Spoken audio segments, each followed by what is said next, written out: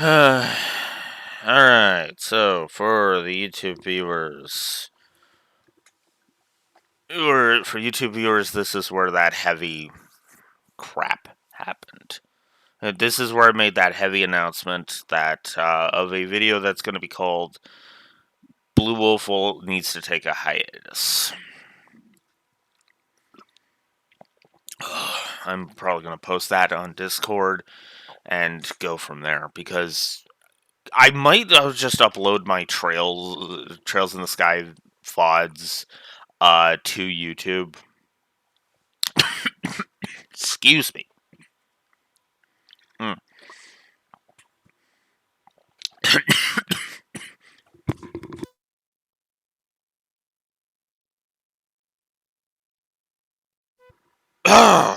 Anyways, I might upload my Trails in the Sky VODs before I leave, before I have to move out.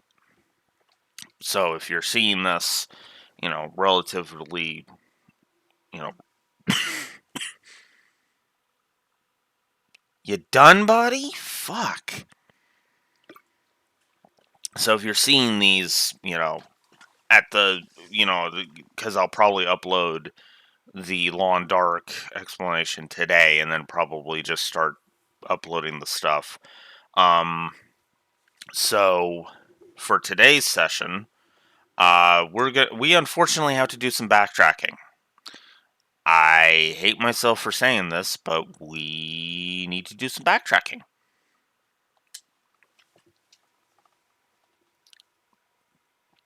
Because there's a lot of crap that I basically need to redo because I missed something. Right, it was all the festival prep stuff, so everything else is... yeah. Alright, so...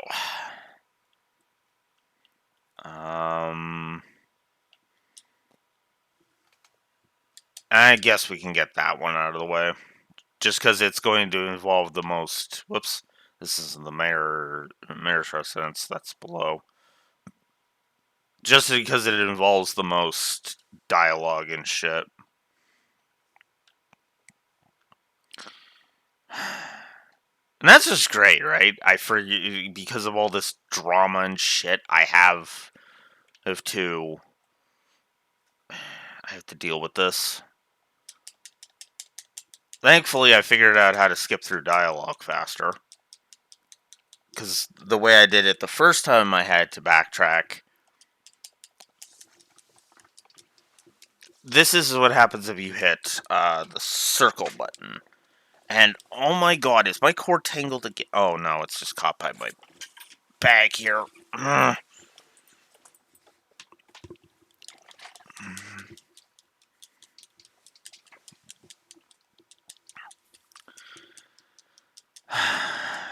The reason I'm tackling this one first is it clearly has the most dialogue. I will be skipping through all of the dialogue we have been through, so you're basically going to see the play again, but in fast forward. Which I don't mind going through again because I love that scene so much. In fact, actually, did I give the play a plus? Yes, I did.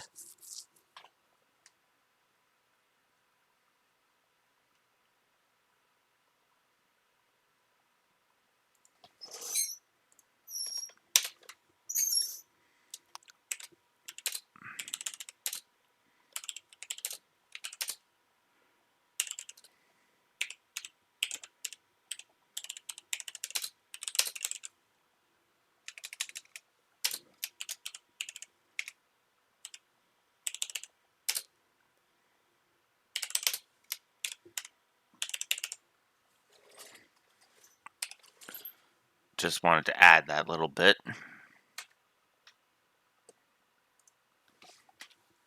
Alright. Alright.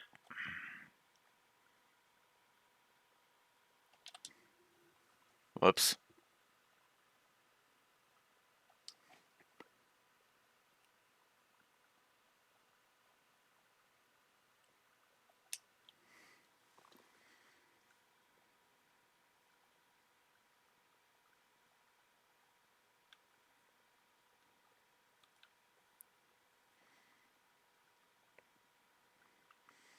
I need to find the lighthouse. I forget where that is.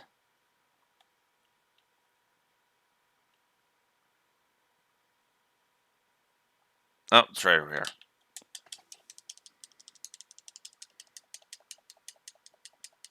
Can I just hold it? Oh, I can. And it actually goes a bit faster.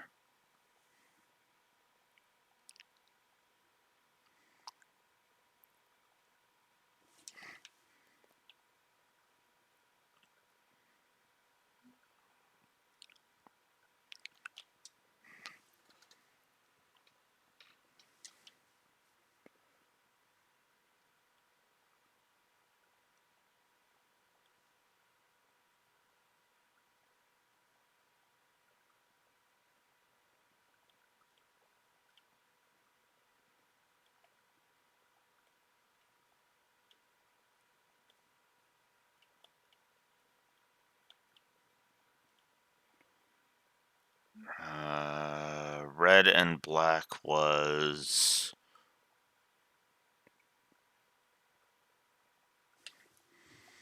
Damn it. I don't remember.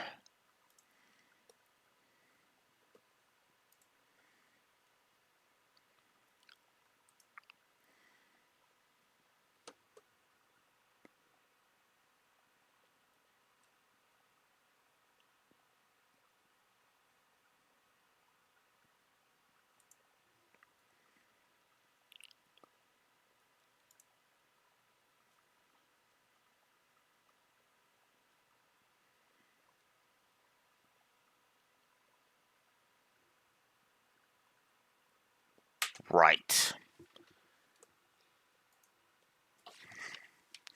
Red and black. Roulette wheel. Duh.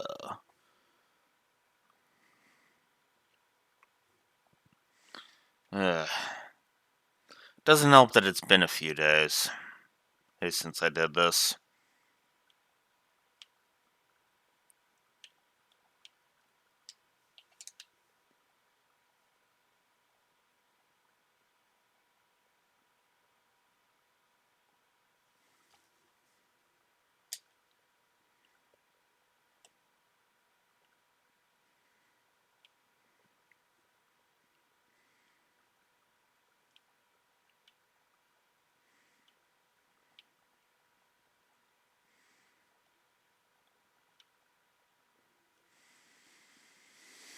Alright.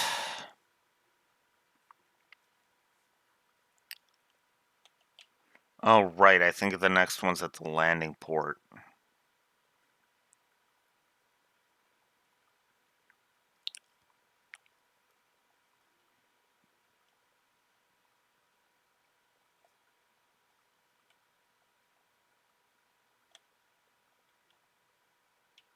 Yep, sure enough.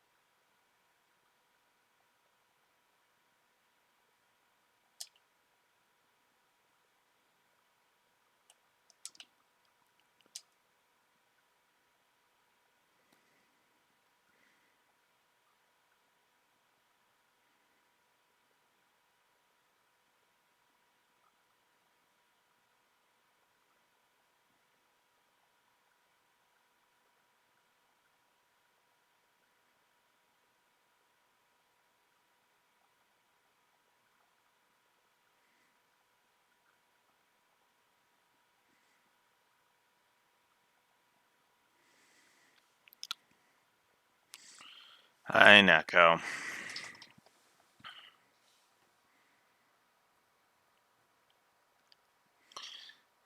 You missed some heavy stuff at the beginning. And I'm not just talking about how I'm redoing this bit because I missed some stuff at the academy. But yeah. Long story short, I'm going to be moving and I have no idea if I'm going to be able to stream at the new location. So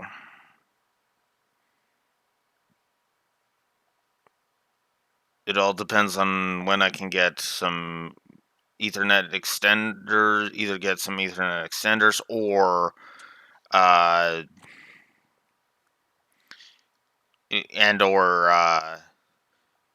get the whole thing set up. So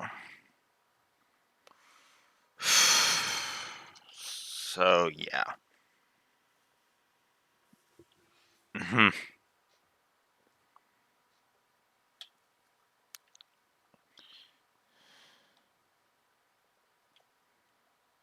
uh, what do I want to tackle next?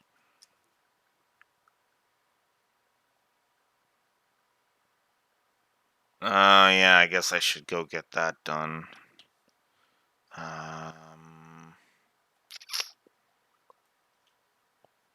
Shoot, which direction was that again?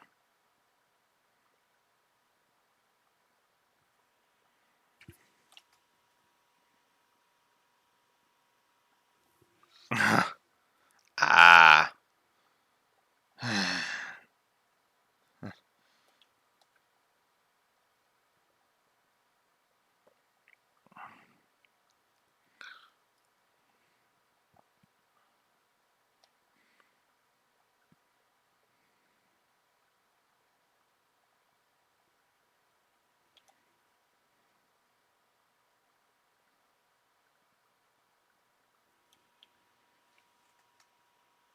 No game audio. Oh, I forgot to unmute. Whoops. Oops. Because I booted it up while I was talking about my long dark, and I forgot to unmute it. Whoops, my bad. That's how much I don't like what has happened lately. I am being forgetful.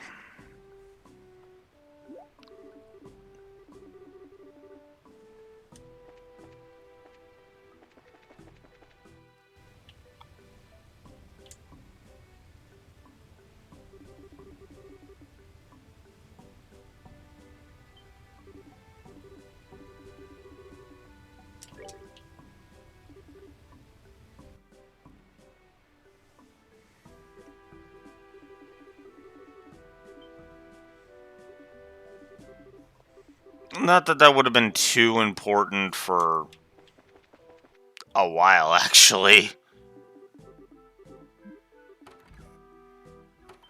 Skipping through the dialogue, skipping through the dialogue.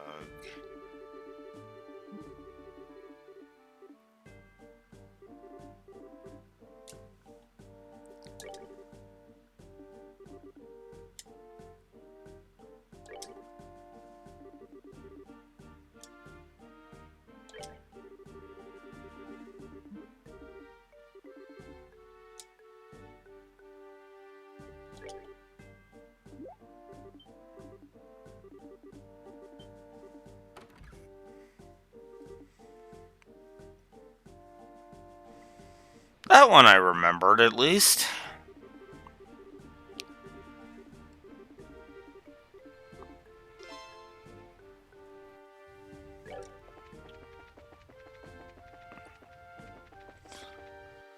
Okay, so that's another one done.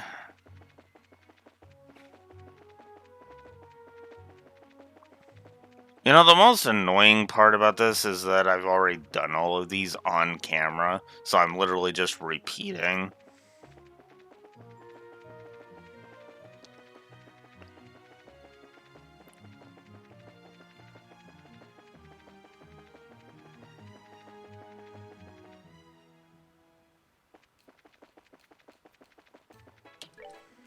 Alright, next we have...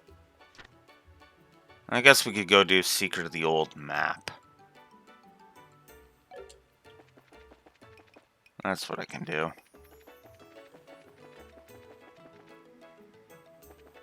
Get that one out of the way.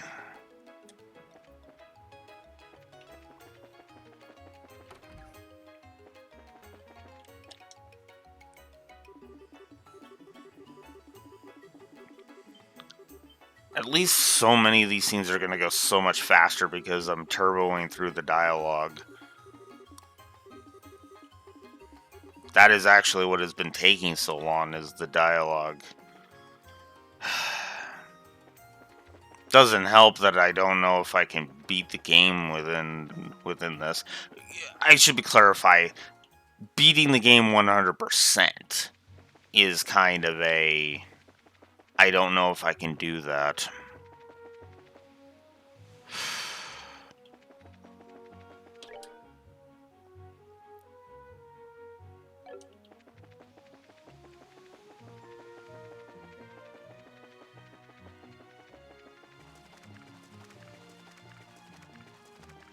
Especially considering there's going to be like 2 short days this week. And basically today is the only long day, I think.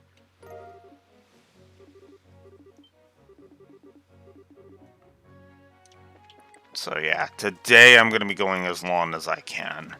I'm going to push for at least the end of Chapter 2 today. And probably go ahead and try to push into that. I'm going to go until basically 6 o'clock tonight. And just get it done. Because, fuck it.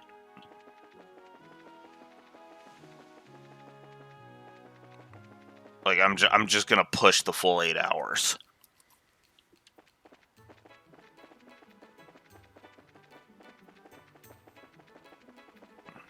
Because if I push the full 8 hours, there's a good chance I can make a fair bit of progress. Possibly even finish off... finish off Chapter 2 for sure. And then... possibly start Chapter 3. Because, I'll be honest with you, starting Chapter 3 sounds like a fantastic idea today. And would greatly increase my mood. I'm not even kidding.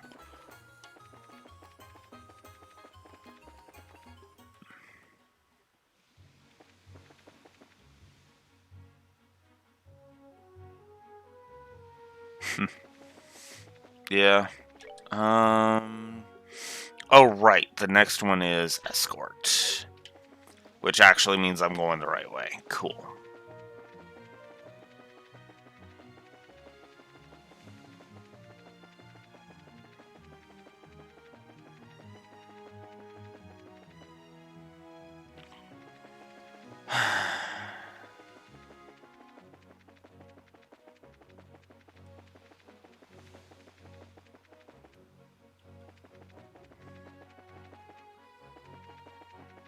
You know, sadly, that I just realized that if I did have to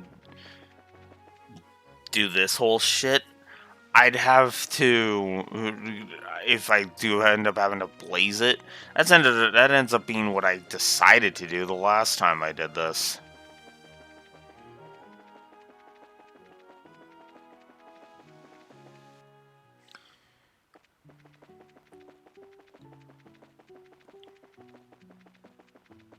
Because I gave up on 100%ing. I was just like, yeah, let's not.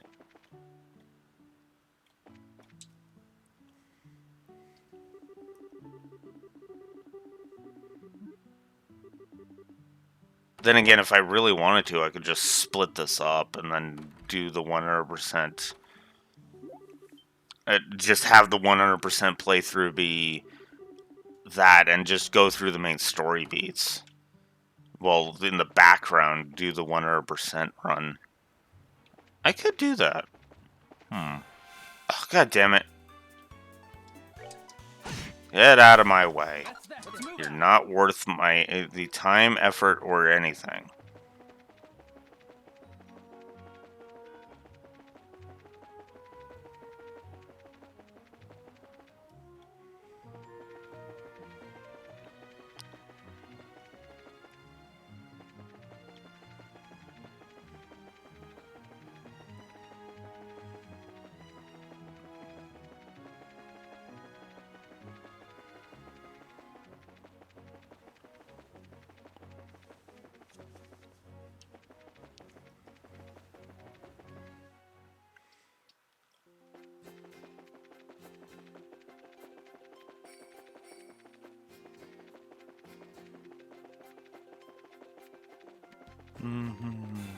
Oops.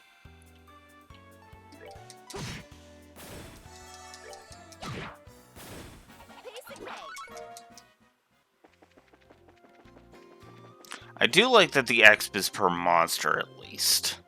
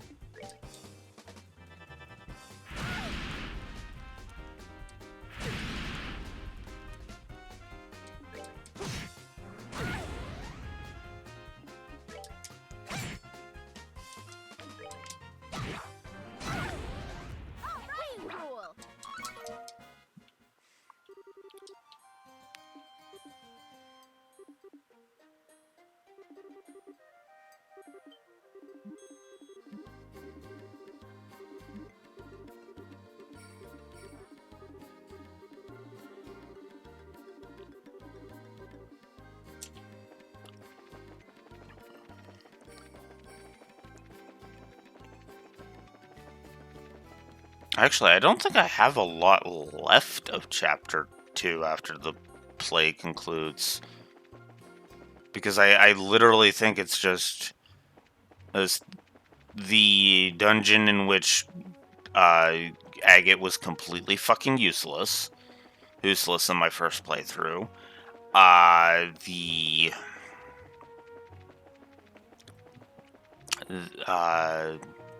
And then the final confrontation, and then that's like it. So depending on how many side quests are in that stretch.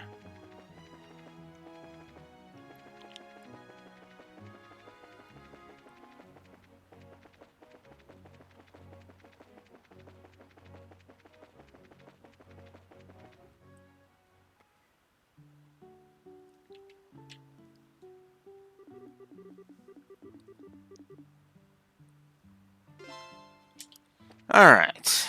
So that's escort job done.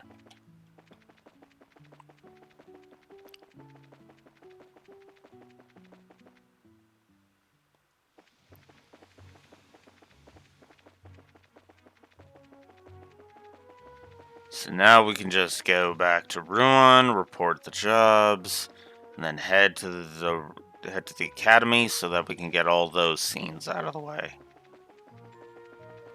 And then do the side quests that we missed. Because I was too busy dealing with a lot of shit to be able to do them off screen.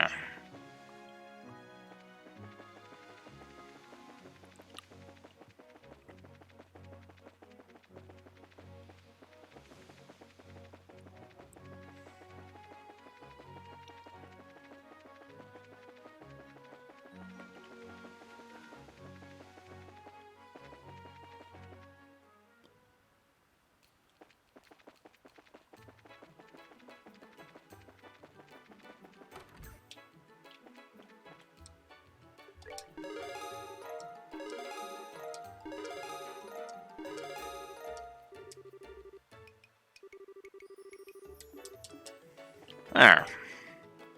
All of those are done. Alright. Let's go deal with it. Let's go finally do the play. Again. the school festival again.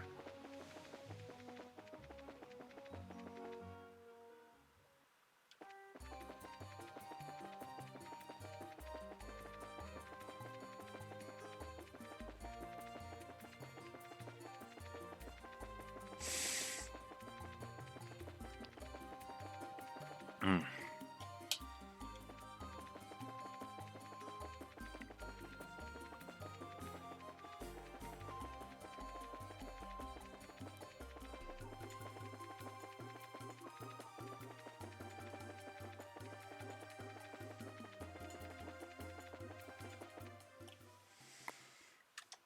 Alright. Now let's go back here. Oh shit, did I do that. Ooh. Oh. Oh, shit.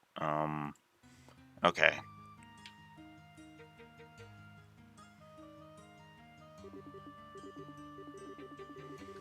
Need to double check something. Oh, no, I did maintenance delivery. I did it. Okay. Cool. Alright, just making sure on that. Alright, so now we have the 3 things.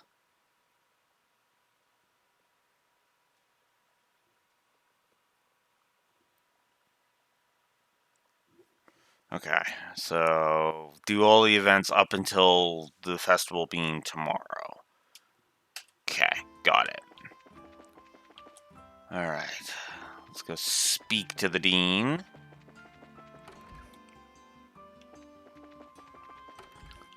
That's one thing I kind of don't like, is the quests being time sensitive.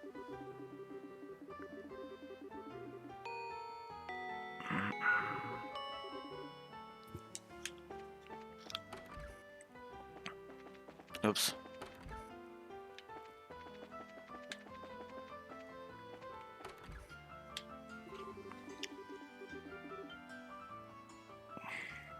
Makes me curious how fast I'm gonna get through all this.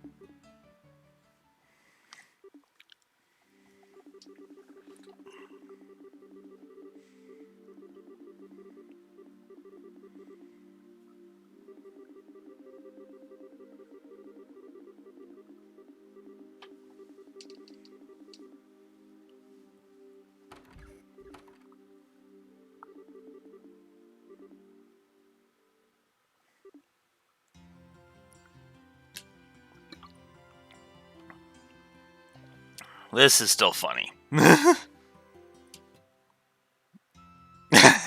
Briefly gets up, falls back asleep.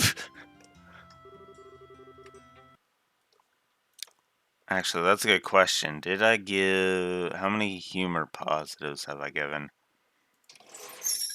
Just one?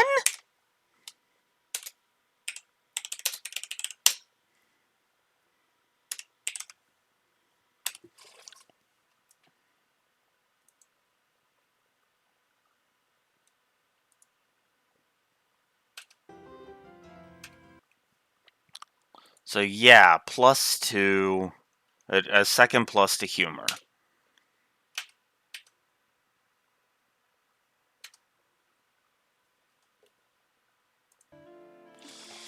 Alright.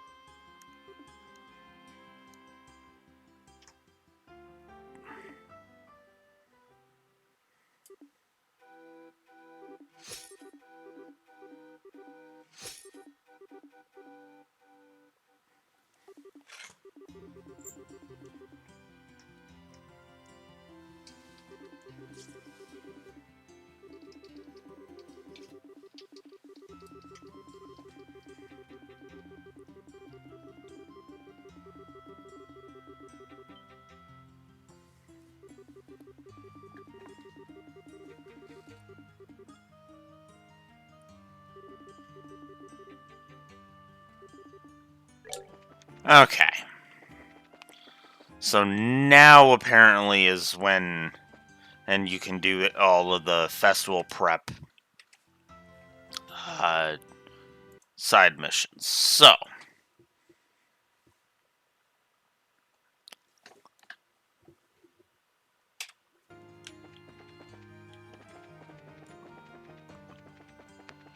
start with Janitor Parks.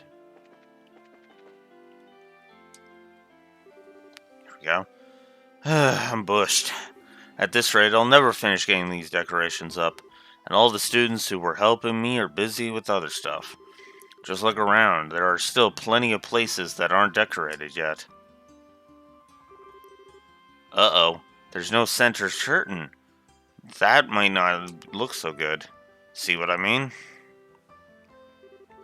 If you see any other bare spots like these please let me know. I'll be over here to I'll be over to get them fixed up in a jiffy. I think you know what to keep an eye out for. Any place like this where there's no decorations. I've got it. If I spot any, I'll let you know. Appreciate it. So the auditorium, the boys' dorm, and the corridor are between the school and clubhouses.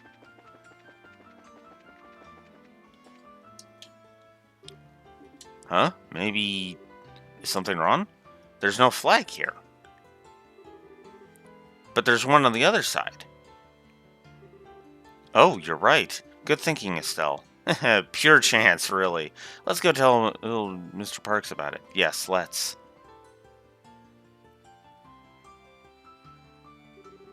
Oh, that's a good idea. I'll go ahead and get this straightened out. Okay, let's see what we can do. Alright, appreciate it. Alright, that should do it. Let me know if you see any more. Sure thing. Yes, sir. Alright, next up. The auditorium. Huh? What's wrong? Don't you think a tapestry should go here? It would be nice just opposite the door. Oh, yeah. We should go let Mr. Parks know. Yes, let's.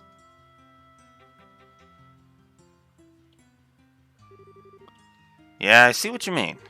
I'll get right to work on it. We'd be glad to help. Thanks, I appreciate it. Alright, that should do it. Let me know if you see any more. Sure thing. Yes, sir. And then the boys' dormitory.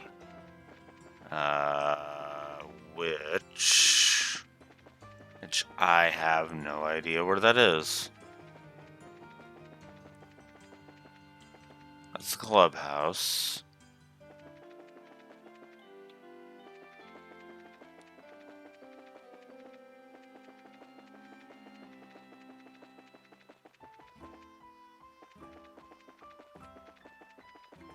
Dang it. There we go. Boys' dormitory.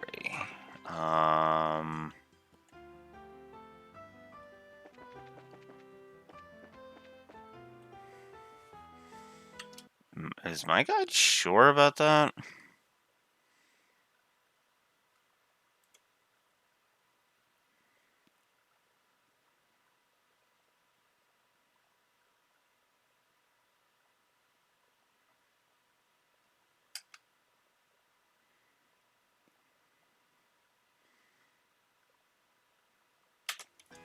It says the boys' dormitory.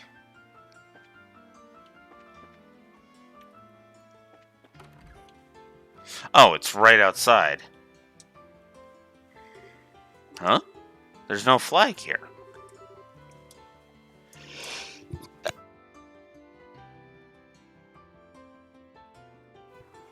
But there is a sneeze here.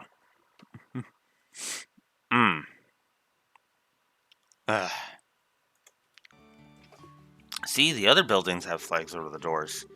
So it would seem. I suppose that the decorating isn't finished here, then. Let's go tell Mr. Parks about it. Okay. Ah, you're right. Nice catch. Okay, I'll go take care of it. Why don't we help out? Yeah, sounds good. Hey, thanks.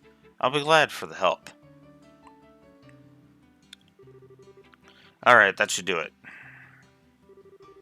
Whew, that looks like the last of them. You kids have been a big help. No problem. Oh, we all want the festival to go well, so helping out isn't a big deal. That's right. It's our festival, after all. Haha, I suppose you're right. I'm looking forward to it myself. Just leave it to us. We'll do our best. Got my fingers crossed for you, then. Alright. So that is that one done.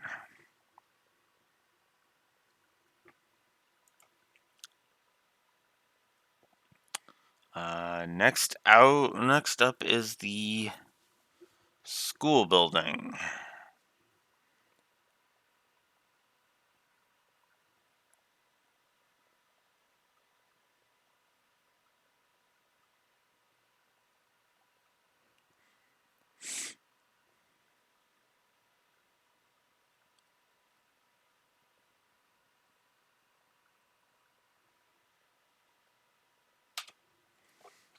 Okay.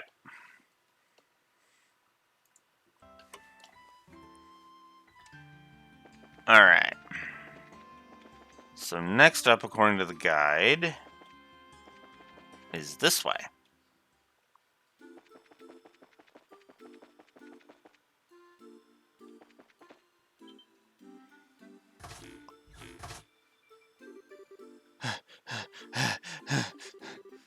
Holy freaking crap! What's up? What's up indeed? He seems really, really scared. Well, what's wrong? Hey, you shouldn't stand right in front of the door. You never know when a ghost or something might come flying out. A ghost? Are there monsters in this building? Yeah, that's right. Enormous suckers, swarms of them. This used to be one of the school buildings, but it's always locked up these days. I borrowed the key from Mr. Effort. The regular school buildings are all noisy lately. I just wanted a quiet place to sleep. So you're not even going to help? It's boring. Let the ones who want to help do the helping. What's with your attitude? Pretty arrogant of you considering everyone else is pitching in. Now, Estelle. For now, let's just focus on checking into these supposed monsters in there. Well, oh, okay. If there really are monsters, I guess we should let them stay in there. Right, the festival is tomorrow. We shouldn't let them stay in there. Yeah, the festival is tomorrow. But what can we do? I was just planning to give the key back to Mr. Effort and tell him the place is haunted and never speak of it again. It was really dangerous in there. I wouldn't even get close to the door if I were you. Uh-huh. Well, we're gonna deal with it. So, for this one, we've got some warp spiders to deal with.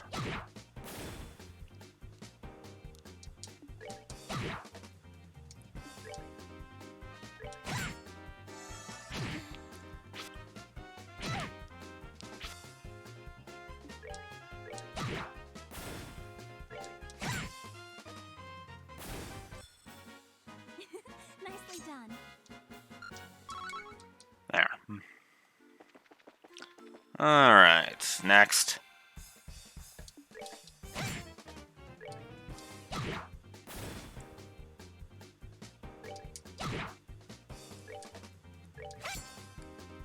Ooh.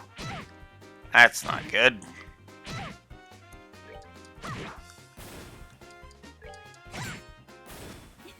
Nicely done. Hey, we'll actually get to we might get to show off Chloe's S-Break. While we're at it.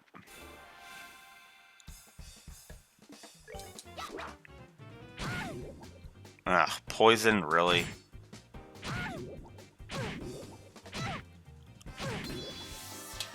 Hey, look at that. Now.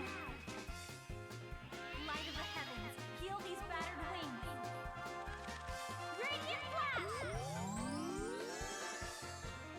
So yeah, Chloe's is a heal. Because it's New Game Plus, I'm not going to really be able to show that off, so figured I'd do that. Oh my god.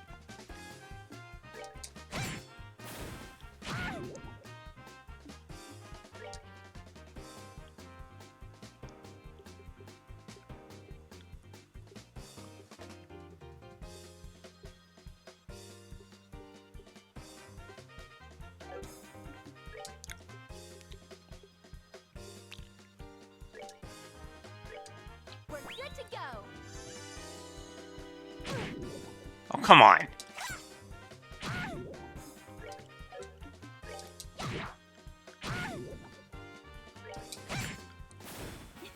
Nicely done. Ugh. And that's why this game gets a status effect fetish negative.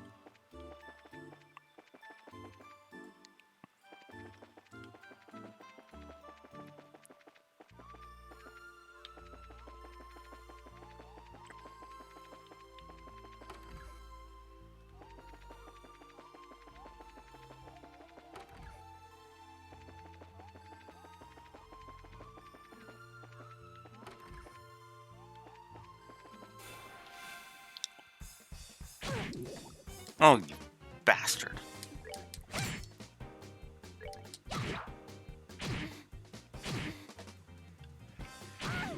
Come on.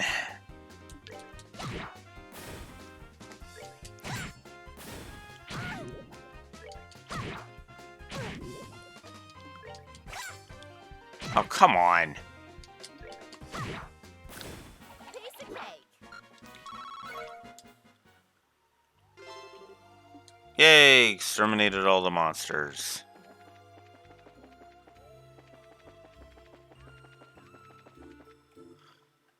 We can leave now. Mr. Effort, are you kids alright? Mikey told me that monsters had shown up in the old school building. Apparently so. No need to worry, we've wiped them all out. Is that so? Oh, of course, you're a bracer. Well, thank you for your help. We can't have anything happen to the festival. Indeed. Just to be on the safe side, why don't we lock the door again? Better safe than sorry, after all. Yes, I agree. That should take care of it. Well, I should get back to the night duty room. It'll be closing time fairly soon. You kids try not to stay up too late. Yes, sir, we'll take care of ourselves. Roger that.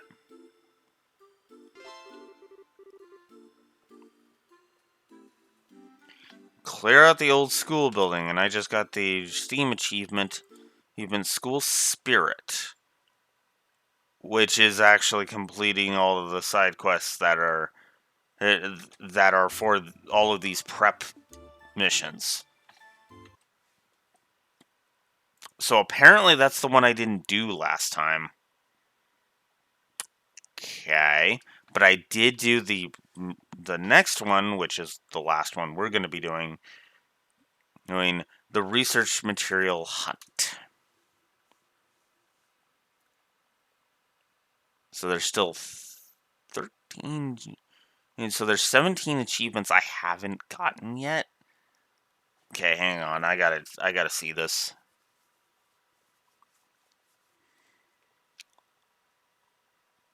Okay, so I got all of the big monsters. I just got the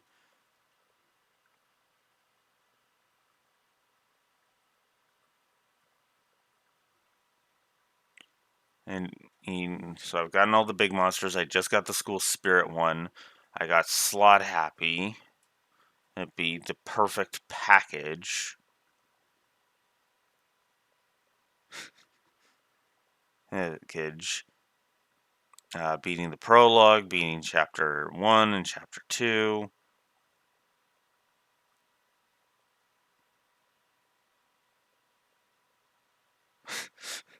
I liked the achievement for chapter 2, beating chapter 2. If you're gonna puke, do it off stage. I like that. Chapter 4 is, completing chapter 4 makes perfect sense.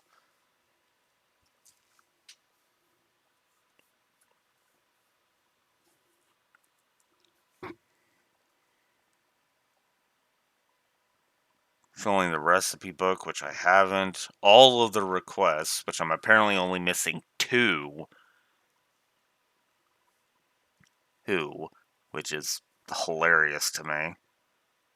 Collecting every weapon in the game, collecting every armor in the game, purchasing the Carnelia chapters, every issue of the Liberal News, who's collecting every quartz in the game, collecting 1,000 of each Septieth. getting 3,000 of each 70th, which I'm nowhere near. Opted to fish all 10 times at Valeria. Okay, that I didn't know was a thing. Open all non-story related treasure chests. This, which I am nowhere near to do. I haven't even really started. And obtaining the maximum amount of bracer points, which we're working on. And 3 hidden achievements that I do not know what they are. So. And won't be allowed to know what they are.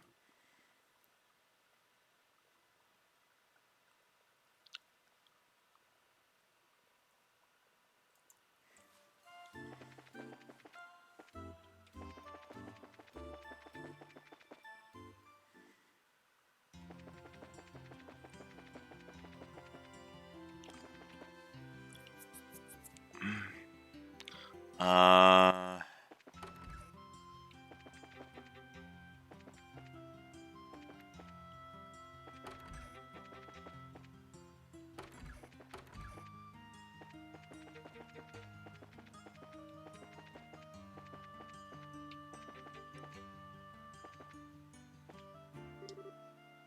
Oh, Logic. Chloe? Hello, Logic. Are you still working on the research of your class for your class presentation? Yes, I'm almost finished, but I'm missing a few research materials needed to back up the points made in the presentation. Oh my, that's terrible.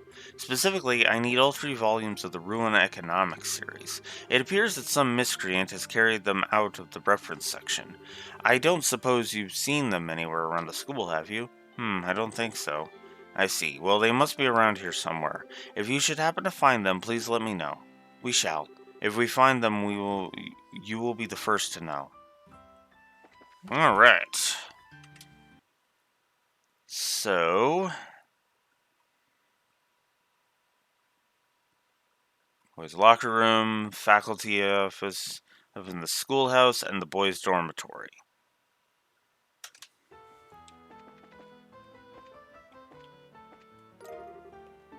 There's Ruin Economics 1.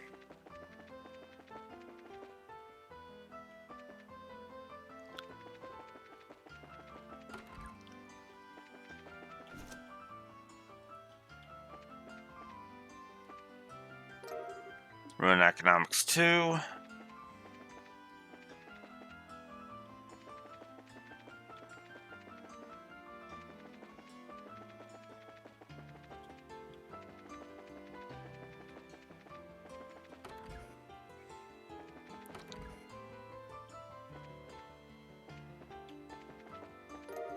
And Ruin Economics 3.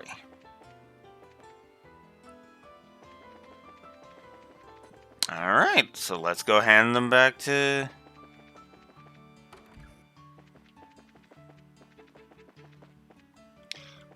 Logic. As I suspected, this isn't going to be sufficient for my research. Have you seen any of the books in the Ruin Economics series around, perchance? Well, Chloe, is this what he's talking about? Yes, I believe so. Logic, is this what you've been looking for? Ah, yes, yes! Yes, you have my thanks. Now I finally have all the books I need for my research. I look forward to reading your paper when it's done, Logic. Yes, and I look forward to showing you my results. Hiltz, you will be astonished. Thanks to your help, I can make this paper the best it can possibly be. Now, I really should get started. Time is short. I wish you the best of luck with your play, Chloe. We'll do our best. Isn't that right, Estelle? You can count on it. Good to hear it.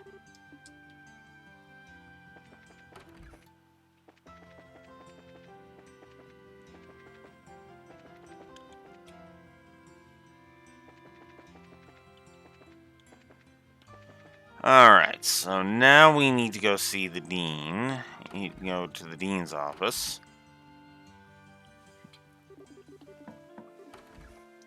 So now we've completed all 3 of those. Which means now we're gonna get a nice big bonus. I don't even remember.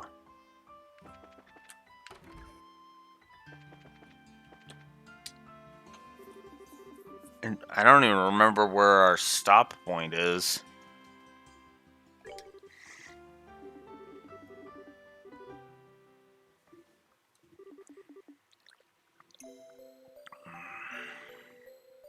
Obviously, I know it's after the play, but...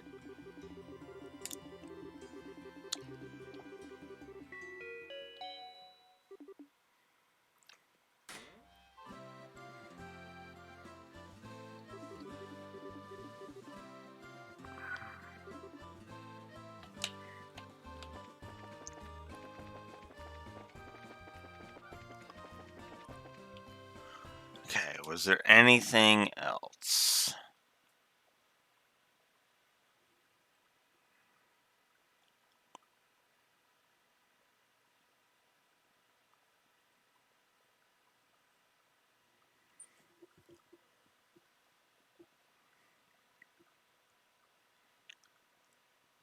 Alright. The answer is no.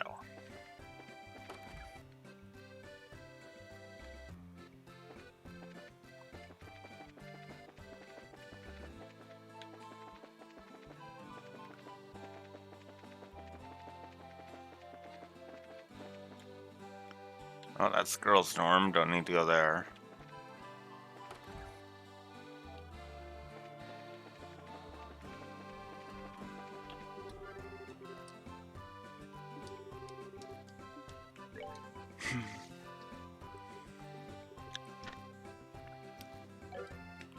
Oh, yeah, I guess it's go enjoy some stuff.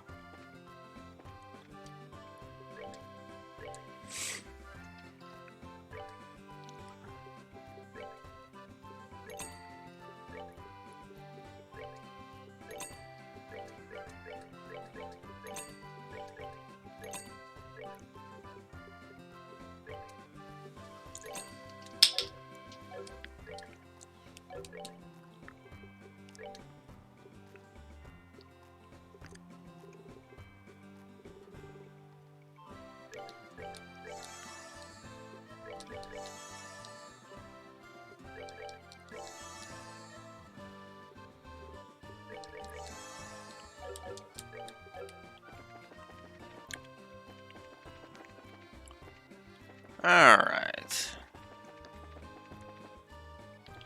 Sure, let's talk to Niall again.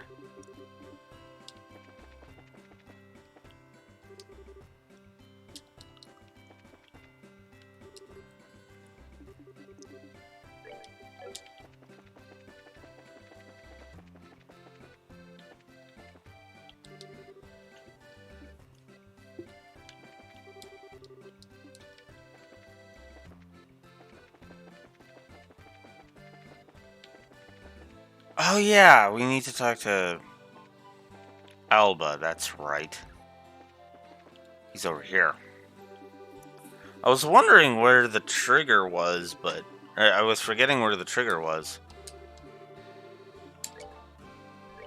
You...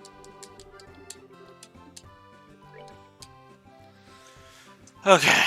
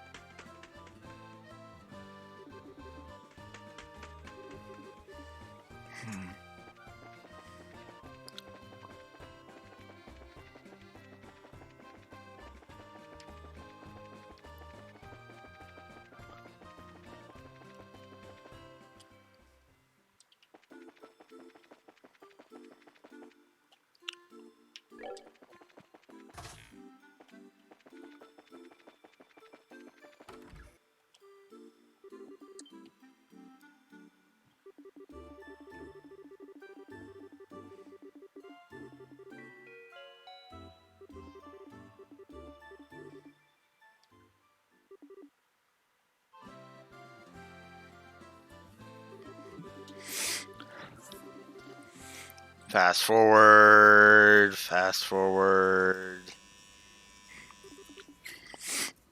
Sorry, I'm not going through the entire play again. It'll take too long. It's already going to take too long as it is, because there's a lot of dialogue in this.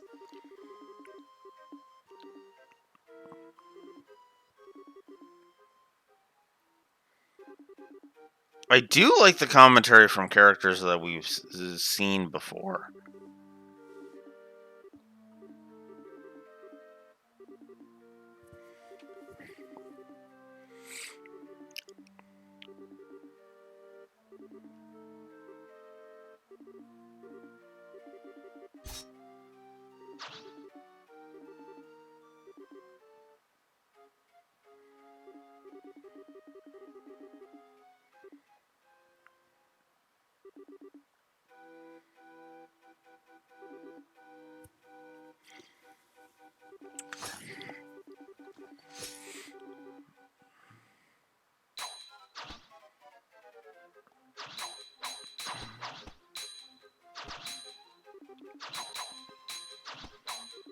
I wonder if I should give a sprite work positive.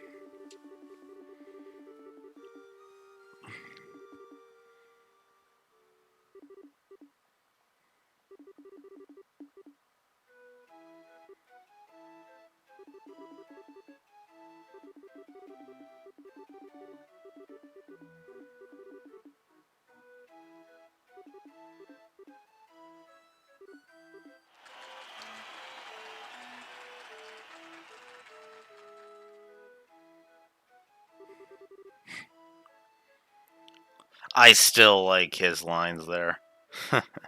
Quite the grand finale, but no matter.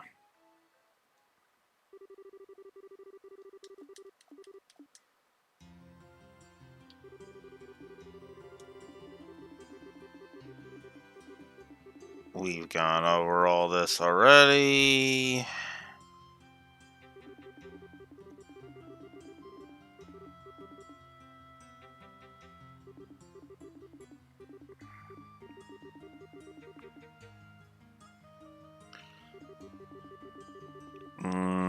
It's just zooming through. Oh, the orphanage is going to be rebuilt. You don't have to accept the mayor's offer. Blah, blah, blah, blah.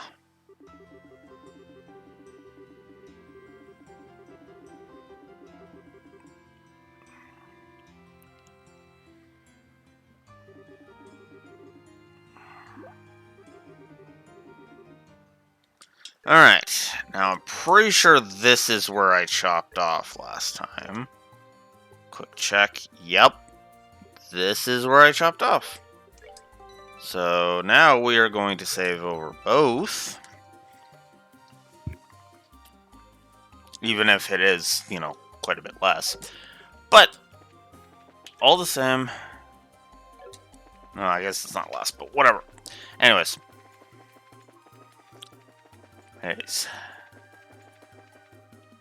Back to Ruin we go.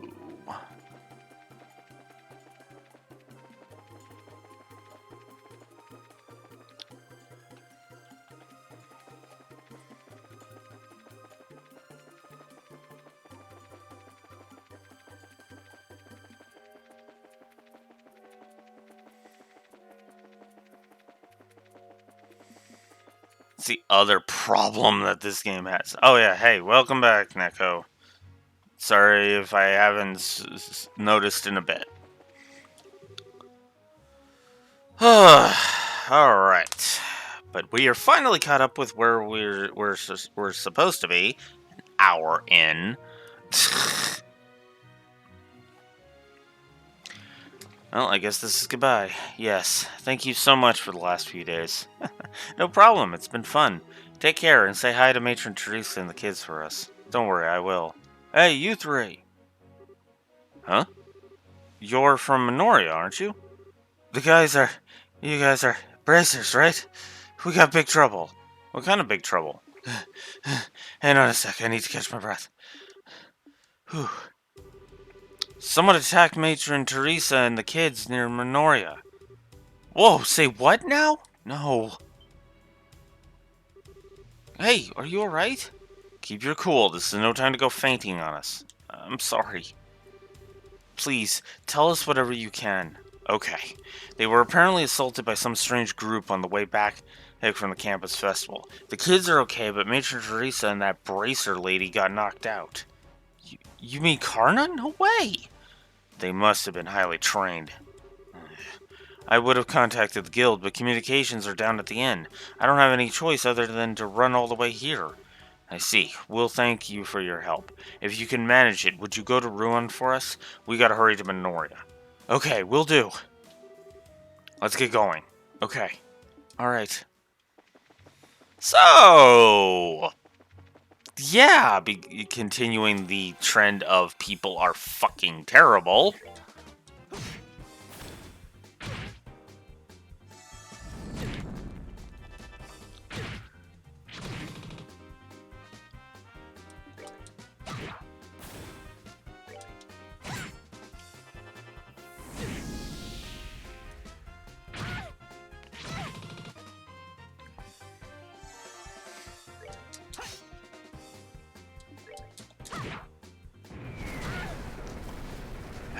Might actually have to give that accuracy negative. Great.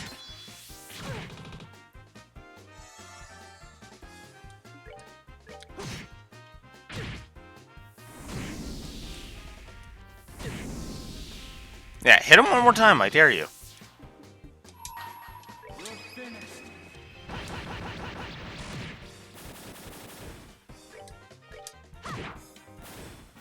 of cake.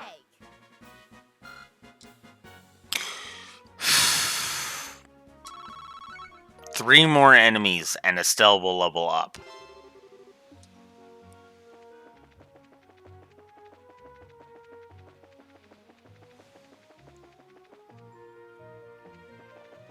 So yeah, Estelle's leveling up in this chapter. I'm not gonna go out of my way to level her, it's just... I'm just pointing it out. Because I actually want to get on with this, frankly, and it's kind of pissing me off. That's Gold Seaway Monster...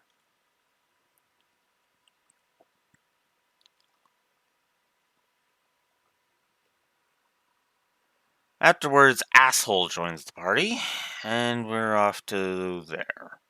Okay.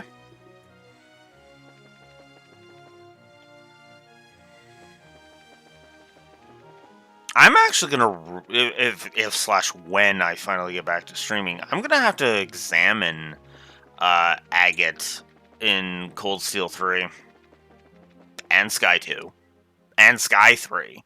Because I remember him being good in Sky 2 and 3.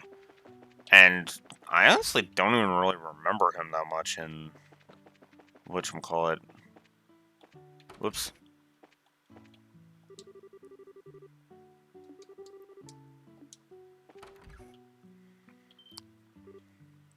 Oh, it's Chloe. Everyone. It was so scary. Thank goodness you're safe. Pardon me, but what about the others? How is Matron Teresa? Don't worry. They're not hurt. They haven't woken up, though, which has me a little worried. If I may, then, I'd like to see them.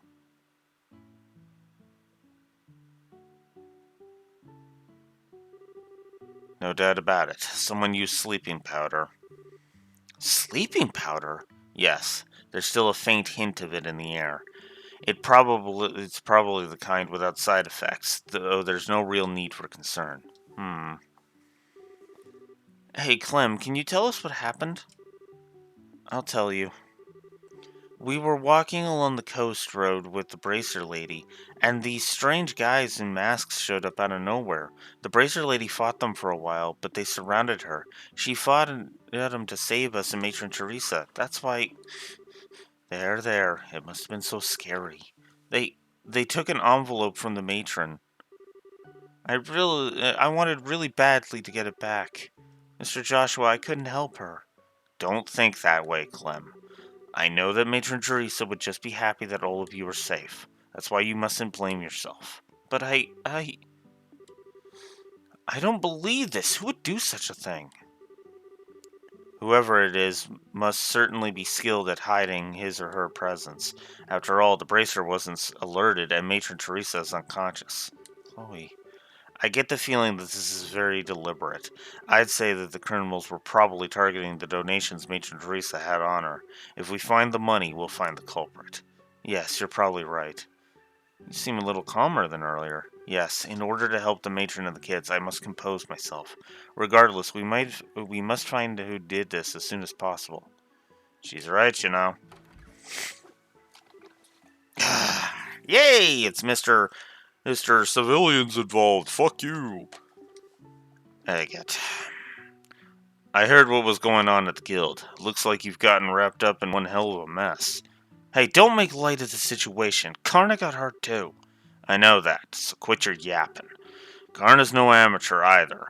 Here, it takes someone pretty skilled to beat her.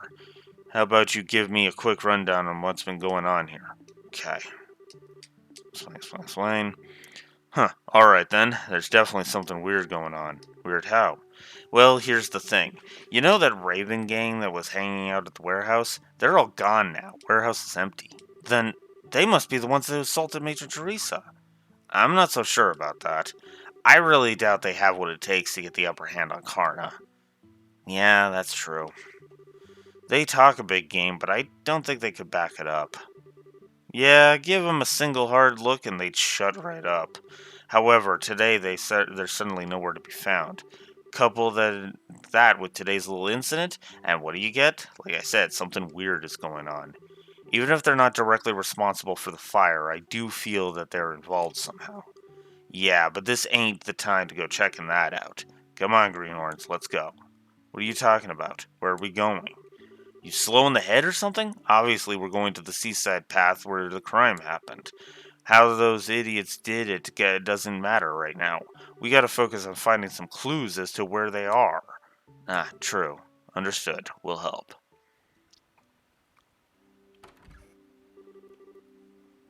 And wow, how did it get to be so late? Ugh, this is no good. How are we supposed to search in the dark? Hey, what was that sound? The antithesis of your no civilians comment, and Agate. Oh, Zeke, where have you been? What the hell? That's Zeke. He's Chloe's Griffalcon companion. Phew, as long as he's friendly. He... Gree! And if he talks, as long as you don't act like an asshole, we'll be good. What did you just say? I've heard your commentary. Sorry, I know I'm poking fun at Agate again. Understood. Thank you, Seek. Now I've seen everything. So, Missy, what did your friend there tell you? The whereabouts of the ruffians who assaulted Teresa, evidently. It seems that he saw the attack.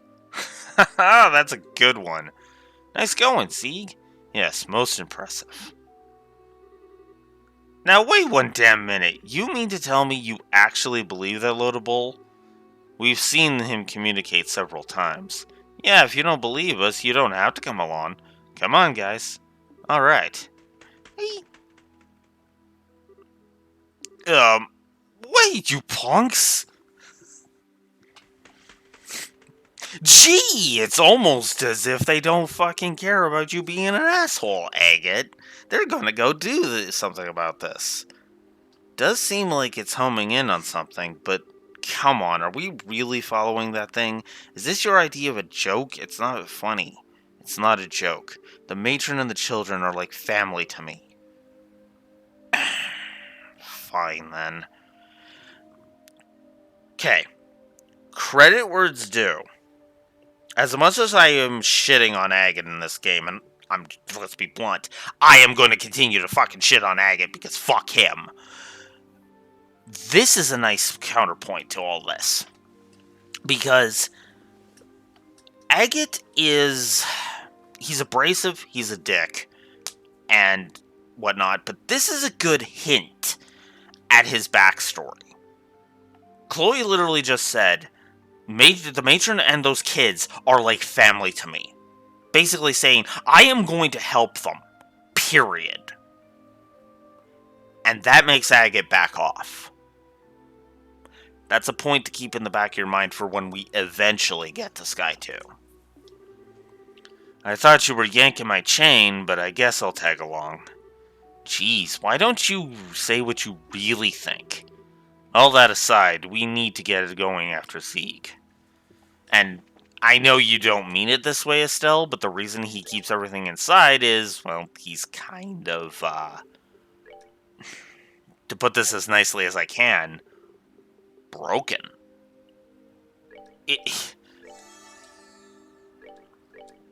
He's broken inside.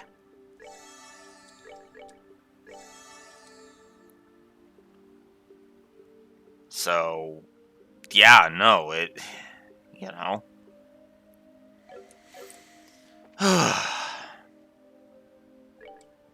Wait.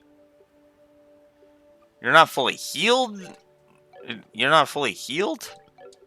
Healed Joshua? What the fuck?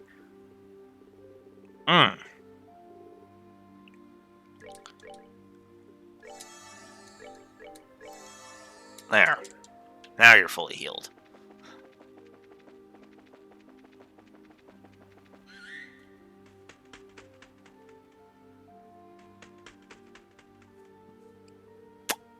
Yeah, that would make me go, oh, isn't that the way to the lighthouse? Let's go check it out.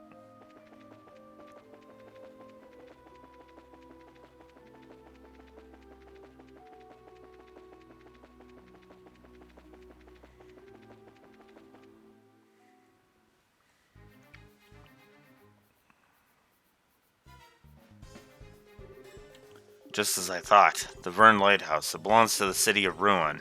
If I remember right, there's a man who lives here all alone. This appears to be the place. I'm almost positive that the ones who attacked Matron Teresa and the children are in this building, which means there's a high chance the perpetrators have taken over the lighthouse. And from the looks of it, that seems to be the only entrance. I guess that all there is left to do is to check it out for ourselves. Yes. Now hold on a minute, girl. I want to see the truth with my own eyes. What the hell are you talking about? I want to know why someone would do such a horrible thing like that, so please, take me with you. I can see where you're coming from, but... Oh, come on, don't act all stingy now. The only reason we knew about this place to begin with was because of Chloe. And I can guarantee you she can handle herself. So at least you don't have to worry about her getting in the way. Still, Joshua, fine, have it your way. But I hope you remember that these guys are the ones who put Karna out of commission. Make sure you don't let down your guard. I'll keep that in mind. Well, I guess it's decided then. Alright, let's hurry and check the place out.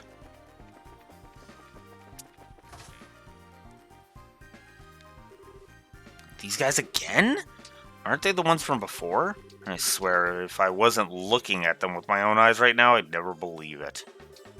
Hey, what the hell are you doing here? Hey. Agate, look out! Where are they getting this strength from? Dean, you son of a... This is just perfect. Now I don't know what kind of drugs that you're smoking, but if I have to beat some sense back into you, I will. How have you guys not figured this out? No, seriously, how have you idiots not figured this out by now? Agate, just prove yourself useful.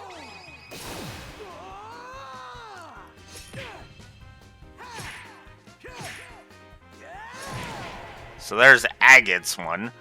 Wow, you are useless. I guess I didn't equip you, so that explains it, but still.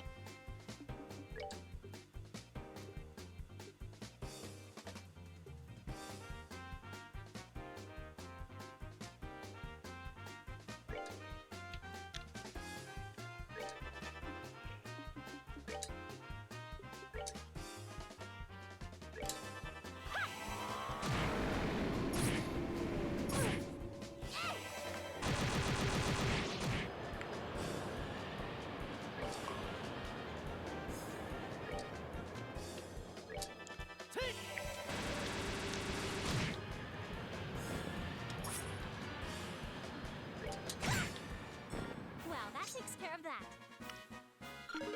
And there's Estelle leveling up.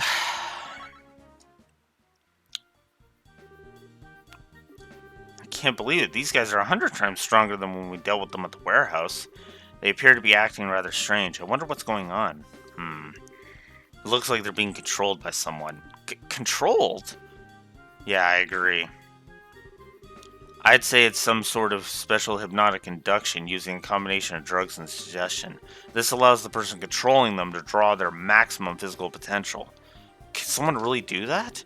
Of course, but they need to be pretty skilled and even attempt such a thing. And I can only think of one group that could pull off something like this. You have an idea who might be responsible? Yeah, possibly. But there's no time to talk about it now. Let's head upstairs. The real perpetrator should be up there. Alright, let's go. Here we go. They come again. Looks like we don't have any choice but to put them down the hard way.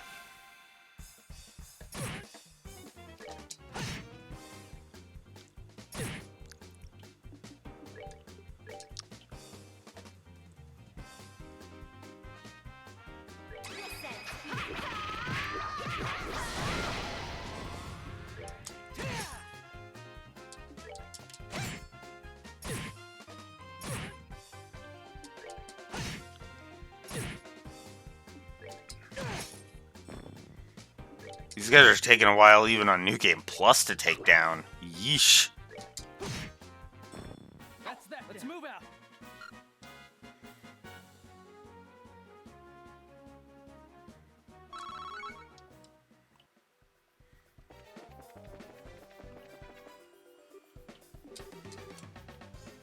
I'm really sorry about this. I really don't want to fight with anyone being controlled, but this ain't the time for them to be holding back. We don't need to kill them, just knock them out.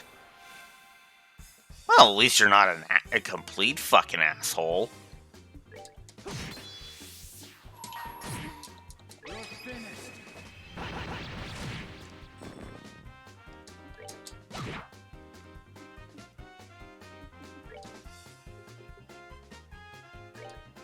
Eat this! Nicely done.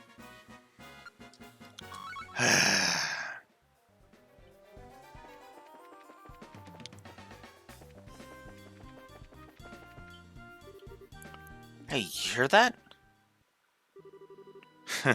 A job well done. Now we'll be able to blame this mess on those punks and everything will work out perfectly. So I take it that you're satisfied with our work? Yes, you handled things nicely. But just to make sure, you haven't left any incriminating evidence, have you? You got nothing to worry about there. And even when those fools regain their senses, they won't remember a thing. The lighthouse keeper shouldn't wake up until morning either. I'm relieved to hear that. With this, the matron of that orphanage should give up on her dreams of rebuilding it, and this series of incidents, along with the arson, will end up looking like the work of those lowlives. We can get two birds with one stone. It's perfect. We are glad to see that our clients are happy with our work. However, if you don't mind me asking, what's the benefit in destroying that orphanage? That's the one thing I've been having a hard time understanding. Please. If you really want to know so badly, I'll let you in on the secret. The mayor intends to transform that entire area into a series of very, very upscale vacation homes. Interesting. A scenic seaside area not far from Ruin City. What more favorable geographic conditions could there be for than that for his vacation home? We'll build lavish estates there and then sell them off to the highest bidders. That's been the mayor's plan all along. Now that's a ritzy plan if I've ever heard one, but I still don't get why it was necessary to burn the orphanage to the ground. Think about it. Imagine trying to sell a luxury estate to somewhere with a ramshackle place like that marring the view. Not to mention all the little brats running around close by making a ruckus. I see, something like that would definitely cut their value in half. But instead of going to an extreme like that, why not just buy up the place? You didn't really think that stubborn woman would sell off the land left to her by her late husband, did you? And if we were to haul away the burned remnants while they were away and build something in its place, there's not much they could do, could they? And since they have no money to rebuild the place, they'll have no choice but to accept their fate. That was your reasoning? How long have you been standing there? For something like that? You hurt Matron Teresa and the children and burnt their memories to ashes. You deprived those children of their smiles. For that? How did you know we were here? But before that, what are those lowlifes doing downstairs? Too bad for you, they're taking a long nap. And to think that the mayor was behind it all, plus some faces we've seen before, there seem to be involved too. So you know who we are, do you? We have been briefly acquainted with that red-headed bracer before. Huh. So running off like dogs with your tails between your legs and sicking some monsters on me means we're acquainted, huh? But now that I've finally got you where I want you. Kill them! Kill them all! Now that they've seen my face, I can't let them walk out of here alive. It's unfortunate that you've fallen this far, Gilbert. Well, since this is the request from our client, I guess we'll just have to comply. Let's see what you got, bracers. That's exactly what I was thinking. Just because you're hired help don't think that you're any less responsible. I think it's time to make you taste the power of the heavy blade. As if that was worth a damn.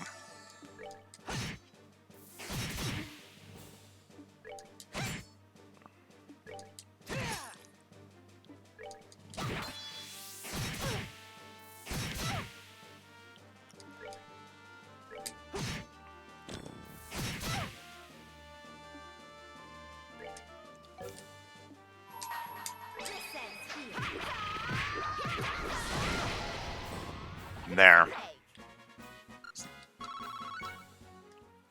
I would say I'm sorry, Agate, but that'd be a lie. This can't be. Gilbert, steward of the mayor, and you boys in black. In accordance with the laws of the Bracer Guild, you are hereby placed under arrest. Give it up and surrender. Ugh. You're pretty tough, I'll give you that. Going toe-to-toe with you hasn't disappointed me at all.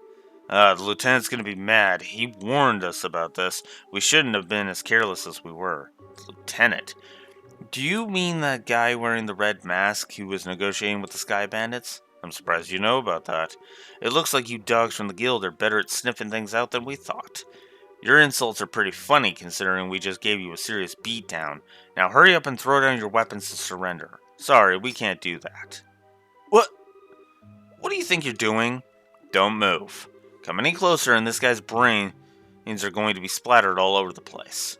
What is the meaning of this? What do you intend to do by threatening your employer?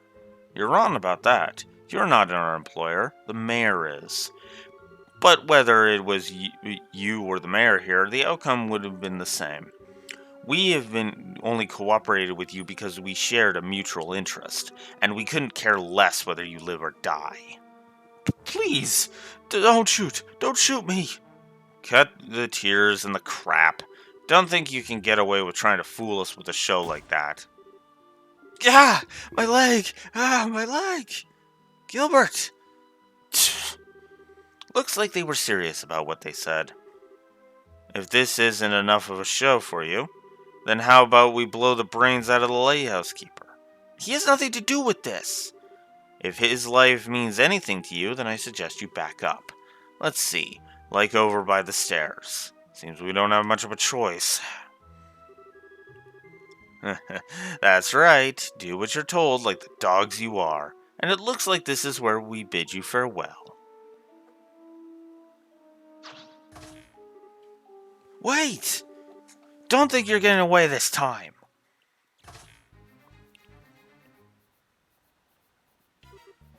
A rope?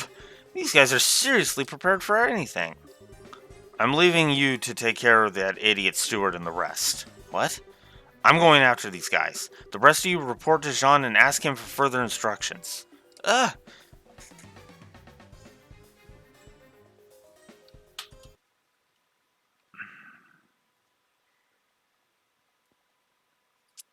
Give me a sec.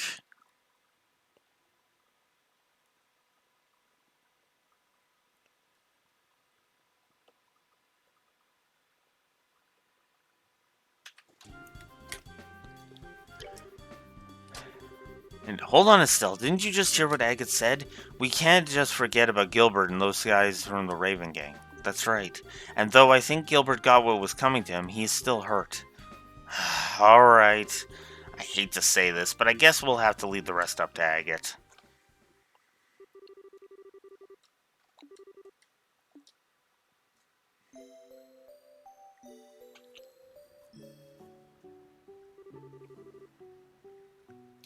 Now then, I'll keep an eye on things here. Could you return to Ruin and report back to Jean? That's fine with me, but are you sure you'll be okay? Come on, I just got a whiff of sleeping powder is all. It all happened a little too fast for me to remember who attacked me, though. Pretty shameful, I know. Don't beat yourself up over it. We still managed to fend off 4 attackers. You still managed to fend off 4 attackers. The children are safe thanks to you. I can't thank you enough. Well, I guess that there's that, at least. Still, will Agate be okay facing them on his own?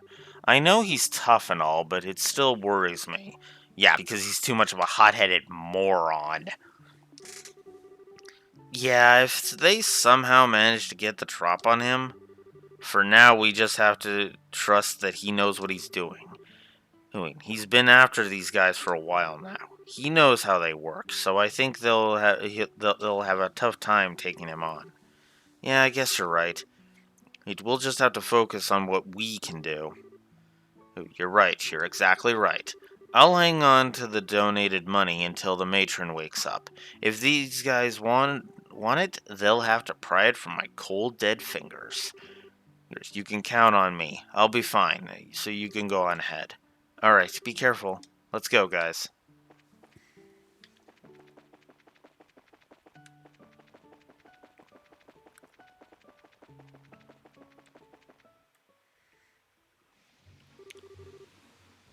Dalmor was behind everything.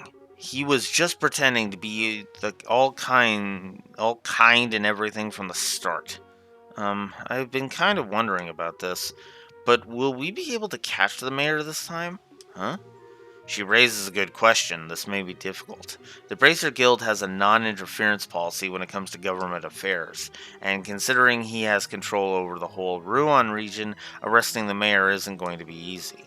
Hold on just a second. Doesn't anyone else find that strange? It is funny, but the law is the law. That's why the guild can have branches anywhere, even in the Arbonian Empire. Yeah, but still. Anyway, let's get to the guild and talk to Jean. I think he'll have some useful advice for us. Okay. I'm fine, don't worry about me. We just need to make the man in charge pay his tab. Yes, that's right.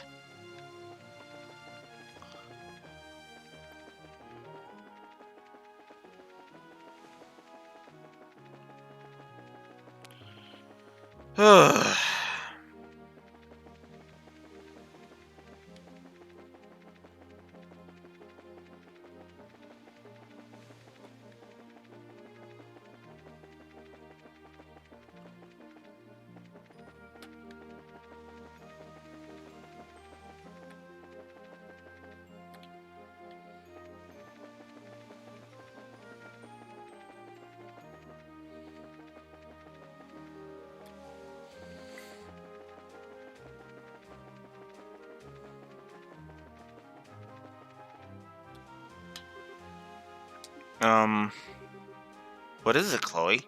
As the game lags out like crazy. Oh my god, what is this lag? Well, are you two going to the guild? I just remembered something I need to do, so do you think you could go on ahead without me? I'll catch up with you shortly. That's fine. Are you going back to the campus then? Yes. I think I should report to the headmaster and let him know what's happening. Okay, I got it. We'll be waiting for you at the guild. Seriously, why did the frame rate take such a hit during this cutscene all of a sudden? And only during that dialogue, too. What the hell? I'm sorry, Estelle. You too, Joshua. This ought to do it. Zeeg. It's time to get set up. I understand. It's just hard to believe that Mayor Dalmor is behind these recent events. This is certainly a major incident.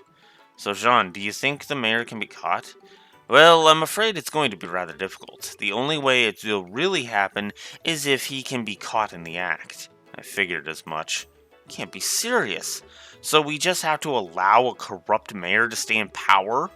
Now, there's no need to panic. The Bracer Guild's hands may be tied, but the Royal Army can get him. Oh. Estelle, Joshua, I'd like for you to go to the mayor's estate and question him. It doesn't matter if he gets angry, I just want you to buy us some time. And you'll contact the Royal Army in the meantime? Precisely. I'll contact Leston Fortress HQ, who with the orbital communication system to request assistance. I don't like having to rely on the army, but I don't see any other option. Okay, once Chloe catches up with us, we'll go see the mayor at once. Speaking of, I made it. Sorry for the delay. Not at all, perfect timing in fact. That was pretty quick for a run to the campus. Well, I'm pretty fast on my feet. So what's the plan? We were just talking about going to the mayor's estate. We have to stall him with the interview while the Royal Army is contacted. Ah, I see. Maybe that wasn't so necessary after all. Huh? So will you be coming with us? Oh yes, please allow me to accompany you. Okay, that I have to admit is kind of funny. Yes, Chloe did jump the gun with her little plan here. But at the same time, it's actually going to work out in our favor, so. We'll be counting on you to contact the army, Sean. Just leave it to me.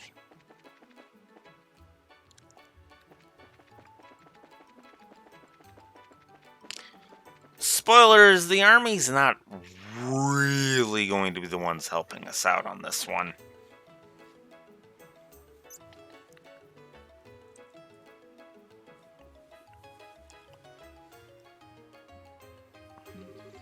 Man, this place is huge. Is he really doing all that nasty stuff in a place so nice?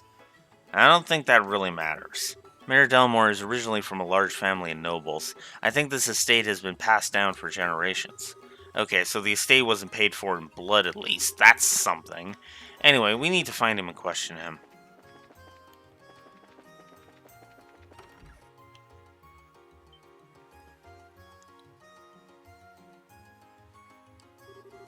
Welcome to the ruined mayoral estate. I'm terribly sorry, but the mayor is currently attending to some guests. Perhaps you could come back another time? What? Now hold on just 1 second. I'm pretty sure we know who the guest is. It's Duke Dunan, isn't it? What? Why, that's exactly it. Have you received an invitation as well? Yes, it came directly from the mayor himself. I apologize for the inconvenience, but would you mind? Now that I take a closer look, you appear to be bracers. If circumstances demand it, then please go on up. The mayor and Duke are in the banquet hall on the second floor. Excellent. Thank you for your help. Oh, right. With so many guests arriving, I really must prepare some tea. Please pardon me.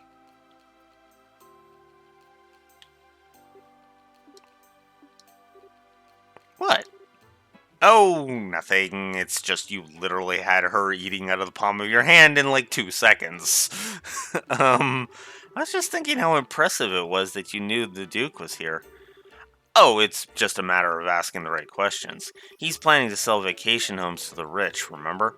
Duke Dunan might as well have a bullseye target painted on his misshapen head. Wow, that's smart thinking. Where'd you come up with that line about the mayor inviting us? It wasn't a line. He did invite us over, the first time we met him. If those ravens start making trouble again, feel free to drop by and let me know. Or something like that. Oh, that's right! So he did invite us. Exactly. Well, why don't we head up to the banquet hall?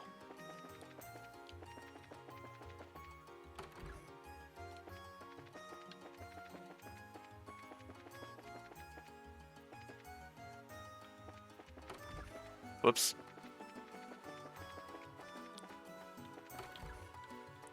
Nope, wrong one. I like the sound of that. Ruan would be the perfect place for a vacation home. I think I might stay for a while. I had a feeling you'd think so.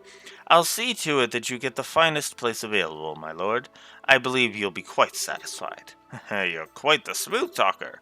But good, money is no object. Prepare me an estate that is worthy of your future king. Make it as splendid as your holdings here. Pardon me, my lord, but wait a moment. The Queen asked you to consult with her before spending such an amount of... Silence, Philip! I am to be the next king!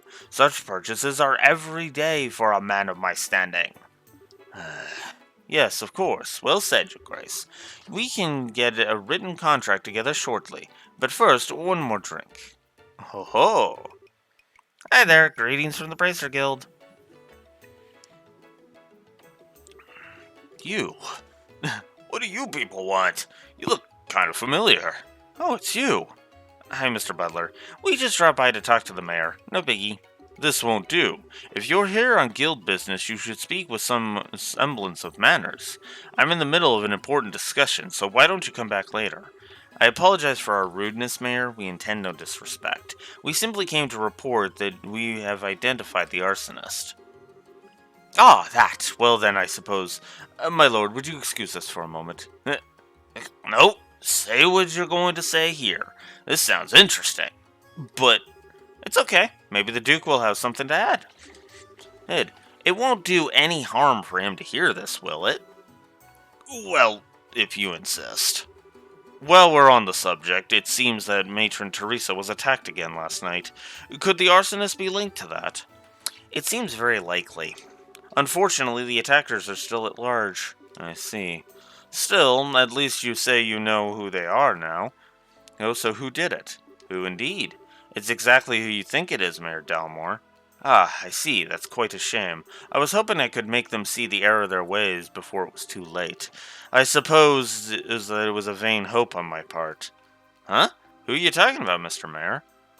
What do you mean, who? Why, the Ravens, of course. They've been in hiding since last night.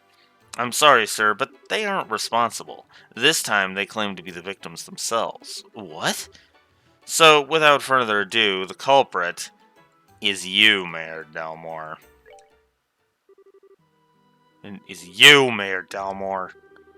We already have Gilbert in custody, and we know everything. We also have proof that you stole the money donated to restore the orphanage your lackey set on fire. Can you deny that charge? Nonsense! Do you think I know those people in the black clothes? Well now, that's a little strange. We didn't say anything about black clothes.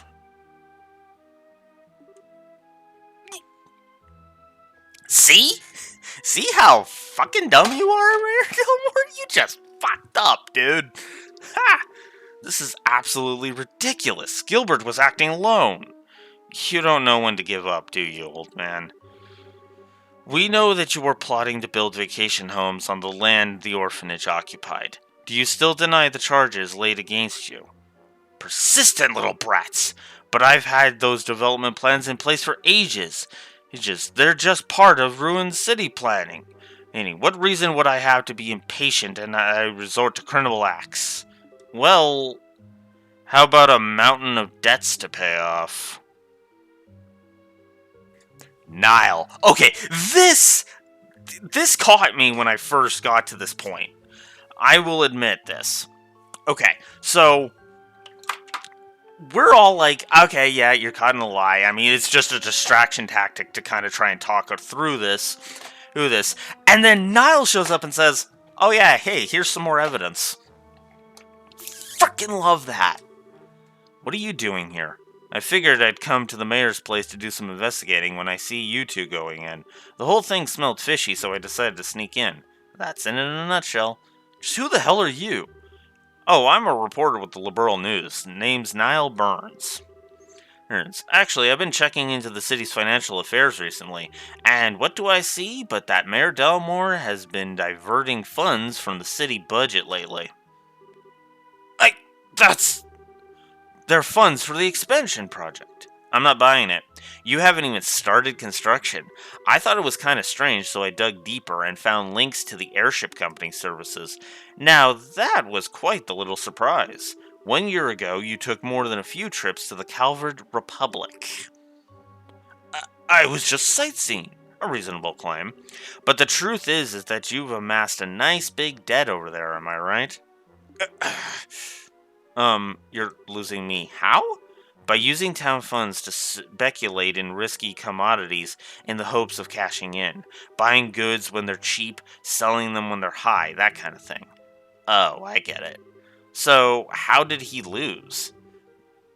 Whose? From what my fellow reporters over there told me, something to the tune of 100 million Mira. Jesus Christ, dude. And I thought my 10K debt that I have racked up is bad. Or, well, assuming it gets to that point, but we'll see.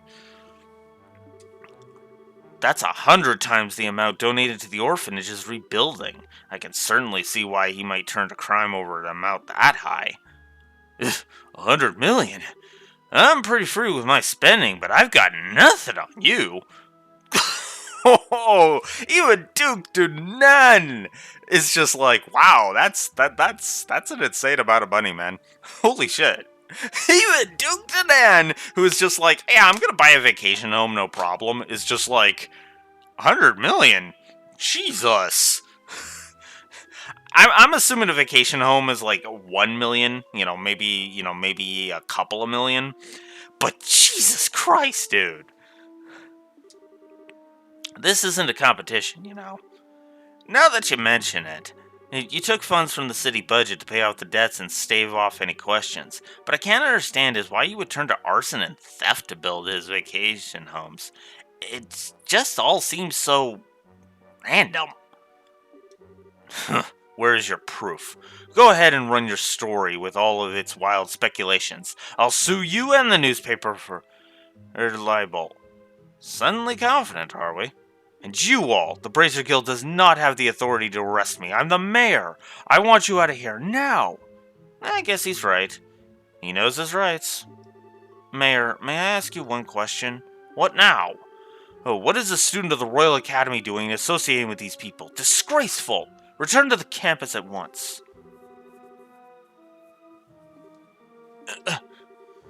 Why did you not use your own assets to pay off your debt? 100 million is certainly a lot of money, but I think that House Dalmore surely has enough assets to settle the matter. This estate, for instance, it would easily sell for at least 100 million Mira.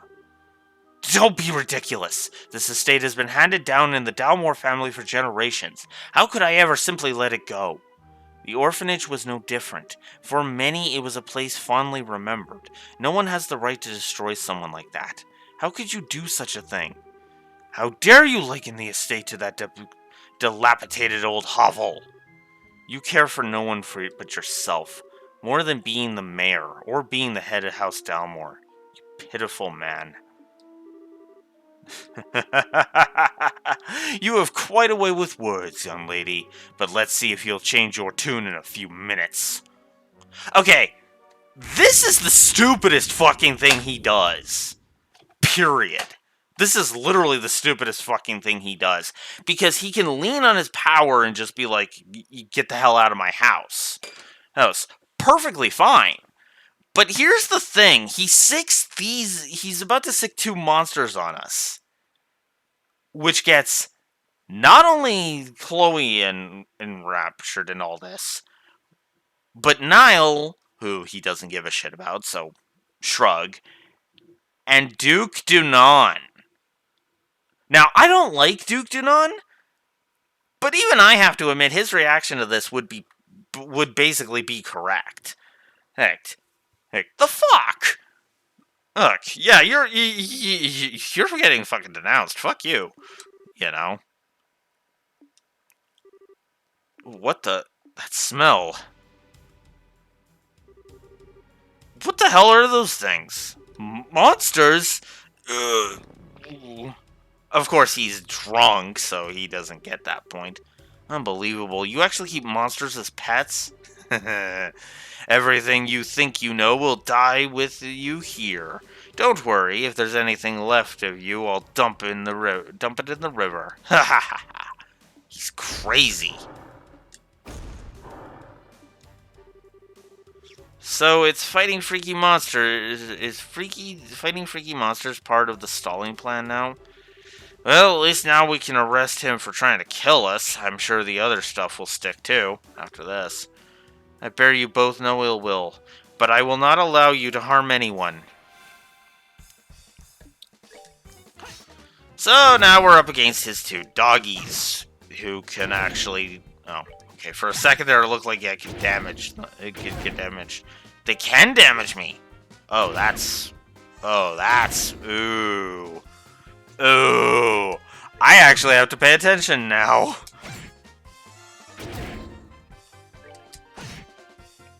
I mean, this is still easy because some of their attacks are doing 0, but...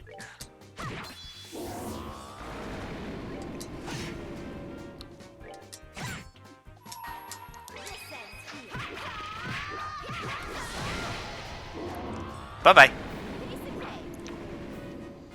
Still no match for my S-Breaks. So Joshua doesn't get to level up on this one, and neither does Chloe. It can't be! My sweet babies! How could you do this? You're one to talk? In accordance with the Bracer Guild protocol, and this time with authority, we're placing you under arrest. Surrender and you will not be harmed. You leave me no choice. He's but to use my trump card. Huh? A wand?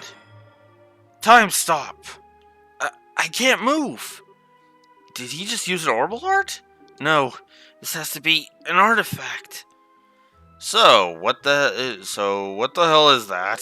Well, your knowledge is impressive, Miss Rins. This is the Chronos Rod, an artifact that happens to be a family heirloom. It can completely paralyze anyone within range in the blink of an eye. That's crazy!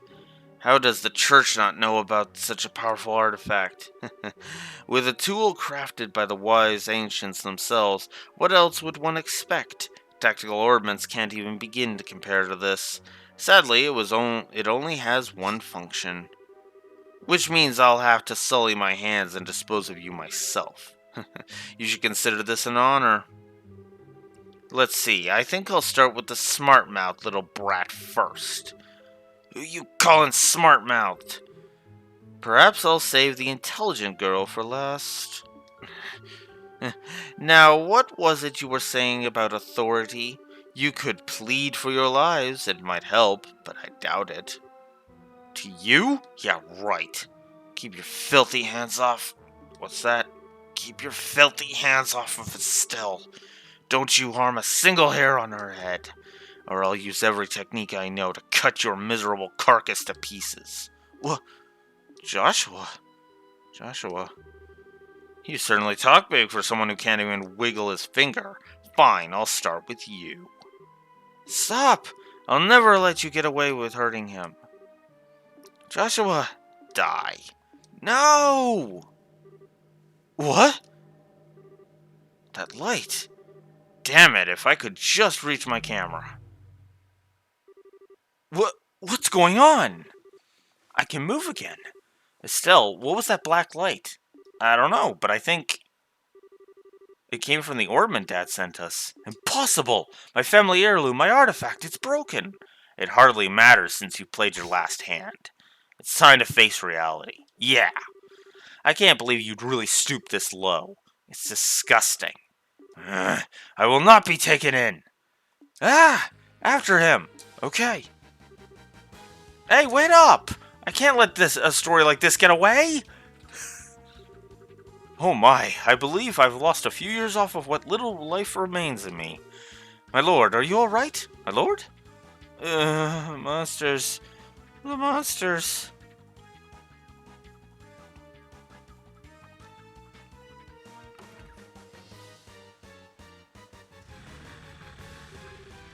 Hey, what's that? It's Mary Delmore's yacht. Hey, wait! We can go after him in this boat. Come on, you two, get on board. Right. Yes, Hey, let me come too! Sorry, no time, dude. Whoa! Eek!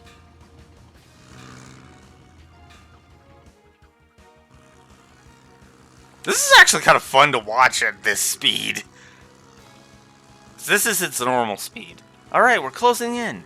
This craft is small and lightweight, so we have the edge, it seems. Damn stubborn little... Take this! Yeah! What? Huh, that'll teach you not to underestimate a bracer. Joshua, flank him on the right. Roger that. Huh? Whoa, how did he get so fast? The wind is blowing towards open water. It's catching his sails and giving him a boost. Not good. At this rate, the yacht has a clear advantage. Be able to catch up.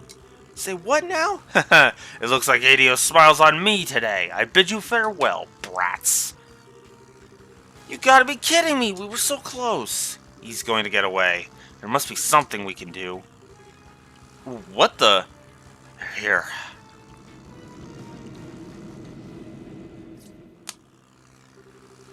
Alright, getting away is all well and good, but what now? I guess I have no choice but to head for the Empire. Or, if I lay low for a while, maybe he... Huh?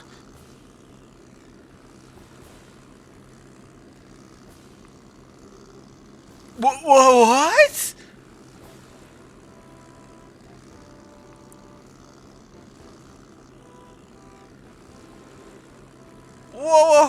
what? Ah!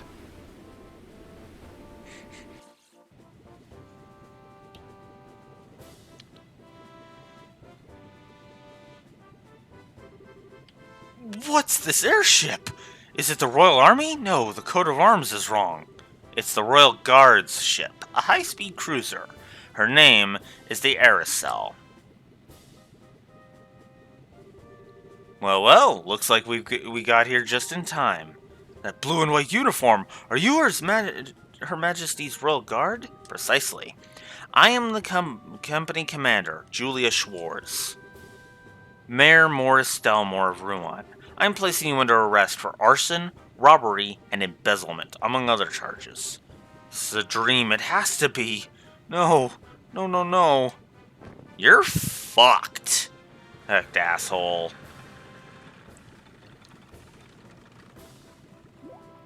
Huh? What's going on?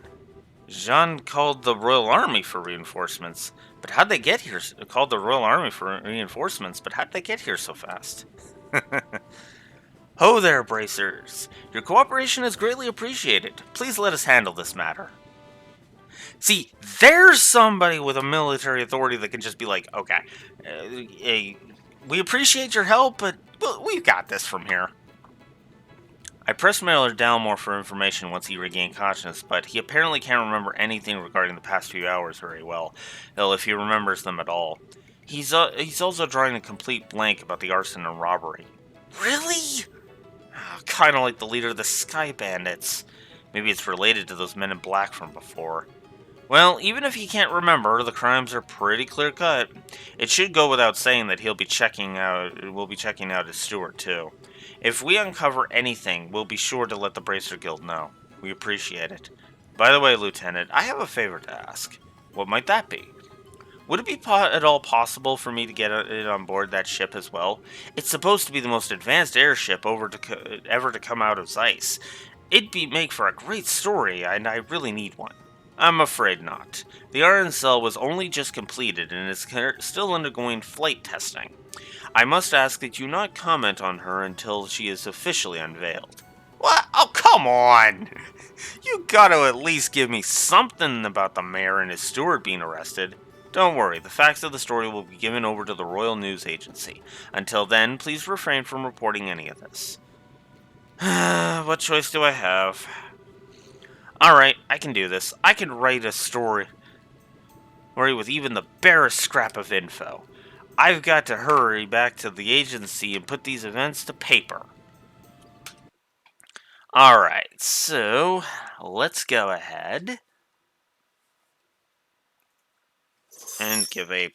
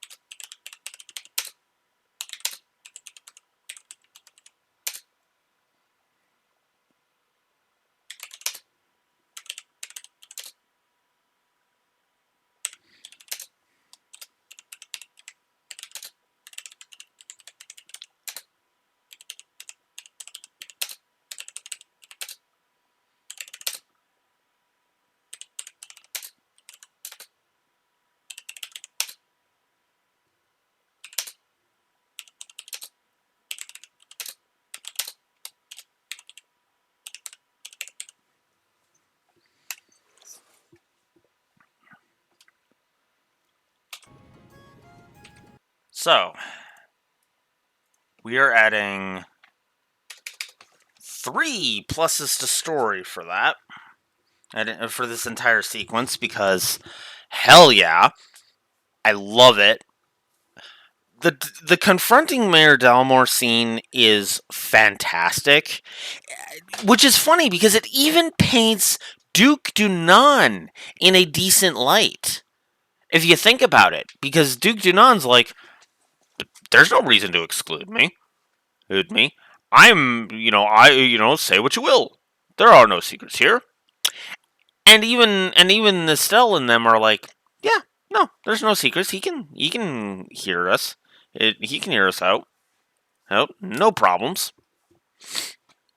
It's so good. I gave 2 positives to that scene, and then I gave a plus to the RNCell capturing him because that is great stuff too. Man, I didn't think I would be giving this many story positives to Sky 1, but here we are. I guess I just didn't realize how good Sky 1 was. And actually, let's give another positive here. Oh, I did give a sprite work plus. Okay, never mind. I guess I did. Anyways, I'm gonna go get a drink. I will be right back.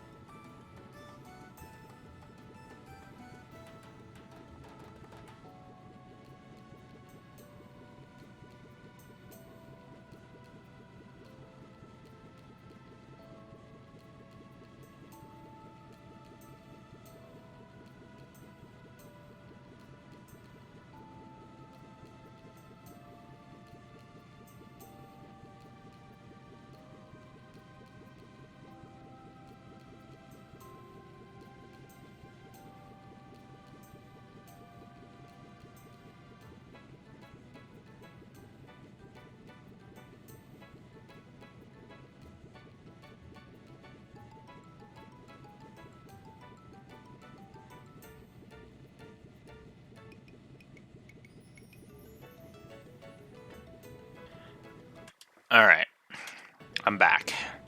Sorry about that. Ugh. Went to go to get a drink and then needed the bathroom. And then I also conversed with Matt a bit. Well, if you'll pardon me, everyone. Well, he's in his usual high spirits. Would you expect any less? I'm told that the liberal news circulation has increased dramatically of late. I hope he's not planning to write a big propaganda piece. What do you mean? Never mind. That was quite impressive, First Lieutenant Schwartz. Colonel Richard! Colonel? Whoa. Colonel Richard. Oh, I remember you. I presume that you are the new bracers the guild spoke of? Oh, so you were the one and Jean got in touch with Colonel Richard? Yes, I've received word at Leiston in Fortress, just where the royal forces are stationed. I got here as quickly as I could, only to find the crisis had passed. Excellent work, Lieutenant. That's very kind of you, sir. Still, I wonder, what would bring the guards from the royal city here, and so quickly? Perhaps you know of a route so secret that even our intelligence division is unaware of? Surely you jest. Come now, Captain. This is hardly the time to pick a fight. I was simply admiring the proactive stance of the Royal Guardsmen. It's good to have you on our side. If it please you, Lieutenant, we'll take over the investigation from here and move matters to Leston Fortress. I believe the mayor will be attended to there. Yes, sir, I understand. Now, if you'll excuse us, ladies and gentlemen of the Bracer Guild and Royal Guard, and the young lady in the uniform. Fate willing, I think we shall see each other again. And with that, I bid you farewell. Safe travels, everyone.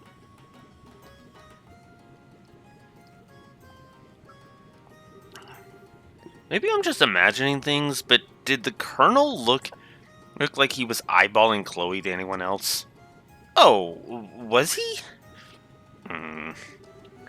I'm sure it's just because he doesn't see students very often in his line of work. I wouldn't make too much of it. Oh yeah, it's not like she could be a super important figure to LeBurl or anything. I'll bet you're right. That's probably it. That's not the impression I got at all. I'm certain he's just as surprised as you are. It's hard to believe that Bracer so young would be so capable. He might be scouting you out to become part of the Royal Guard. Oh, come on, don't flatter us. We had a lot of help on this case. You needn't be so modest. Notice, you're not full-fledged bracers yet, but I presume that you wish to become so. Well, yes, we're in training for it. We intend to travel over the country before the Queen's birthday celebration as part of our preparations. I see. You're partaking in self-study, then. Lieutenant Schwartz, everything is ready for the CEO's departure. Acknowledged. Estelle and Joshua, and Chloe too, of course. We must be leaving soon. I hope that our paths will cross again. Yes, ma'am. We'll be looking forward to it. Thank you very much.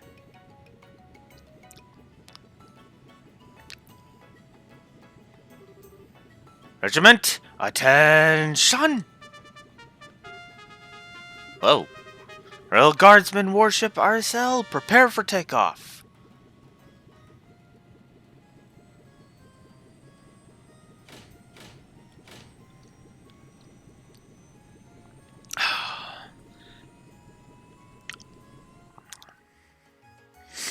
God, I can't wait for the one scene from Sky 3 involving that ship. Wow, a salute and fanfare to go with it. That's a little overwhelming. Yeah, and a state-of-the-art ship to boot. But I guess you'd expect as much from the defenders of Her Majesty the Queen. True. Lieutenant Schwartz sure is cool, though. She kind of reminds me of that character that Chloe played, Oscar the Knight. I think so, too. What an odd coincidence. Scree! Oh, don't tell me the Royal Guardsman. Oh, don't tell me the Royal Guardsman showed up and the RSL was there too. She's supposed to be cutting edge. It's too bad. Ed, I just worked the info desk. I'd have liked to see that. I never figured you for the military enthusiast. Still, didn't you end up speaking to Colonel Richard? Yes, he was on duty at Leston HQ. I don't know how the Royal Guardsmen got there so quickly, though. I guess there's a lot more cross-communication in the military than I thought. Amazing that they managed to communicate at all, given how many agencies there are. Regular Army, Patrol, Border Patrol, Intelligence, the Royal Guard. It must be pretty complicated. Cleaning up after an incident like this will be a major undertaking. But what will happen to the administration of Bruin from now on? Yeah, since the mayor's been arrested, I'd imagine they'll be sending in someone as acting mayor, and if Dalmore is found guilty, elections will have to be held. Plus, reparations will probably be made toward the orphanage. Really? Thank goodness. All of this is thanks to Estelle and Joshua. Thank you so much, truly. Come on, you don't have to be so formal. We just did what was right. Plus, it wasn't just us. Agate played a big part.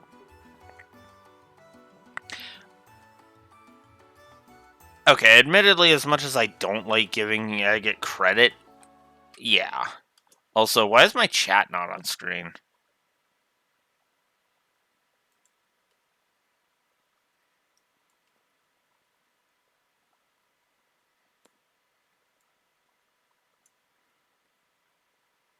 That's weird.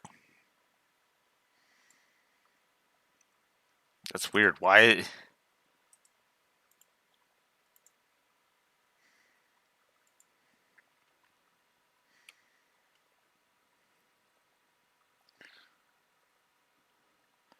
Has it been like that the whole time?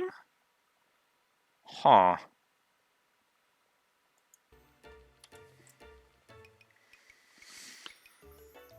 Anyways. Speaking of... Jean, have you received any word from him? Yes, but unfortunately, I'm afraid he wasn't able to capture the men in the black uniforms. They were not alone, apparently. Agate was ambushed. What? Is he alright?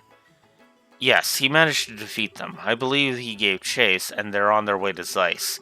By now, he's probably well outside of Rouen. Wow, talk about hardcore. Well, he's got plenty of experience, after all. He'd been chasing those black-clad characters for a while. I think they're related to a job your father asked him to do. Dad asked him? And Agate just did what he asked? Well, the one to put Agate of the Ravens in his place was none other than Cassius himself, and whatever he might like to claim, Agate stood no chance against him. Whoa, seriously? Cassius really beat some sense into him, and Agate's too stubborn to simply say thanks and leave it at that. Ah, I get it. Maybe that's why he's so abrasive when it comes to us. Abrasive barely covers that guy's attitude. Guess he's not so high and mighty where Dad's involved, huh? Oh, speaking of your father, something wrong? What about the Black Orbment that lit up and saved our lives at the mayor's estate? Oh yeah, that's right. So much had been going on that I forgot all about it. I wonder what that was all about. That orbment may have saved our skins, but it was still weird. An unusually colored orbment, huh? What can you tell me about it? Well, explain. Oh my, that's quite a story. From K asking about Professor R. Or Professor R, could it be? You know what it means? Not specifically. I've got a hunch, but nothing to back it up. But if you want to know more about its origin, I'd suggest going to Zeiss. Why Zeiss? As you should know, Zeiss is famous for the manufacture of orbments. There must be someone there who might know something about that orbment. Makes sense. We may never learn about the Black Orbment without consulting an expert. But we will still have more training here to finish. Well, about that. You may want to prepare yourselves. What? Really? You had to have seen this coming. I mean, you got a recommendation from Bose after the Sky Bandit incident. Given your crucial roles in all the cases recently, I see no reason not to award it. Your assessment and reward have been prepared. So, Festival Help gives us 10 and BP, and 5,000 Mira, which is awesome. But we're still 4th class. And then Teresa the Target.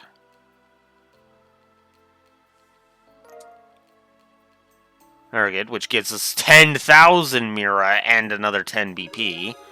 And that's when we advance to 3rd class, gaining Deathblow 1 as a perk. 193. Hopefully that's where we're supposed to be.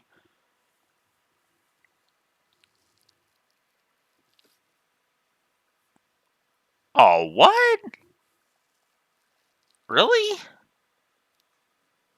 I'm missing 5 by the looks of it. That kind of sucks, actually. Wow, all this on top of the pay for performing in the campus festival? Thank you for everything you've done for us. Come now, you've earned it. I confess, I'd also like to see you advance as quickly as possible. I believe we'll be able to make best use of your talents this way. Thank you, Jean.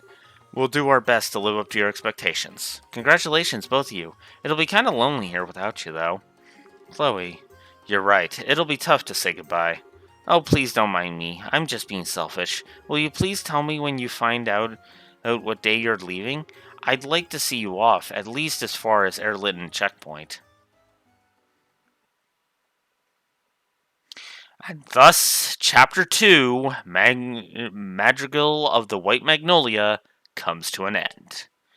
We're going to go ahead and get a save in. Both. And then we'll move on. And of course, we got to start with Agate. Stubborn bastard! Hey! How the heck is he keeping up with us? Ah! Damn, we can't shake him. We have no choice. Time to counterattack. Guess you're finally taking me seriously. Good, I was getting sick of playing tag with you fools. He's not going to give up until he's dead. What a stubborn idiot. Does he really think he can beat 2-1 odds? I think I already have. What? Every fight takes spirit. You lose that, and you've lost everything. And I figured out exactly what kind of spirit you losers had when you took off with your tails between your legs. Silence, Gilder dog. We can handle you. You're in for a painful death. God damn it. We can't get caught now? Okay. Hey, how about you just surrender and give me your full confessions, starting with who you are and what you're after. You needn't concern yourself with that. What? When did you get here? Commander, you came for us. You two are pitiful. You failed to report in as appointed, and this is why? We have no excuses. We've had a lot of interference. I get it, so you're the man in charge? Only of this particular scene. Allow me to apologize on behalf of my men. Could I persuade you to overlook this incident? Huh? Okay, repeat that. I said I'd like you to overlook this incident. We never had any intention of running afoul of the Bracer Guild. Don't make me laugh. You think I'm just going to look the other way and let you get away with what you did? Ah, well, I had thought it a generous offer, personally. Certainly a fairer price than death. Both of you stand down. Return to the rendezvous at point at once. Yes, sir. Thank you, Commander. Where do you think you're going? Note his sword. Son of a... Fine. The target may have changed, but as long as I have one... And you being leader, I assume you've got better information to offer than your underlings anyway. You think that'll be that easy to make... It'll be that easy to make me talk? Like, you have no idea who the hell you're screwing with, Agate. Agate, this is not an opponent Agate could beat. Okay, remove my anti-Agate bias from the equation, okay? Let's start with that. Remove my hatred towards Agate and throw it away. Just toss it in the bin. Okay? Agate is skilled. He's very skilled. But the Mass Commander here is on an entirely different level, an entirely different league. This would be like if Agate tried to go up against... I almost don't want to make this comparison, but Sephiroth. Okay? If Agate went up against Sephiroth, no offense, Agate, but Agate would get curb stomped. Straight up. One moment.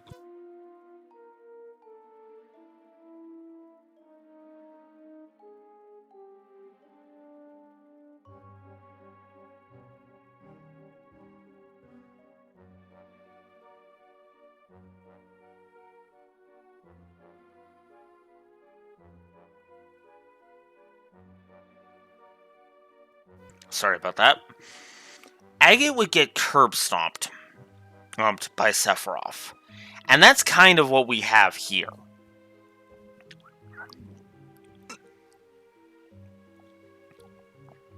And that's based on just sheer skill. Never mind all the frickin' ridiculous powers that Sephi has. Okay? Factor those in and... ugh. It's almost cheating at that point. But if you look at just his skills as a fighter, then it becomes a lot more clear, right? I sure as hell intend to find out. Like I said, Agate's not bad in a fight. He is good. He's just not great. Wait, and that's the point. Not bad. Not bad at all. You have an impressive... and you have an irrepressible passion. But a great weight bears down upon you. You are not quite so different from me. What did you just say? It's a painful thing to be powerless in a time of crisis, but you know that feeling all too well, no? I can see it in your eyes. Fine, then. I don't know who you are, but I think I like you. There's no shame in powerlessness. There is no shame in being outmatched. You and I both know that. Perhaps we could come to a mutually beneficial arrangement. Screw you! Don't act like you know anything about me. You're in for one hell of a beatdown. Ah! Ah!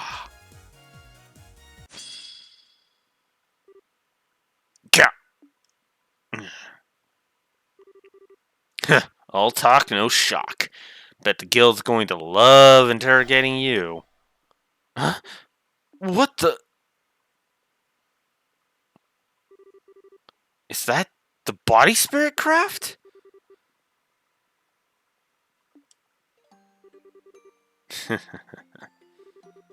Nice try, but you've got a heavy heart. And a heavy heart makes for a light blade. Why don't you come out from hiding and say that? When a warrior enters a skirmish, he must be prepared to lose everything. Otherwise, he can gain nothing. In order to live as a man, you must forego all anger and grief. With that, I bid you farewell.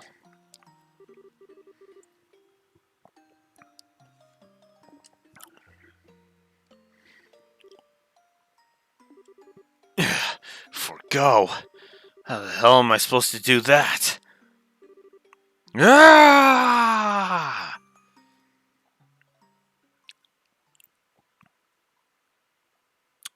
Chapter 3.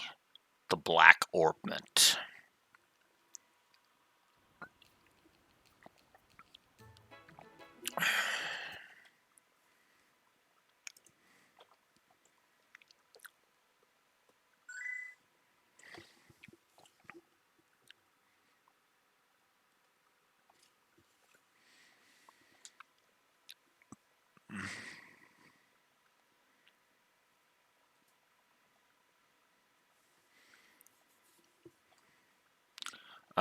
Okay, so there's no new quests until... Okay, so there's no new quests until I get to Zeiss. Okay, good to know.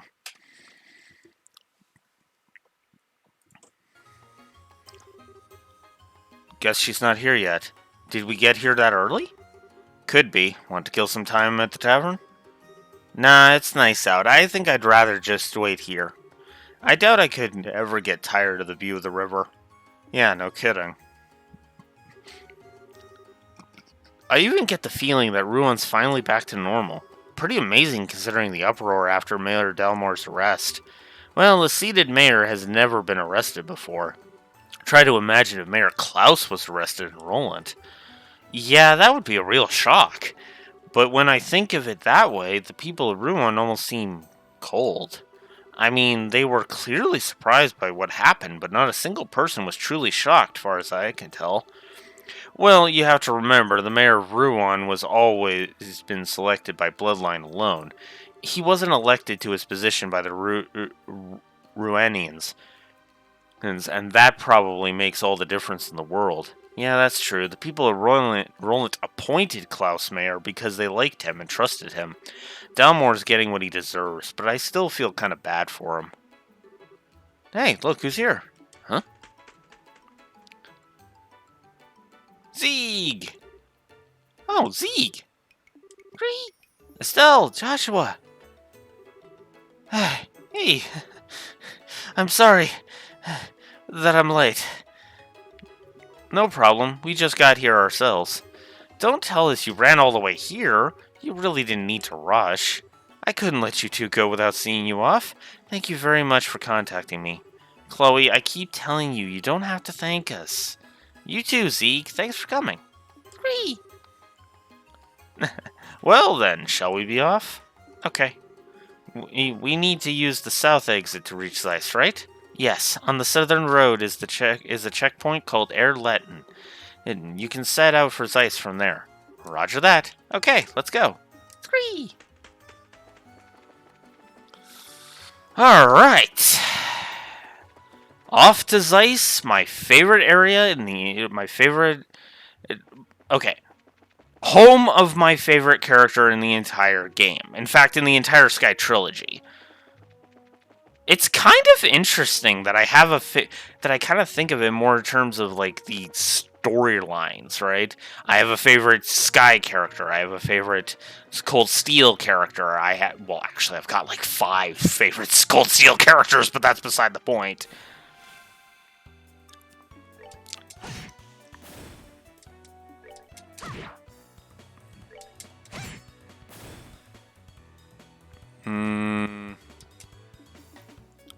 Yeah, let's give Chloe the finale, just so we can see her S-break one more time.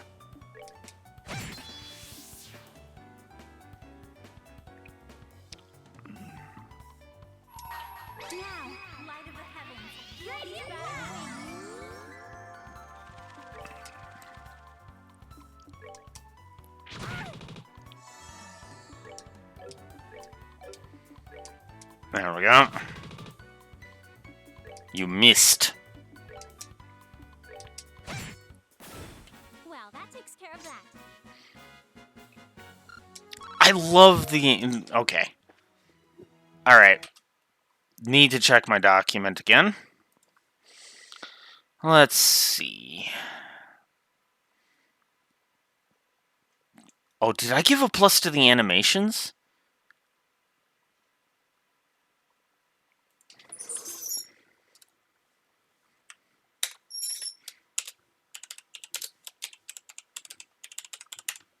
Good animations. Animations in the story, and...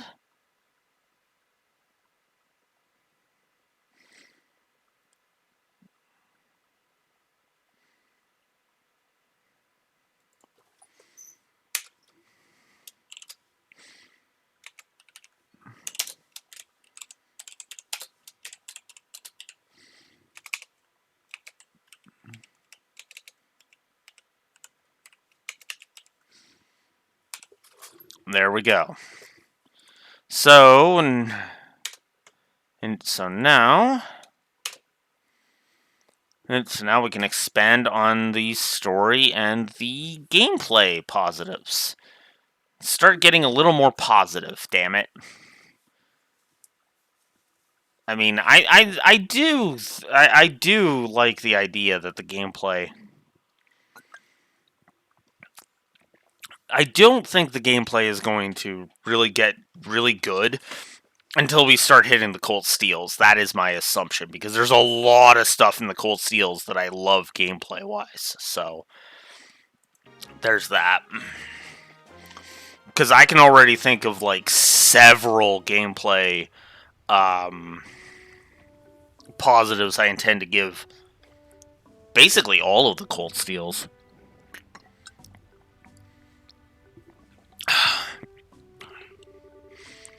I've been here before, but this is a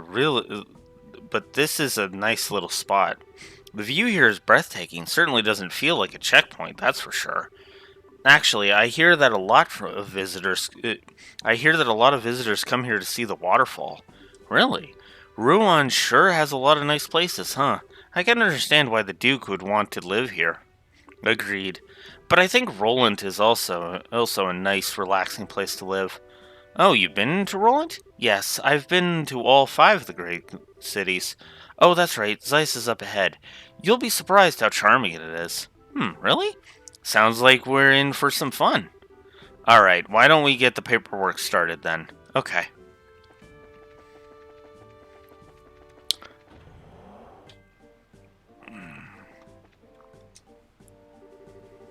Good afternoon. How may I be of assistance? We were wondering what had to be done to obtain permission to enter Zeiss. Ah, okay then. Step right up. I'll take care of you. Be aware, though, that once these procedures have begun, you will not be allowed to leave the checkpoint. Are you okay with that? Yep. Yeah, go ahead, please. Then please start by signing these documents. Sign. Alright, everything looks to be in order. Is the young lady there not joining you? Oh, I only came to see them off. Ah, very well then. And you'll be able to accompany them as far as the mouth of Caldia Tunnel. Thank you very much. What's the Caldia Tunnel? It is the main road that joins this checkpoint to Zeiss. The path is a long tunnel that passes directly through Caldia Hill. Wow, an underground road. That'll definitely be a first for me, too.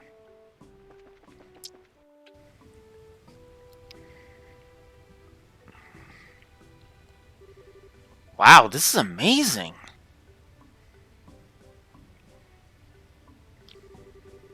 So the waterfall comes from a man-made river. I think it's called the Lotz Waterway. It was made a very long time ago. Yes, and it's linked directly to the Valaria Lakeshore. Pretty impressive, given that they did it without orbments to help. So, what's that over there? That is where we're going. That's the entrance to the tunnel, I think. Yeah. So, I guess this is goodbye. Yes. So, you're going to be traveling around the kingdom, right? One more thing I gotta check.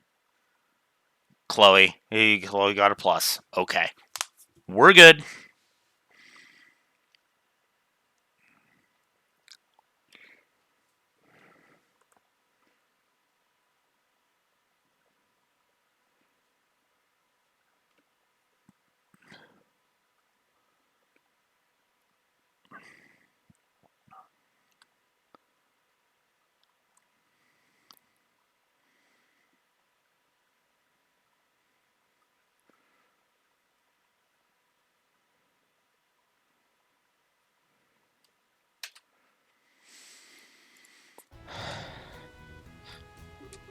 We might be able to meet again in Grandseal. Really?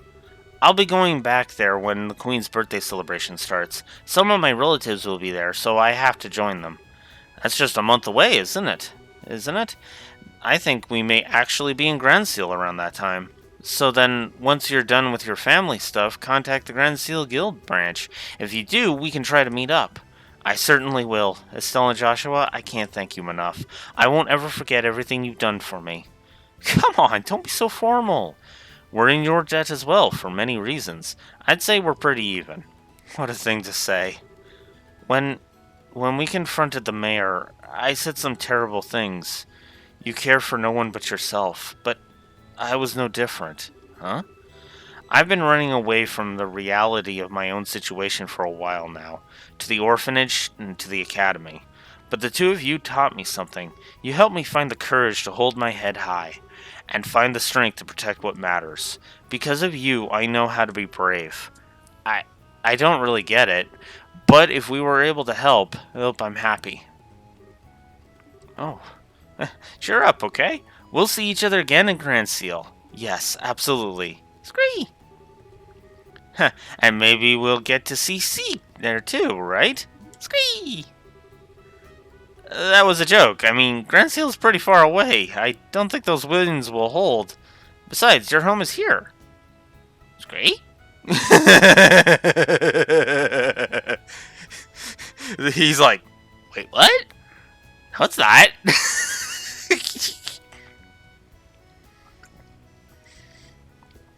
Zeke isn't just any bird, you know. I think he'll be there. I'm sure.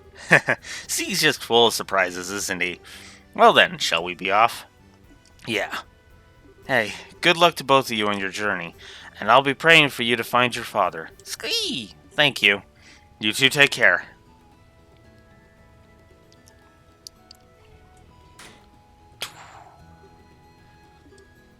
Scree.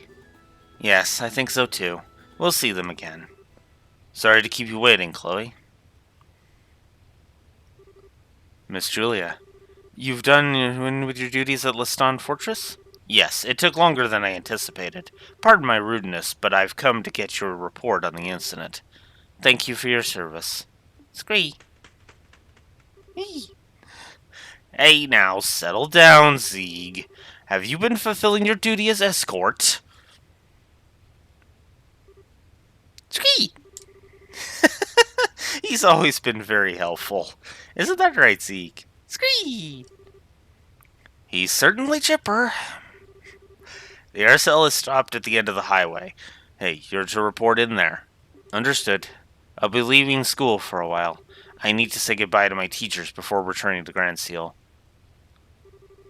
Estelle, Joshua, I'll take what you taught me and show you that I can be strong. Stronger than even you two. I'll do whatever and everything in my power to see to that. Great hint at that. At the what's going to be the Chloe reveal. What's wrong? Nothing. I just got the feeling that someone was coming. Huh? There's someone here other than us?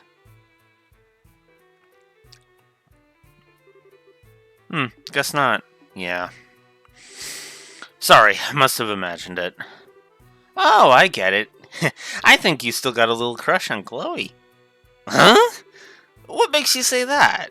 Huh? What makes you... Actually, no. He would say it a little more low tone. Huh? What makes you say that? Oh, don't be shy. You know I can read you like a book. It's not unreasonable, after all. You did, kiss her during the play. What if she asked you to come back? You'd say yes, right? I guess you didn't notice then. Huh? Notice what? The last scene was just for show, you know. It was staged, just so it would look like a real kiss for the audience. What? You really can be completely clueless sometimes. It was written right there in the script notes. Oh, I see. Note to self, do not insert foot into mouth.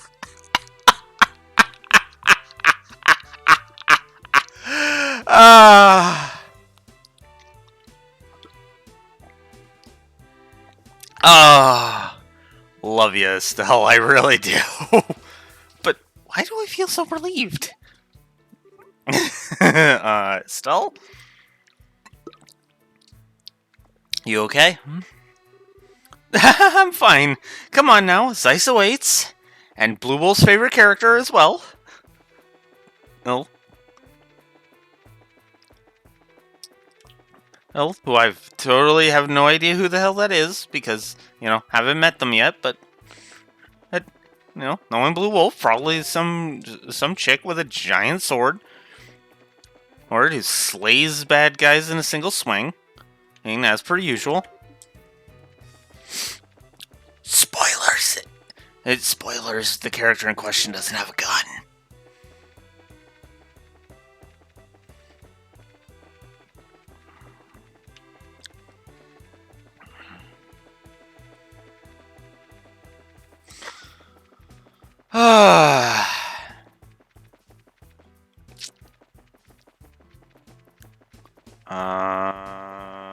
Did I get turned around? Oh, no, never mind. Deathblow 2. Oops.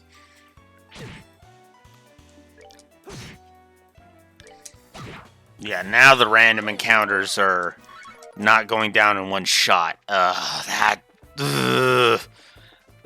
doesn't fill me with much hope, because especially considering they're still only giving me 1x per enemy.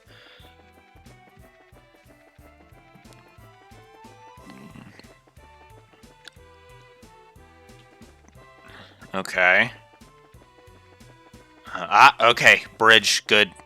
That's what I want to see. It's just a bigger bridge, good. The orbment recharge, cool. Cool. Next area, nope, not yet. Come on. Where are you, my dear? Show up. Please and thank you. Wolf needs a smile on his face today.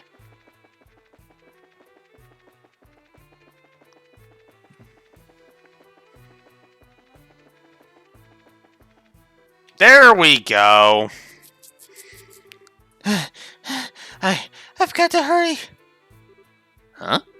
Someone's coming this way. Ladies and gentlemen, my favorite character in the Sky games. Oh, good afternoon. Where's the fire? Good afternoon. Are you taking this road too? Well, yeah. Have you seen any lights that weren't working? The lights along the tunnel wall, I mean. Sorry, if there were, I haven't noticed any. All the lights we passed were still on, but we did pass one that was flickering. There's 2 rivers between it and here. That's it! It's just like I thought. Sorry, I have to hurry. I wonder if she's from Zeiss. Strange little kid. She seemed awfully flustered. Now I'm kind of worried. Hey, you want to try following her? You read my mind. I don't like the idea of a little girl wandering around here by herself. We should catch up to her and stick close. Okay, come on, let's hurry.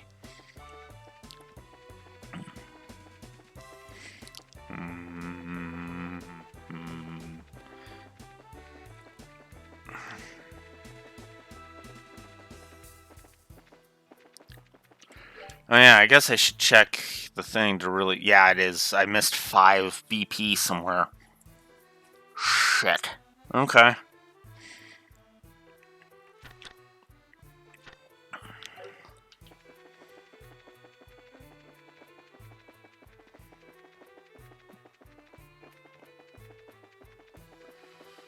I don't know where the hell I could have missed that 5 BP, though.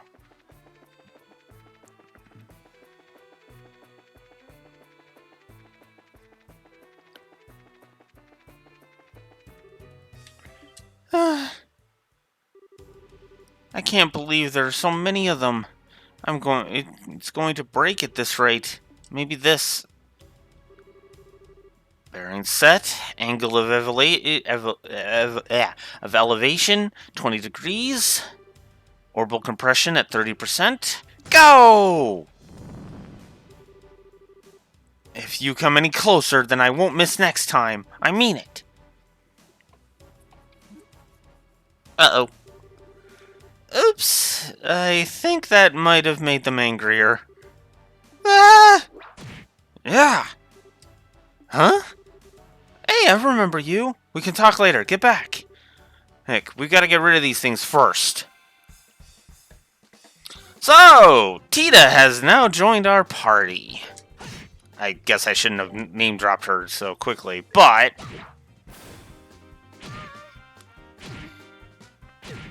I should really give her the SP up item.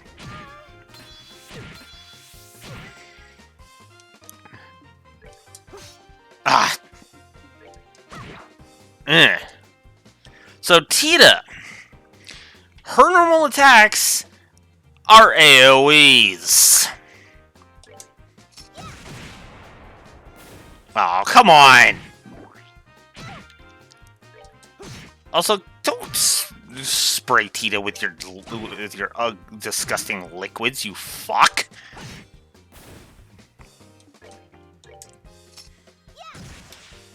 Boof. Nice.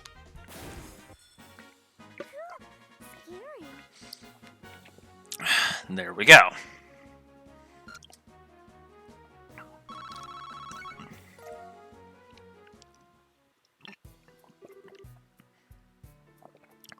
That was scary. Thank you very much. I thought I was a goner for sure. Well, the important thing is that you're safe, but you really should be more careful. Stirring up monsters is a surefire way to get yourself eaten. But if I'd left them alone, they probably would have broken that light. Speaking of which, why would these things be after the lights anyway? Don't they do the same thing when the highway lights are switched out? The septium in these circuits is the monster's favorite food. The highway lights work to keep monsters away, but when they stop working, they have the exact opposite effect. Ah, I get it. Still, you shouldn't mess with stuff like that. Septium might be their favorite food, but little girls probably rank a close second. Oh, sorry. Go easy there. Giving her nightmares and saying don't do that isn't exactly going to score you any points. Oh, don't be such a wet blanket. Anyway, my name's Estelle, and I'm Joshua. We're bracers affiliated with the Guild. Oh, so that's why you're so tough. I'm Tita. I work as an apprentice at the Central Factory. Wow, that's pretty impressive. Well then, Tita, we're heading to Zeiss, so do you want to join us for the rest of the way? That's right, you don't want to be around here if the monsters show up again. Really? Thank you. Would you mind waiting for a little bit? I've got to get that light fixed. Yeah, it's probably risky to leave it like that. How in the world did you know it had burnt out, though? Well, I was lucky enough to notice the problem when I was looking in the computer database. It seems like a defective unit was installed here by mistake. Ah, alright. It is a good thing you caught it when you did. Computer? Database? Estelle's weakness. Technology, which is funny because that's not actually uncommon in this franchise.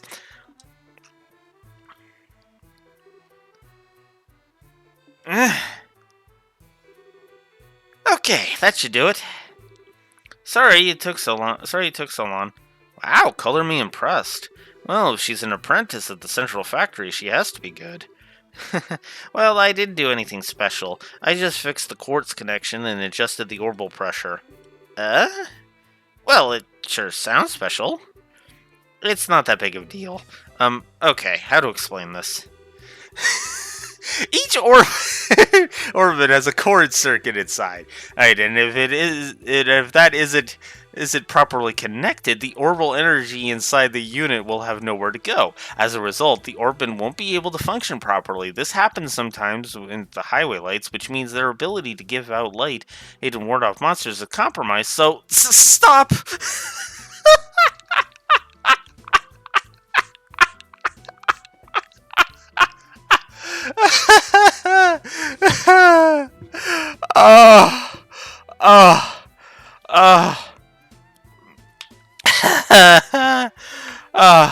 Oh, can I take a screenshot of this? Ah, no!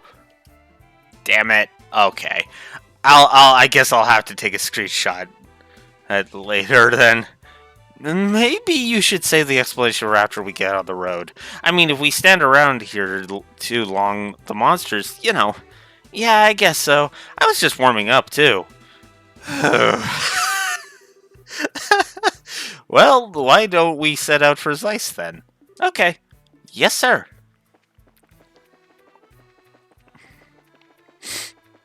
So, brief mention of OC mode. The OC character,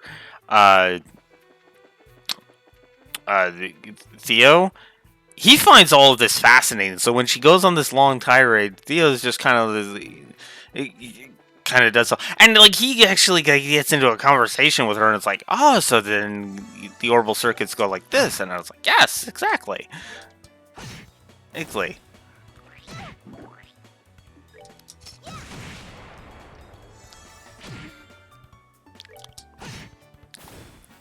good to go. Hate drainers like that. Oh, god damn it. I mean, don't get me wrong, I want to show off the thing. Oh, I forgot to equip Tita with her most powerful stuff. Whoops! All right, we're good to go. And I also need to heal her. Ugh. Okay. Let's start with healing. And we'll use...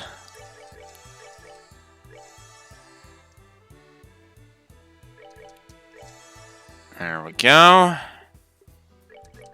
I guess we'll recover Joshua's HP too while we're at it.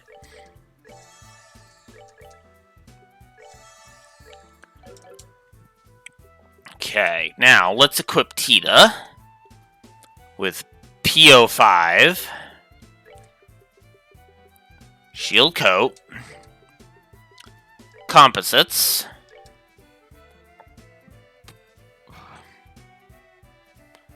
I don't really want to do that for her. Let's prevent Confuse and give her Long Barrel, which increases the range of her weapon. This is also something you can give Olivier, and it'll have the same effect. So yes, I want to do that. All right. So we okay, and she only has one S-Craft, and only the two thingies. Okay.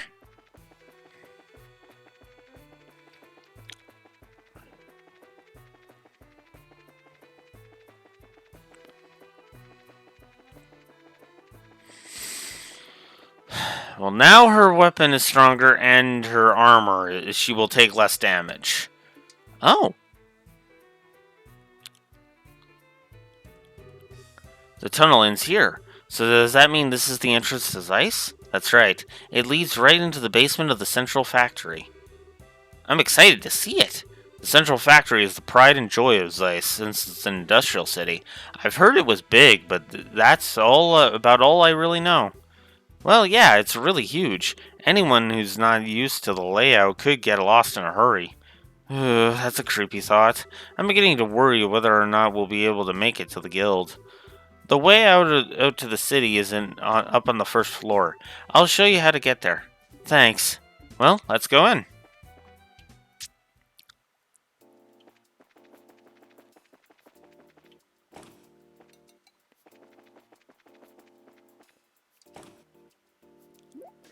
Huh? Okay, what's this room? This is the elevator. It can take you from the basement to the roof. Can't say I've ever seen one of these outside of the mines. And this one seems super high-tech. Well, this is Zeiss. And since this is the central factory, I'm sure they have quite a few of these. They have more than one? It's the latest model, too. Maximum weight capacity, 50 thorium. It can handle even heavy industrial equipment with no problem. I don't entirely get it, but it sure sounds impressive. So, how do we get it to move? Oh, you just pick which floor you want to go on that panel. Let's see, you want to get to into the city, right? Yes, can you take us to the first floor? Okay. Whoa.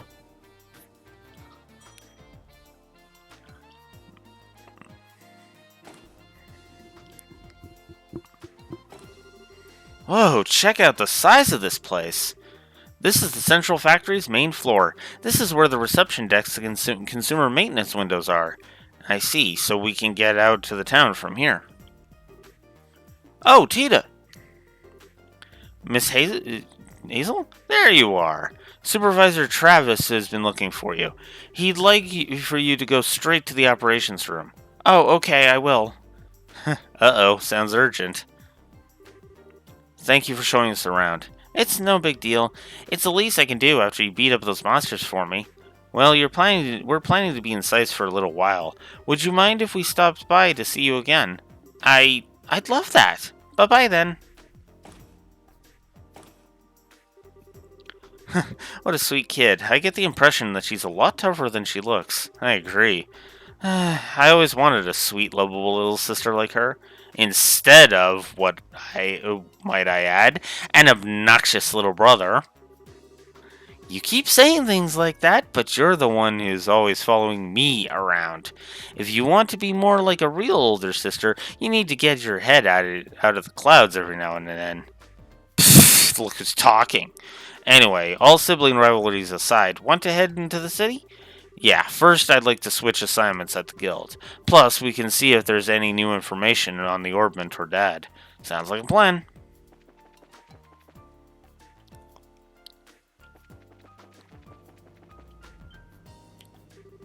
Whoa, what's this?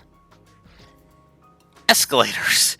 It's so weird where they're like, hey, what's all this?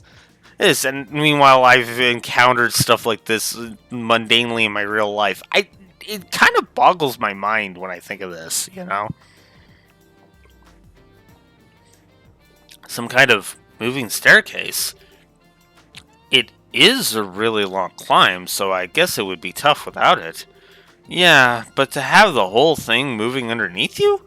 This place has been full of surprises ever since we got here. No kidding.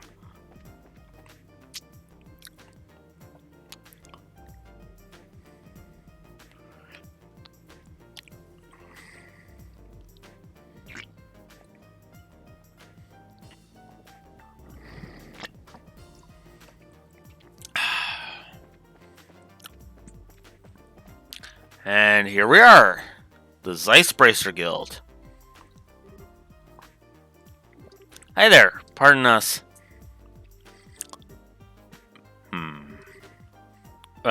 See, we're finally here, I see. Estelle, Joshua, welcome to Zeiss. I love that that's our... It's like, wait, you know us? I've already been briefed of your arrival from one Jean at the Ruan branch. A girl with chestnut hair tied in two ponytails, and a boy with black hair and amber eyes.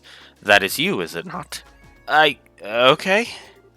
My name is Kilika. Zeiss welcomes your service. It is a pleasure to make your acquaintance. Oh, same here. The pleasure is ours. I know you've only just arrived, but I'd like to proceed with the formalities of changing your affiliation. If you'll just sign these documents. Okay. Sign. That should do it. You are both now affiliates of the Zeiss Regional Guild. There are no urgent matters that must be seen to currently. You're free to check the bulletin board and work at your own pace. That's kind of disappointing, but hey, a little peace and quiet can be a good thing. Oh, right, I had a question to ask. About Cassius, correct? She can read minds! Did Jean tell you about him too? The whole sordid matter. I'm sorry to have to say that Cassius is not currently in the Zeiss region.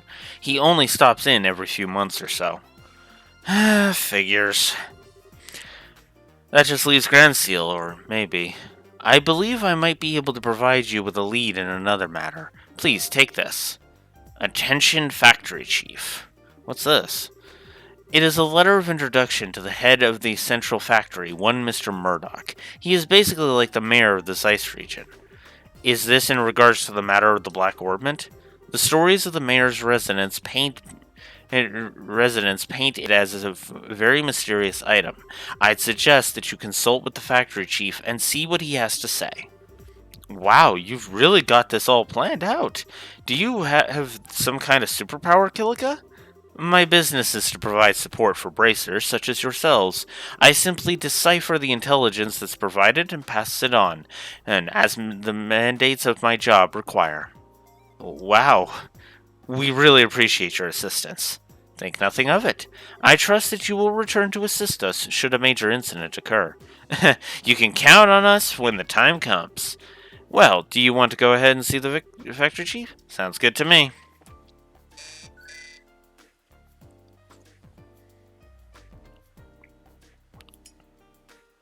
Ah. Okay. The vibration caught me off guard. I was like, wait, what? But no, it was It was a work update thing. And hey, a positive one for once. But I do need to check my walkthrough.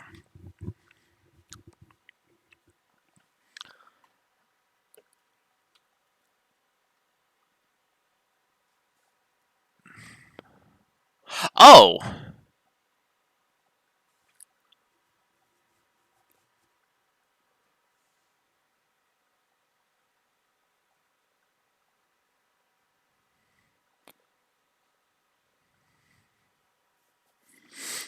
Oh?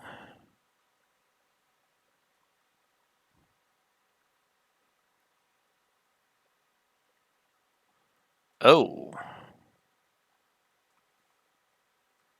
Oh, I know what I forgot. I forgot to go explore to the tower. That's what I did.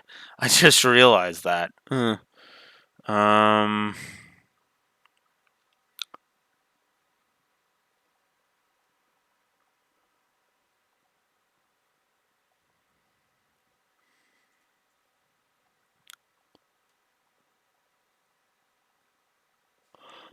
Oh, I didn't go get the. Whoops! I also didn't go get any of those missions.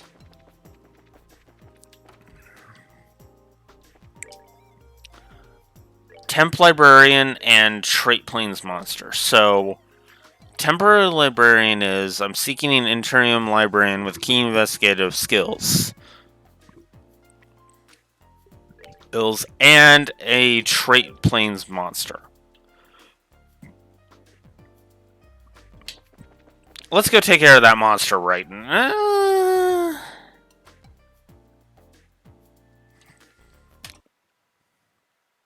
No, let's not. Let's not. Let's actually take care of the librarian thing first. Actually.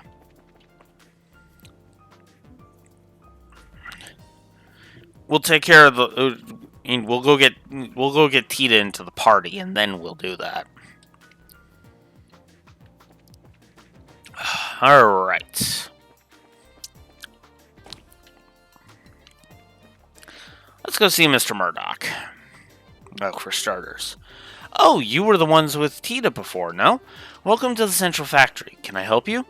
We are here. We are from the Bracer Guild. We'd like to meet with the factory head, if we may.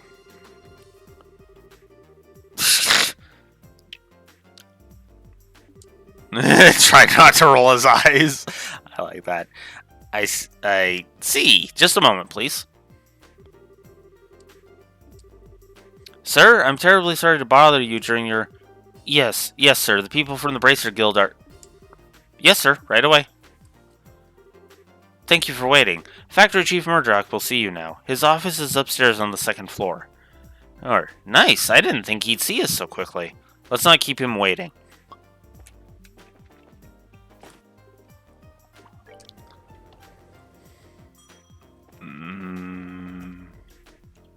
That's the archives office. Hey, I've been waiting for you two. Estelle and Joshua, right? Yes, it's nice to meet you, sir. We're sorry to bother you at work like this.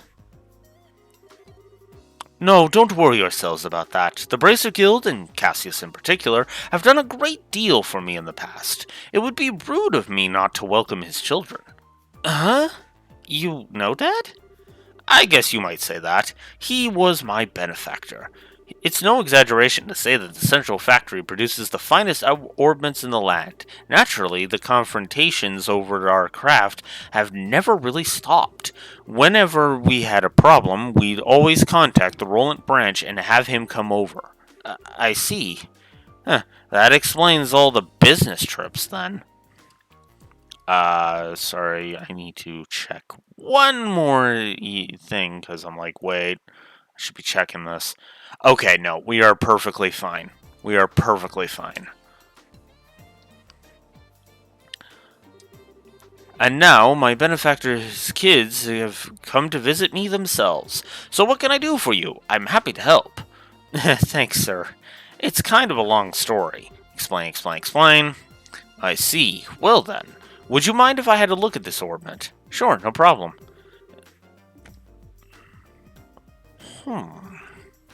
Now, this certainly is an oddity. It's obviously made from modern materials, but the caliber isn't described anywhere. Caliber? You mean the numbers that are carved into the orbment's frame? Exactly. It's almost unheard of for an orbment to be produced without them. That's not just in Liberl either. Most other nations on the continent are the same way. It's been a tradition dating back to when the orbments were first invented 50 years ago. Huh, you don't say. You're right. There are numbers right here. Crazy. You mean to say that you've never noticed in all this time?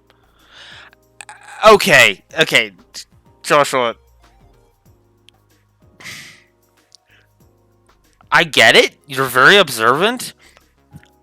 But let's take my 3DS for example. Apple. Who actually notices all of, for example, the patents on the bottom of the 3DS here, right?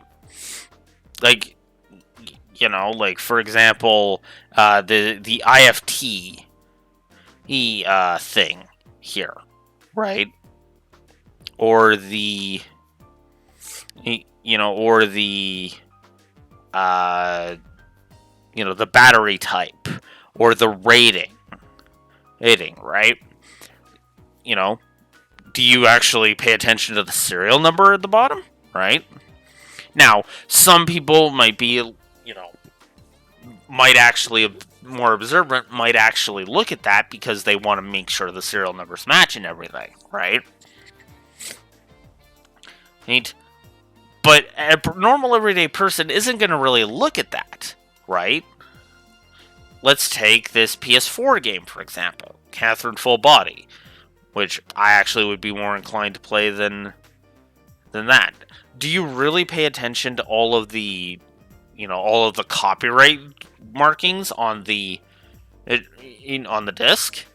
No, of course you don't, because you don't really bother with that, right?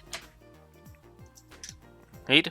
Or how about a Nintendo Switch cartridge? Do you really pay attention to the little markings on the bottom? Not really. Really, because, that's all just stuff that they legally have to put there. And that's as far as you give a damn. If you notice them at all.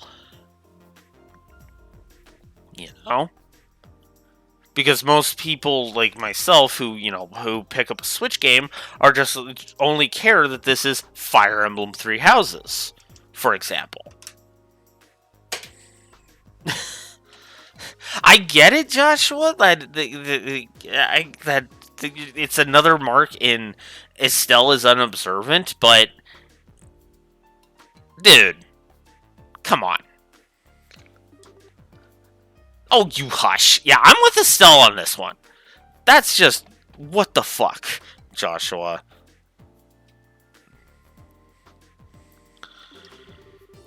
But seriously, is it really that strange for one to have no caliber on it? It's pretty much a part of the production process, and that goes for any Orbital factory. It's as if this one were a prototype or something. If so, I'd imagine it wasn't made to entertain at birthday parties, at least if you take my meaning.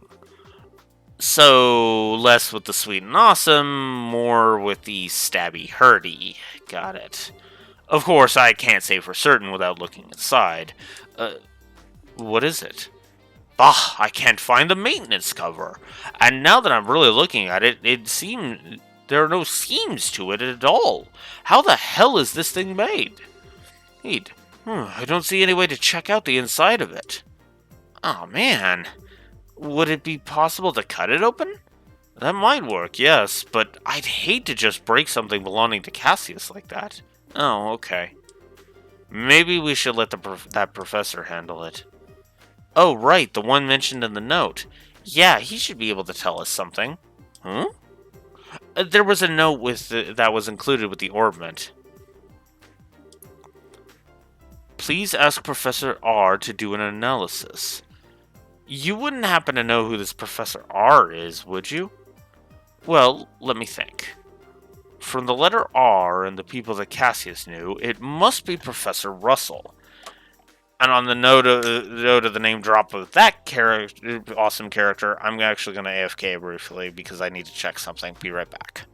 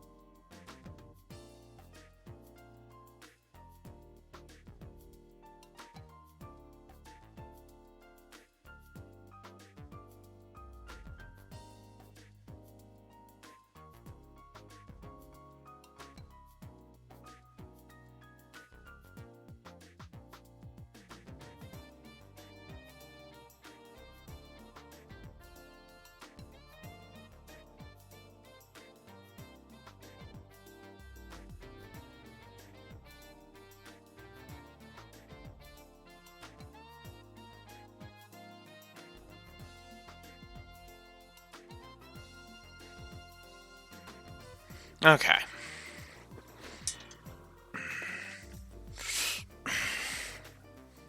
Okay, what are you tangled on now? Okay, seriously.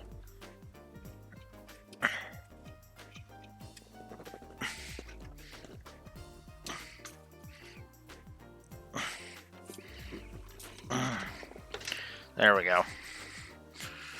Ugh, cords.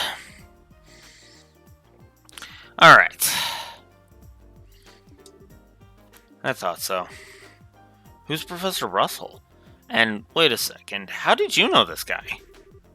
I don't know, but I know of him. He's known as the person who brought orbital technology to Liberl in the first place. Hey, you know your stuff. As I'm sure you know, students who are orbits. Students, what the fuck? Orbits were invented by Professor Epstein, and Professor Russell was one of his disciples. 40 years ago, he brought the orbits and his knowledge back, and that's why Liberl is a technologically advanced nation. You might say that he was the father of the orbital revolution. Wow, now that is impressive. Man, I had no idea that Dad knew anyone like that. Even so, it worries me a little that you'll be letting the old prof handle this orbment.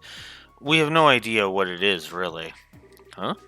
Well, how to put this? For good or ill, he's a certified genius. When he gets an idea for a new invention in his head, there's just no telling him what he'll do. There's just no telling what he'll do. Much like the time when he was developing the first orbital airship. What's with that far-off look? I guess that a lot happened. Sorry.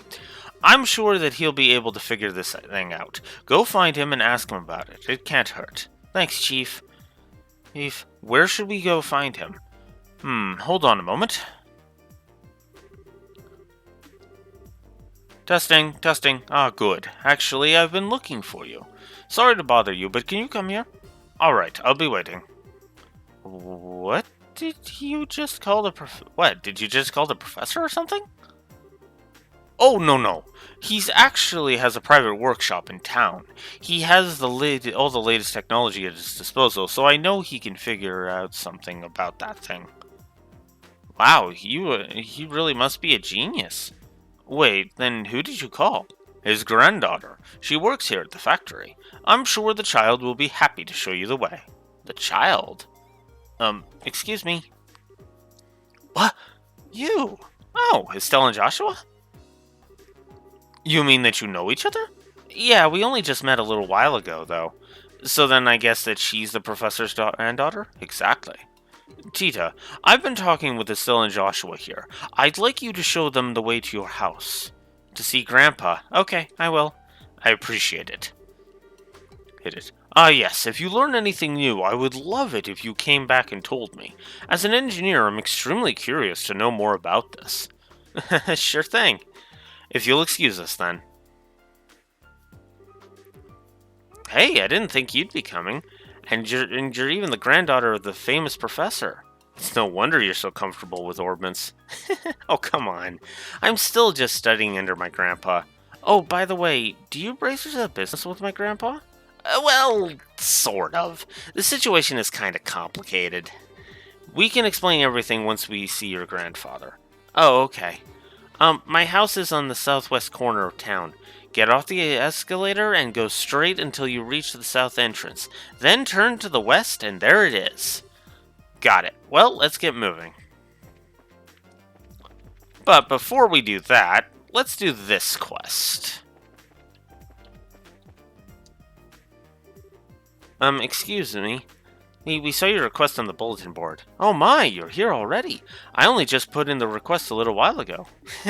Well, we had just come in to change assignments, so we were ready for work. Well, shall we get started then? That's fine. This is about hiring the temporary librarian, right? Yes, that's right. It turned out to be much more of an ordeal than expected. What kind of ordeal? I'll explain that in a moment. But beforehand, though, I have a matter that I would like you to help settle. Consider it a favor, if you will. What kind of matter are we referring to? Right. The archives loaned out some books out to various central factory departments. Sometimes they keep them past the due date and don't pay the fees. First, I'd like you to get the books back. What? That's simple. Where do you need to go? Let's see. They should be in the 3rd floor design room and the 4th floor lab and clinic. 3rd floor design room, 4th floor lab and clinic. Got it. Is that everything? Yes. Please come back once you have them. Okay, we will. We'll start immediately.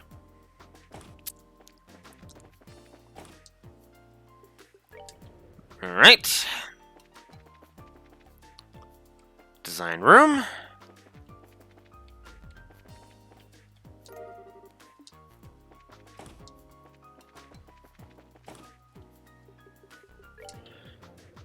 Lab and clinic.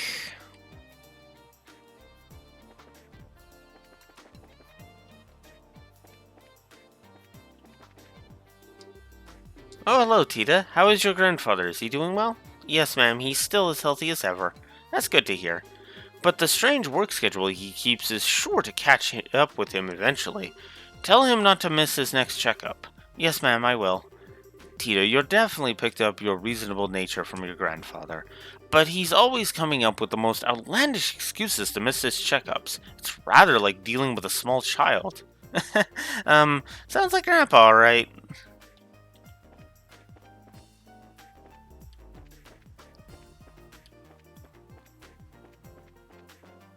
Oh, here it is. Kitty talk for dummies. Okay. And the lab.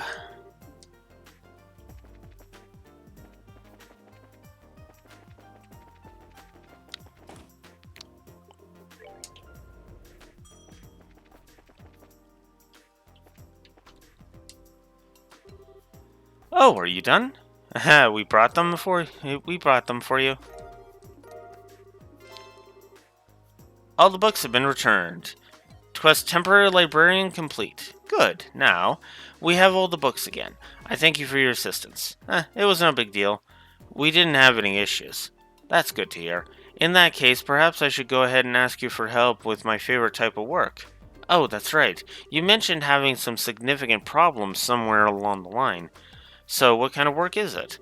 Just like before, we need some overdue materials returned. The book in question is called The Erbe Woodpecker.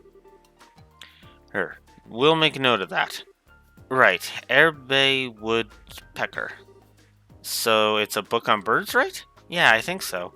The Erbe Woodpecker is a pretty famous bird. Ah, I see.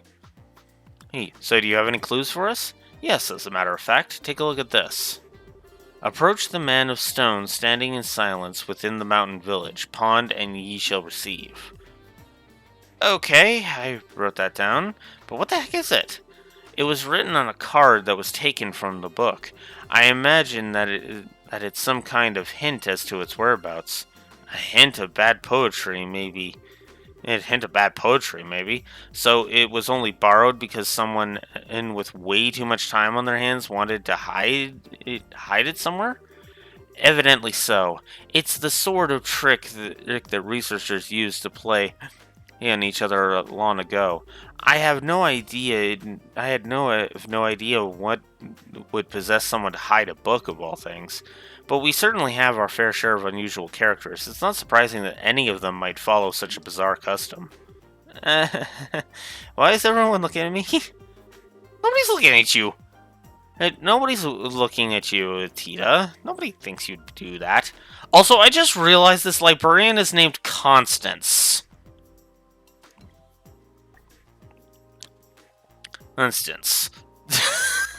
Anyway, I leave this matter in your capable hands. Please bring the book back.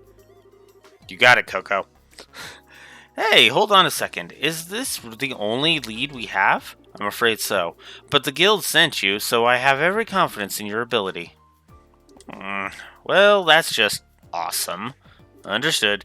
It will be difficult work, but we will do all we can. And You may have to search every nook and cranny of Zeiss, but I'm sure you'll find it. I'll be waiting here. When you do find it, please bring it back to me. Let's get this show on the road, then. I look forward to seeing you again. Okay, so we're on +2.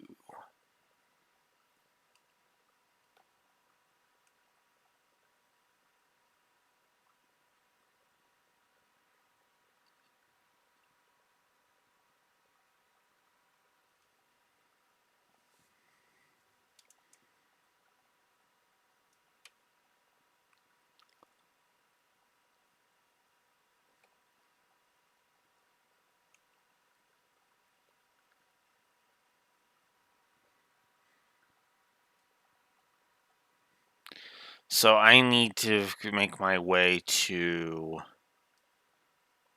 there. Okay, so I don't have to do this all in one go.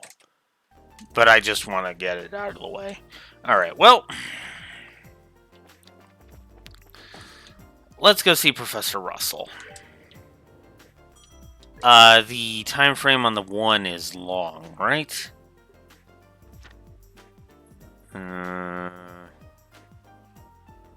It's not telling me a time frame. Shoot. But I'm pretty sure it's long, so... Because the expiration says after I start heading to Leston Fortress, so... That'll be my cue that if I haven't done it yet, I should go and do it. Actually, I should stop by the guild now that I'm here. Okay, nothing here yet.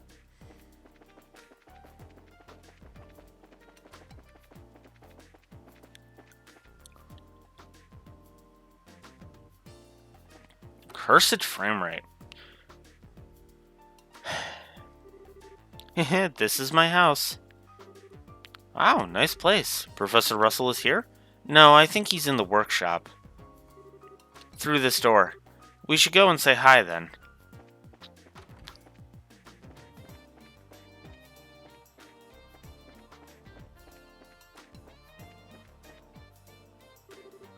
I'm home, Grandpa.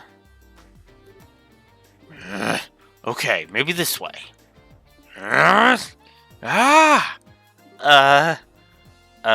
So this is the professor? Nice to, meet you. My name is Estelle Bracer of the Bracer Guild. We actually came here to get your expert opinion on, Got it! I did it! It's finally complete. Hey, that's right, who's the man? I'm the man.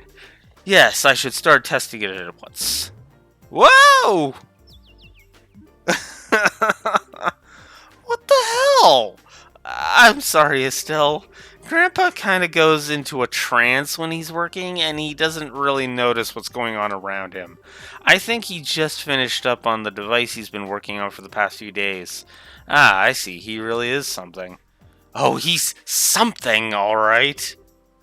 I'm so embarrassed.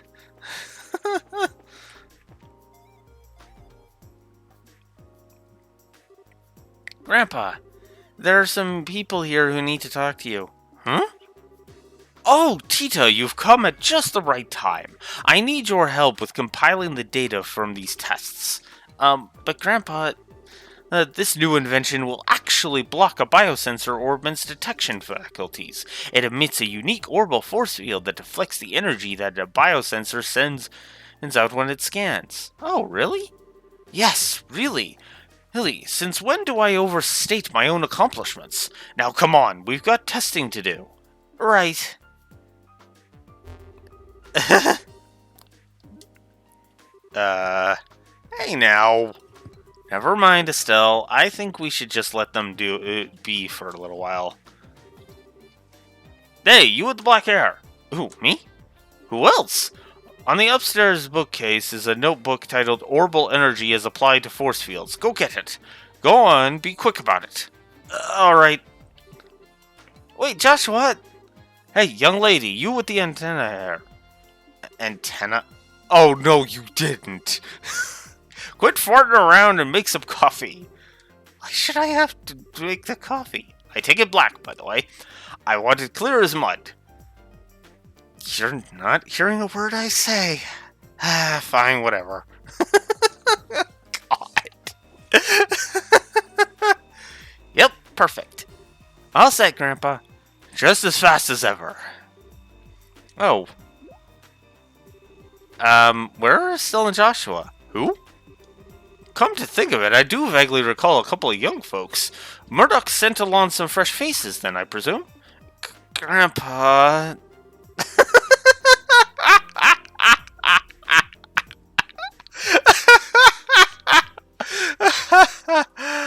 oh, oh, oh.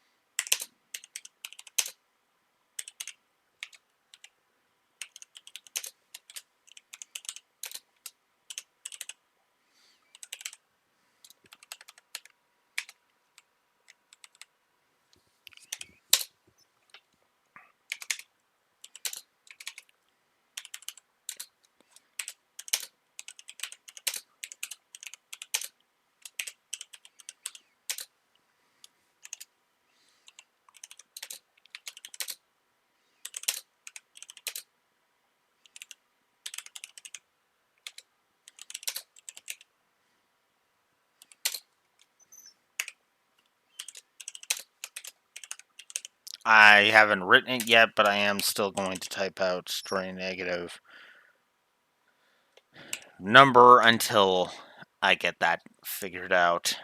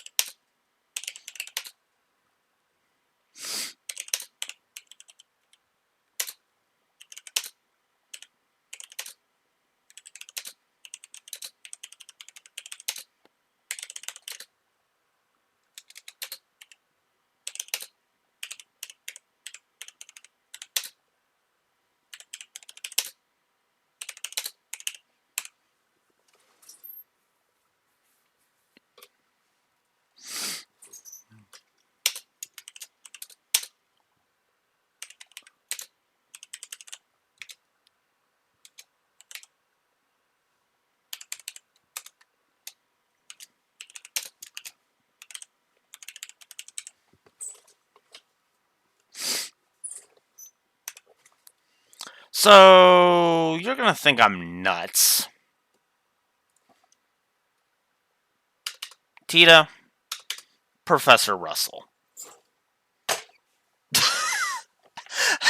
Even now, granted, that's partially because I know some of these future scenes that are going to happen with Professor Russell, and Tita is just freaking awesome. Even in this game, I still think she's worthy of 2 positives. Except and honestly, I think she's going to be 2 positives in like every game she's in. And spoilers, she's in 3 more games past this point. And she is amazing in every single one of them. Fuck the hell yes.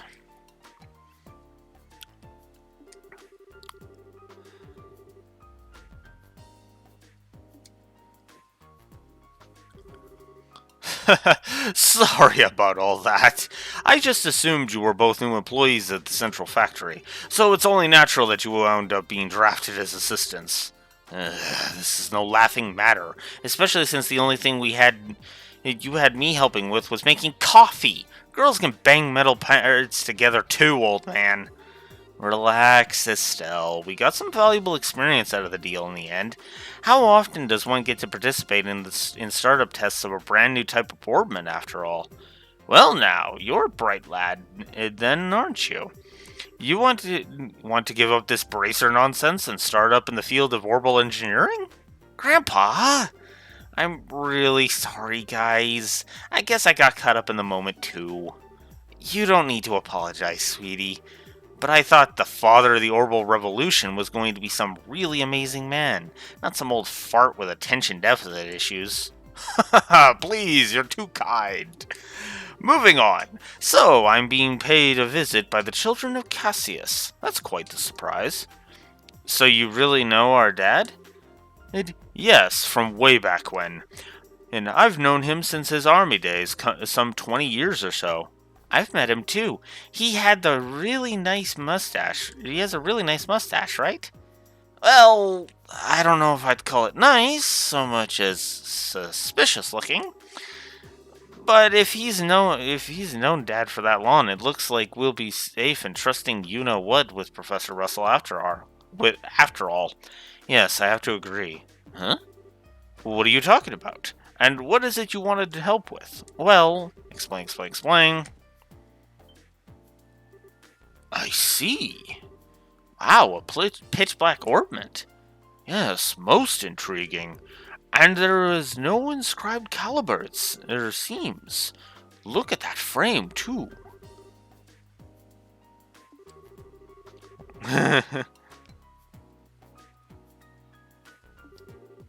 Wait, what are you doing? It's a special alloy steel cutter. Just as I thought. Here, take a look. Okay. Huh? There's not even a scratch. The frame is made from some type of metal that I've never before encountered. Opening it up for a closer look is going to be quite the task, I think. That's just crazy. If we can't find some way to open it, it will be right back to square one. Well, I can certainly spend some time on trying, but first, I think that maybe we should put it under a measurement scan. What now? That huge piece of equipment you saw when we were working on the experiment. It can gauge orbital energy activity in real time. You're making my head hurt with your technobabble. And yet, this isn't really technobabble. Not really. Just tell me what using that thing will accomplish. To put it in layman's terms, it'll allow us to see just what this orbit does. We won't be able to draw any definitive conclusions just from measuring what kind of orbital activity is occurring, but it's a start. That should give us a major clue, indeed. So without further ado, Grandpa, shouldn't we have lunch first? Sure. Estelle and Joshua, you're both welcome to join us. I can't promise it'll be anything special, but sounds great to me. It will even help with the prep. Alright, come on then. And I've got a bit to do while lunch is prepared. No, I want to see it too. No fair working when I'm not around. My house, my rules. What is up with these two? Now I see where she gets it. I love it. I love this. Now, if everyone is ready, let's get this started. Estelle, if you'll put the orbment on the stand. Okay. Like this? Yes, thank you. Are you ready, Tita? All set. Good, good. Now, commencing orbital force measurement test on the black orbment. Black orbment? So that's going to be the official name after all? But using it officially is so boring and simple. Why not something cool like Dark Thingy of Impending Doom? No, simple is best. Anything longer than Black Orbment would just be annoying to say. Okay, I like Professor Russell's reasoning on that. I do. Aw, look at her. She's all anxious to start. Huh? Oh. Alright, let's begin. Tita, if you'll activate the scanner, please. Okay. And of course they have to use this song. Output set at 45. Put all measuring equipment on standby. Roger. Done. All measuring equipment is calibrated. Okay, from here on out, this is the real deal. Since no direct input or output was detected, all we can do is measure how the central crystal circuit responds. Now, let's see just how much this contraption is really worth. You're sure in a good mood. And click! Neat, it's all glowing and stuff. I get it, it's putting a major strain on the crystal circuit.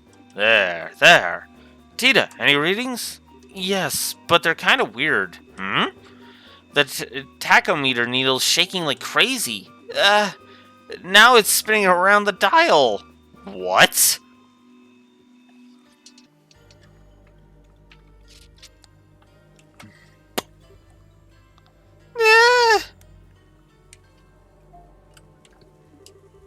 What is going on here?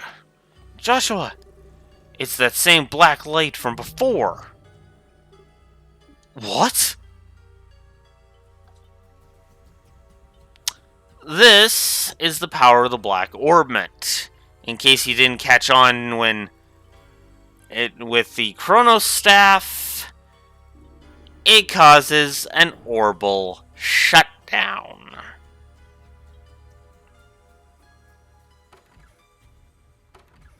Of course, everybody's like, what the fuck? Not that I can blame them. Grandpa, it won't take much more of this. We have to shut it down. Don't you dare. Just a little longer and we'll have something. Wait a sec. All the lights in town are going out. Huh? What in... Bah! We have no choice then. Terminating the experiment.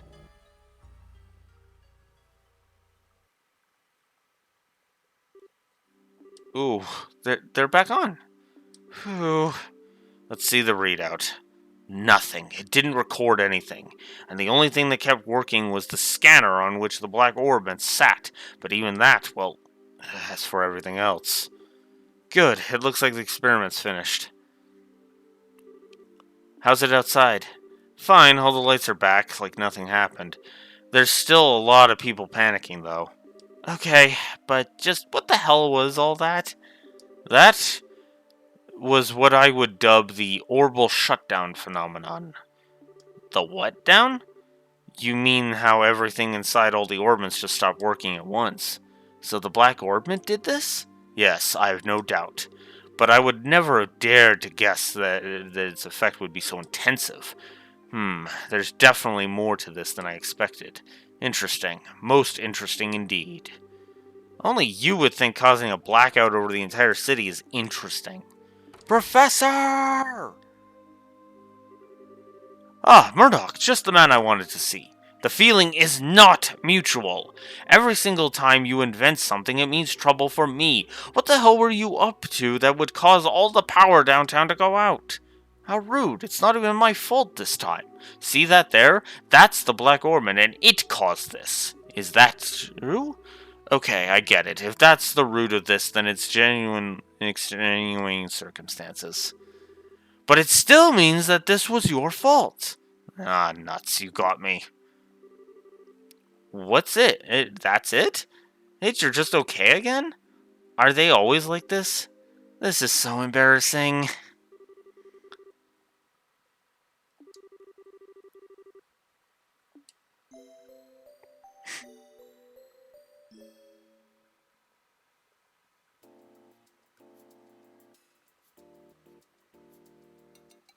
Frame rate chug.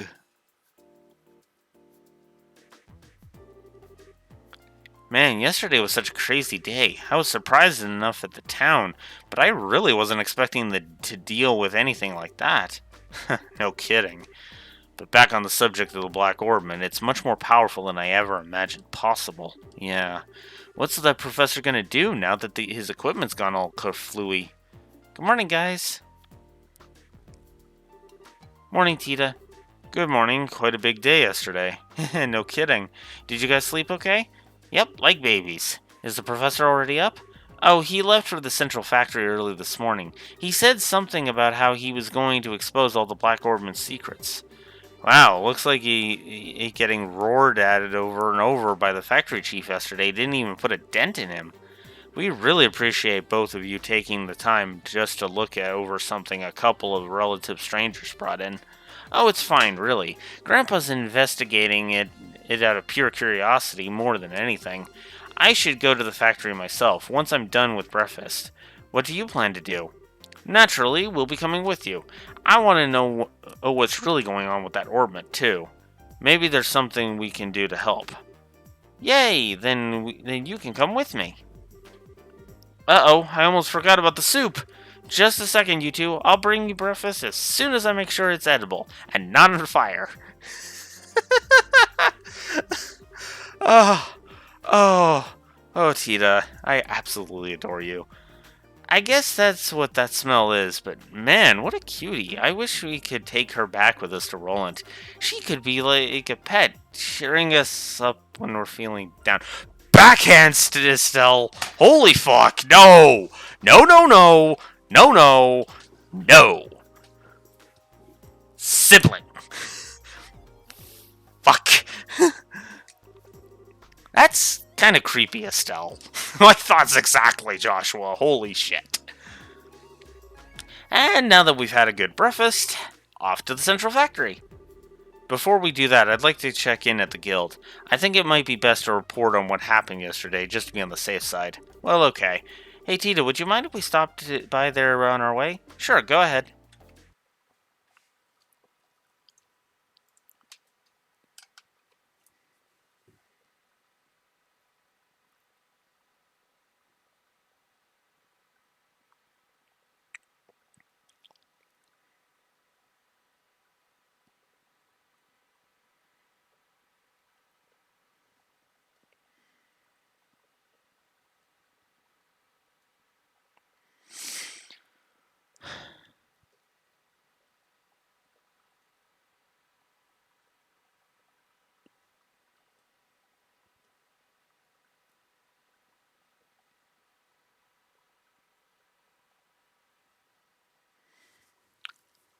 Okay, so everything can just...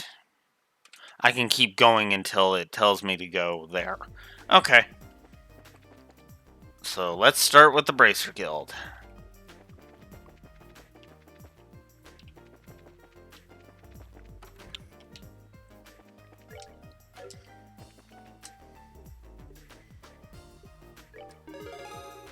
Might as well report this.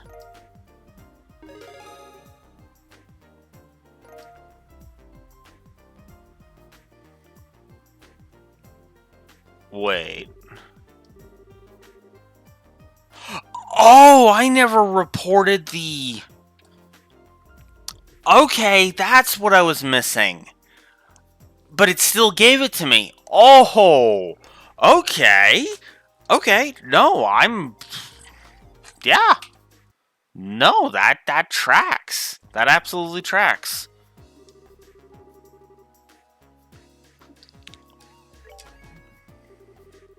Good morning. That was some day yesterday, wasn't it? When you are ready, we'd like to your full report on it. Business as usual, Kilika? I've heard the basics from the factory chief already, but I'd like to expand that account with some first-hand details. Well, explain. I see. So the orbment that was sent to Cassius in secret was in fact something dangerous. The Guild is very interested in these developments. We need to continue working with Professor Russell for the present. We thought you'd say that. When we have some more information, we'll contact you immediately. Oh yeah. Let's double check this. Okay. Okay. Well, that just shrunk to medium. So, I'm going to assume that means that the time frame is shrinking. That's actually a nice touch. I like that.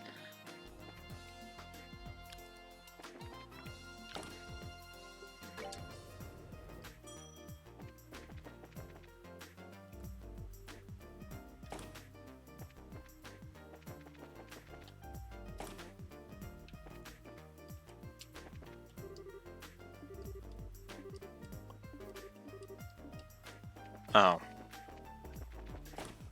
Nope, nope, no, no, no. I did something wrong. It's the third floor I need, I'm pretty sure. I think. Workshop. No, it's not.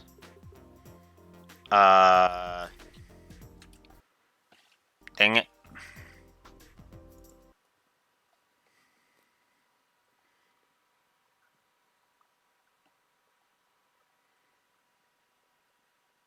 Oh, no, it is the workshop.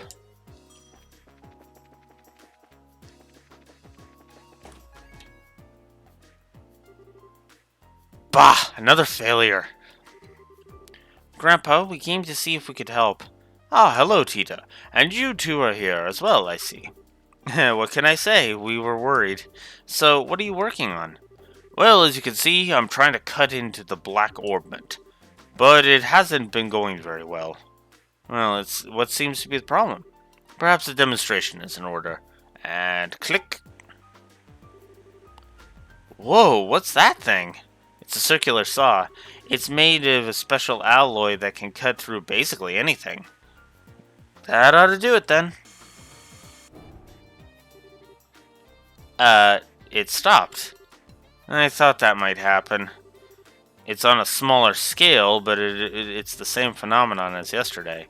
It seems like the black orbment is blocking the functionality of other orbments, interfering with them in some way. And I don't doubt it was solely made for the purposes of killing the lights. Yeah, but Grandpa, doesn't the effect spread like it doesn't the effect spread like it did last night? Yes, good thinking. This interference with nearby orbments seems to spread out, moving from orbment to orbment like a chain lightning. I'd put the range at about 5 arc. But if there are no orbments powered on within that range, well then it's where the effect stops. I see, that makes sense. However, even with that knowledge, there's no way to know why it causes machines to simply stop without getting a look inside it. It's very troubling. Is there any way to destroy the thing? Maybe with a good scream and a really hard whack? Don't be ridiculous. Didn't you see the big saw do exactly nothing to it just a moment ago? Well, yeah. Anyone thought of trying fire? Maybe it'd melt down in a blast furnace or something. If we did that, the insides of it would melt too. Yeah, well, it was worth a shot. Actually, it might work. Really? You know of a way to burn it open? No, that's not what I meant. Orbital power, that which drives orbments to work, can't be used for this problem. We'll have to find a way that doesn't rely on any orbital energy. Is there even such a thing? The combustion engine. It's a device that burns fuel to generate energy. The idea has been around for a long time, but it's very inefficient when compared to an orbital engine. However, all you'll need to work them are the standard tools. Huh, neat. I get it, fire is the key. But Grandpa, I've never seen one of them. I'm pretty certain that there's one under study in the central factory workshop. Oh, you'll need to get fuel as well. Like oil or something? No, it's called gasoline. It's extremely flammable. There's likely a tank or canister of it stored in reserve. Yes, it should do the job. I'll start getting the tools ready. I'll help. Is there anything we can do? I mean, I can't do anything super technical like Tita can. Well, you could go and get the engine and gasoline. It's going to be heavy, but the bracers should be strong enough to move it. Okay, leave it to us. So, where would we find these? Let's see. Don't tell me you've forgotten. I've forgotten. He just said not to say that. Estelle, if you look in the operations room, you could probably find them. What the heck is the operations room? It's a room with a bunch of orbital computers. It's on the 5th floor. We store all kinds of information there for safekeeping. Wow, I didn't even know there was such a place. Then I leave it in your capable hands. It's making coffee, fetching stuff. Well played, old man. Well played. Oh well, let's go find the operations room thingy. To the 5th floor, then.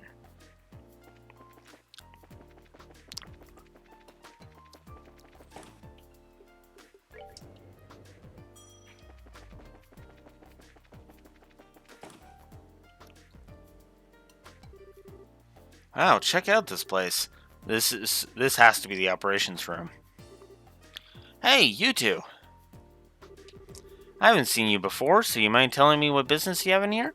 My name's Travis, senior engineer and supervisor. Nice to meet you. We're with the Bracer Guild. We're here at the request of Professor Russell, so if... Professor Russell? He's not in trouble again, is he? Again? You really don't have much faith in him, do you? No, I mean, I realize that he's a genius. He was the one who developed the Capel unit, after all. Oh, but even being acquainted with him results in no end of trouble. Tita, on the other hand, is an incredibly sweet girl, just an all-around good kid. Yeah, I get what you mean. But I don't think we have time to stand around talking in this case. We need to find out where the central factory stores its equipment. Oh, is that what this is all about? In that case, go right ahead. I'll show you how it works. This cylindrical device is a type of computer. It's called the Capel. Oh, these days they mostly get used to assist in airship navigation, but this one is equipped for the fastest general-purpose data processing in the world.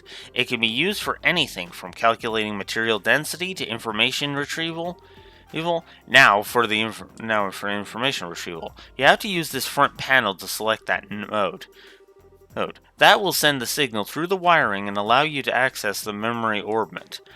There's a quartz inside that trains a rapid light pulse on it, you see. Then it simply extracts the data you want. So, I trust you know how it works now? No sweat. Yep, no sweat. I'm impressed, Estelle. You're way better with modern technology than I am. Okay, so I lied. All this stuff went completely over my head. Well, here's the setup. You change the mode with this panel. And I'm sure you'll figure it out in no time.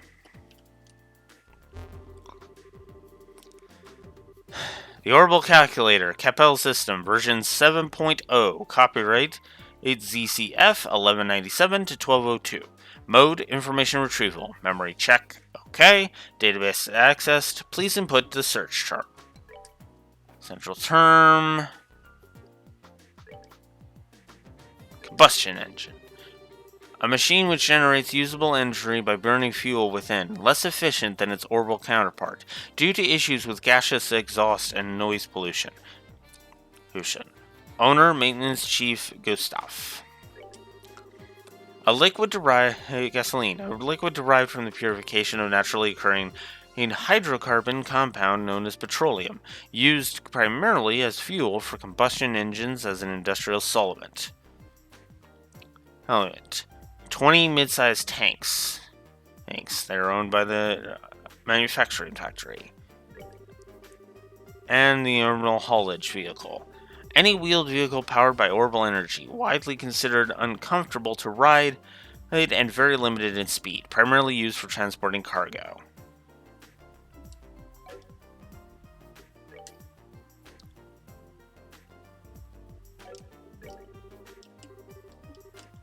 So yeah, this actually lets you do some background details. So that's cool.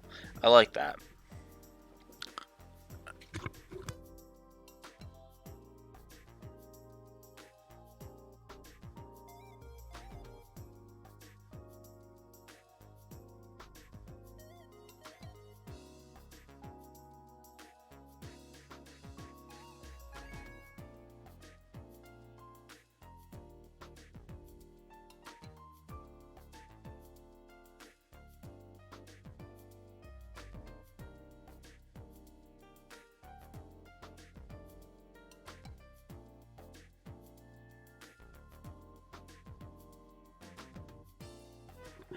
Matt got me food, and apparently my voice is defaulting to anger. I hate it.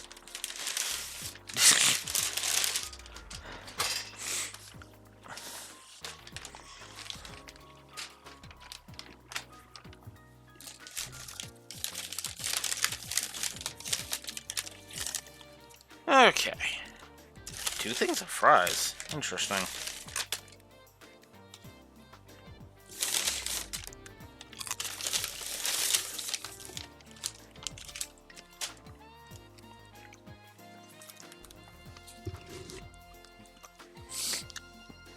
Looks like you found what you were looking for.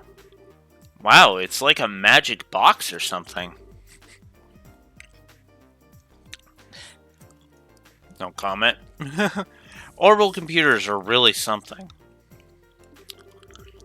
As I understand it, Professor Russell's teacher, Professor Epstein, was responsible for the original concept, but it was Professor Russell's talent that made an idea into reality. If only his presence of mind were on par with his intelligence. Well, Adios isn't one to bestow 2 blessings on one person. By the way, where can we find... Dang it, Nose, come on. By the way, where can we find the guy who has one of these combustion engine thingies? The maintenance chief, right? Where is he? He's currently overseeing the airfield, so you'll have to go and speak to him. Also, the gasoline is likely in Orbit Manufacturing in the basement. Talk to the staff there. I'm sure they'll be happy to get it for you. Maintenance Chef Gustav is down at the airfield working on the combustion engine, and the gasoline is in the basement Orbit Manufacturing facility. Thanks, Inks, you've been a big help. Think nothing of it. Let me know if you need anything else. Whoops. So used to run being on the face buttons, that's why I was doing that.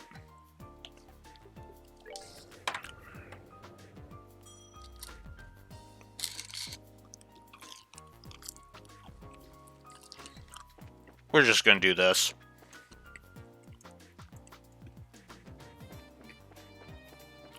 No, that's if I want to go back to Caldia Tunnel, and I don't.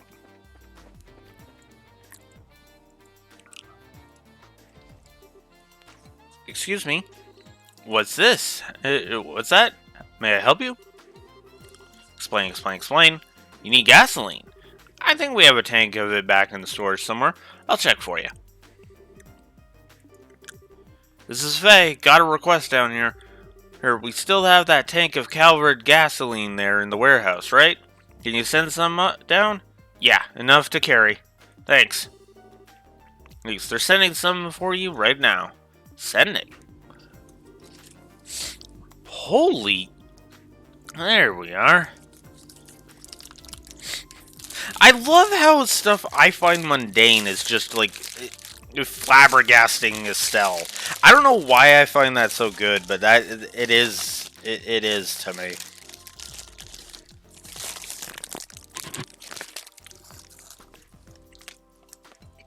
Is this gasoline? So that's what sending is. Neat, isn't it? The conveyor belt system isn't just for ordering goods. It's an entire network that connects the whole facility. Convenient. Professor Russell invented it. Originally, it was just a series of tubes for sending products back and forth Earth, but the professor completely rebuilt the system into something a lot more useful. Of course, getting all the infrastructure in place was a gigantic pain in the... I can only imagine. We have to be on our way. Thank you for your help. No problem.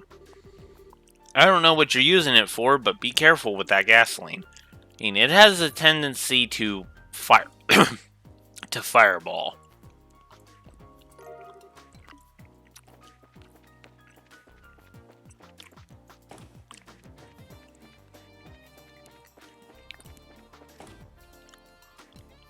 Alright, so now we gotta go to the landing port.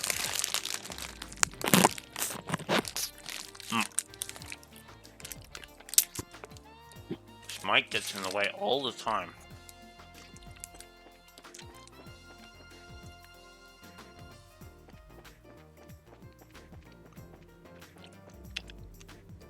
Oh, wait. Actually, I think the landing port's over here. Yep. Oh, whoops. Come on, Alex, pay attention.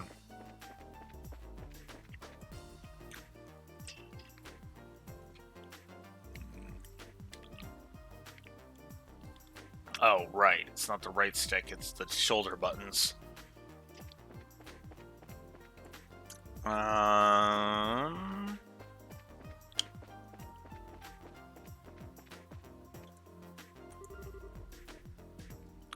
I'll tend to head home. Okay. Have a safe journey home. Home, dude.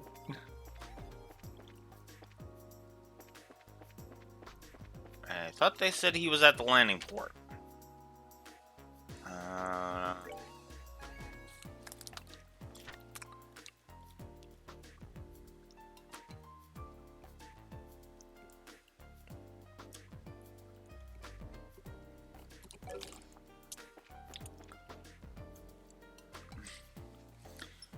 To my walkthrough.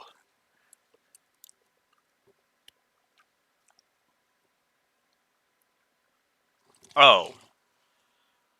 That's why I need to talk to the receptionist. Receptionist at the landing port. Because of course I do.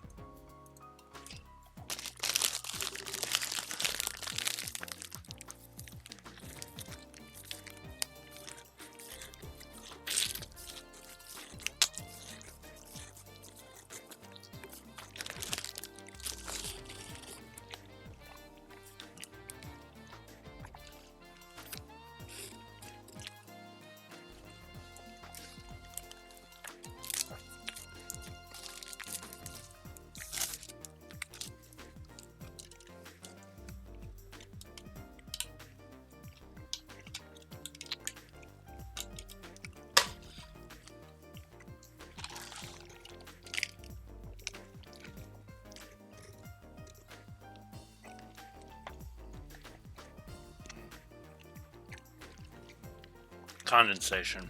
Okay.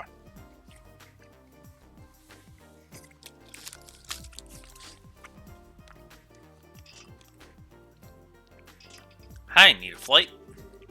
The westbound airship just departed a few moments ago.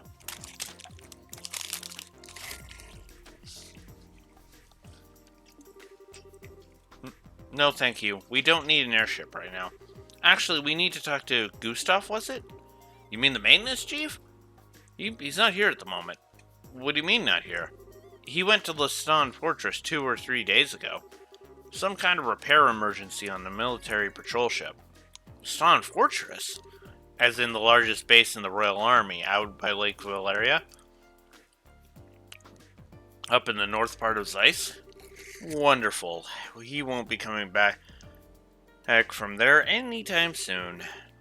So what do we do about the professor's request? I don't know anything about that, but the chief is actually on his way back. He just sent a word to us. Oh hey, airship! Yep, speak of the devil.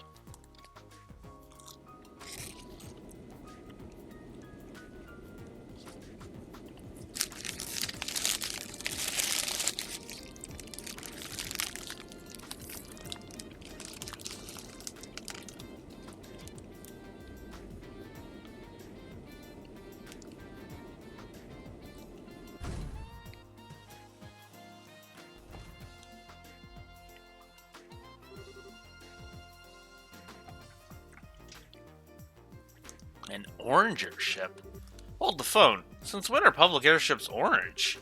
No, that doesn't look like a regular public airship. The shape is wrong and it's got work arms all over it.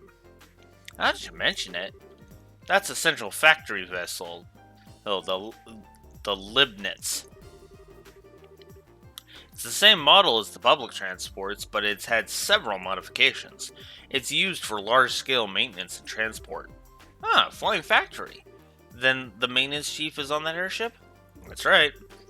Now's your chance. You need to talk to him, no? We do. Thanks a lot. Yes, thank you.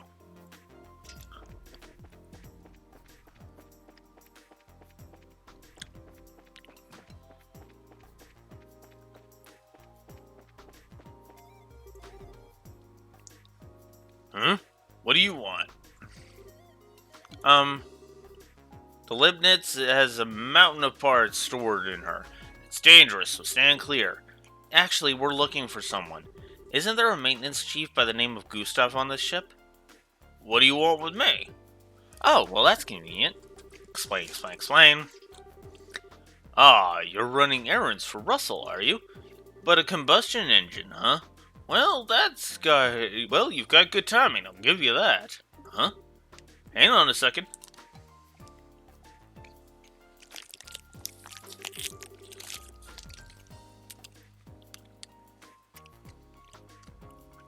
Does he actually have one packed onto the ship? Looks like it.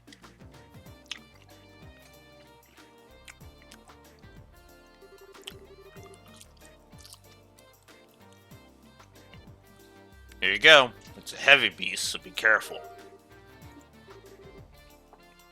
Yow! You weren't kidding. But we can still manage to carry it. You've got some spirit to you, who for such a young girl. Ha ha ha! I like it. Thanks. It's a pretty interesting little coincidence. That old fart wants this thing right after I got it back from the military. Huh? From the military? Yeah, this thing was on loan to them for a little while. Oh, they were using it for some kind of research. As a matter of fact, I only just got it back today. Huh, lucky for us. What's wrong? Oh, it's nothing. Now we've got what we need. Why don't we take it back to the professor? Sure thing. Thank you, Mr. Maintenance Chief. Sure. Give my regards to the old man.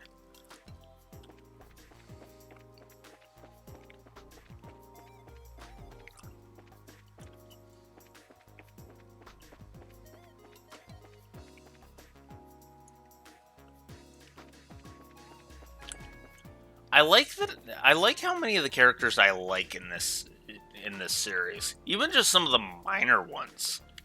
Ones are kind of memorable and fun.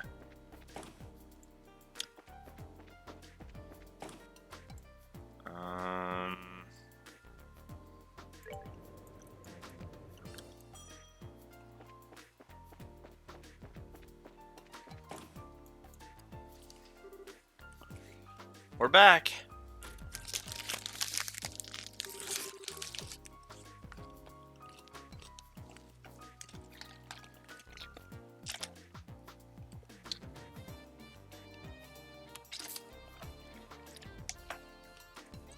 And we brought what you asked for. Excellent. Thank you.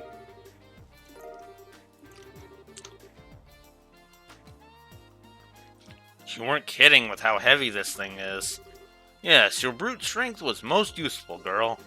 Perfect timing, too, as I've just finished preparing the tools. All that's left is to set up the engine and put gas in it. If you'll go and put on the finishing touches, Tita? Yes, sir. And it's all set. Wow, this thing's really clunky looking. And all of these are all of these engines like this? Yeah, it converts the energy given by burning gas to power the tools. So this way they don't use orbital energy. Indeed. Now let's not dawdle. Let me flip the switch. And click. Jeez, this thing sure makes a racket. It's definitely a lot louder than Orbital engines. It's one of its drawbacks, yes. But I doubt we need fear activating the Black Orbment this way. Let's get started. Whoa! That's some serious sparkage. Okay, shut it down for now. Oh, we've seen how much physical punishment it can take. And how much punishment our ears can take as well.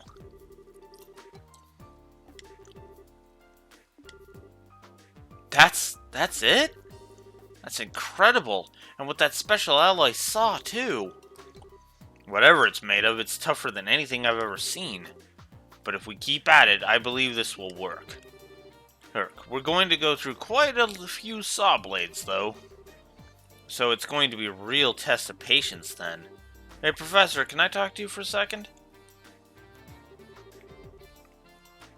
Oh, have you already finished the modifications? Of course I have. Remember who you're talking to. Anyway, what is it? Something wrong? I just received a message from the hotel in Elmo for you. The orbital-powered pump that supplies the hot water for their spa has broken down. Since they can't make any money like this, they'd like you to come and try and fix it. Oh, you must be kidding! Damn it, of all the times for this to happen. But if you're that busy, why don't you send another engineer over? No, that pile of junk is at least 40 years old. The younger techs have no idea what to do with anything that's not state-of-the-art. Ugh, what a pain in the... Grandpa, maybe I could go over and do the repairs, you think? Tita? You took me there to help with maintenance before. I think it'll be fine if I just go. You sure you do I'm sure you do a fine job on the repairs. That's not what concerns me.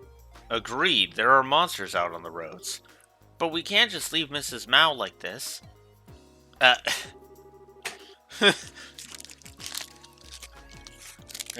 this is where Estelle and Joshua just pipe in and like, we'll come with you. Oh, escort. Warning people through monster areas? Sounds like a job for a bracer.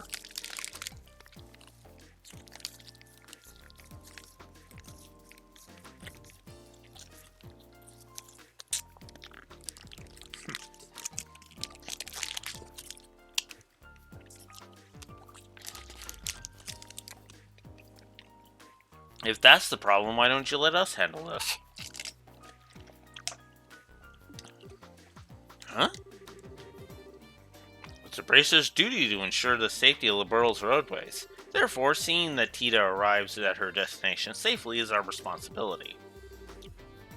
Well, that's another story. If you're all with her, then we don't need to worry. Alright then. Thank you. Are you sure this is okay? Don't worry about it. Kids shouldn't sweat the details so much. So if you're ready, then let's go. Thank you. Thank you both. Okay, Grandpa, Mr. Murdoch. We'll be back soon. Take care, dear. Be careful out there.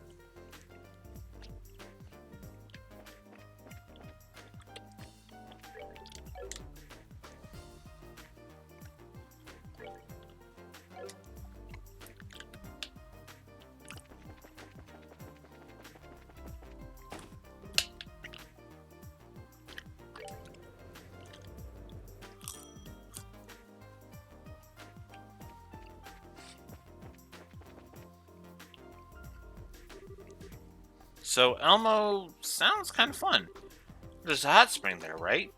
Right, it's a real nice place. My grandpa's taken me there a few times. So which way do we go? There's a big field outside the south entrance of town. You just follow that road due south to get there. Got it. Due south from the south entrance. Well, let's go then.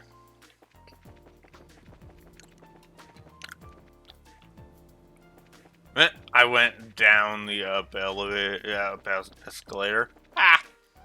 Oh wait, one more thing I need to check before I get started.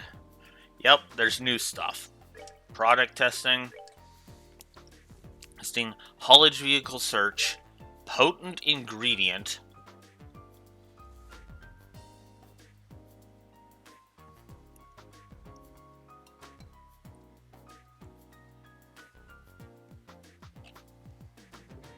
Ingredient: Smoker's Revolt. And Ritter Road Monster. So we got two monster quests now. And sure, and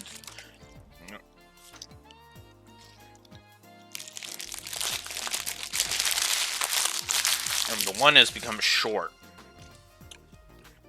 I better look that up on my walkthrough here.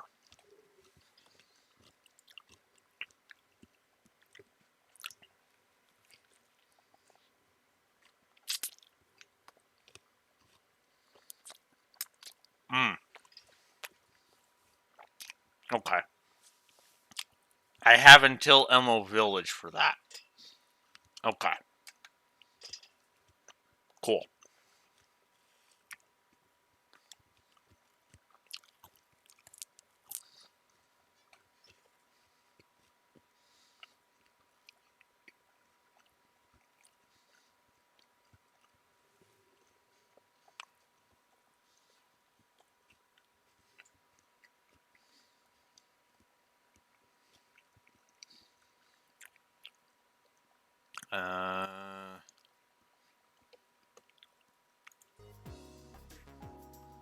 Product testing? No. Potent ingredient, that's it. That's the one I want. Potent ingredient. As I drop a bit of lettuce.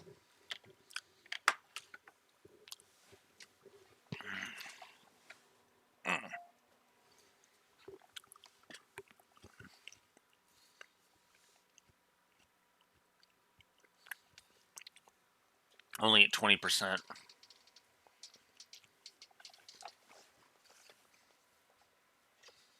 Acerbic tomato.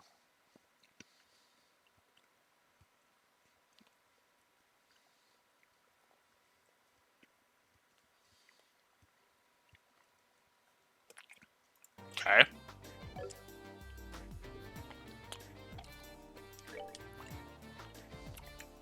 Let's see if I have before we go worrying about it.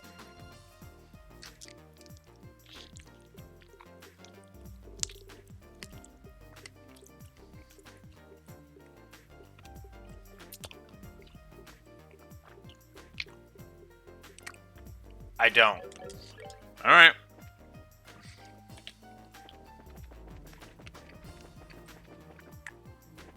Off to the 4th floor factory we go. Or 4th floor lab, I should say.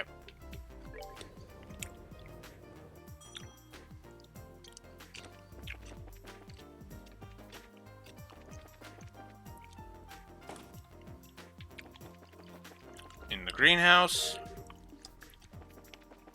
Acerbic tomato.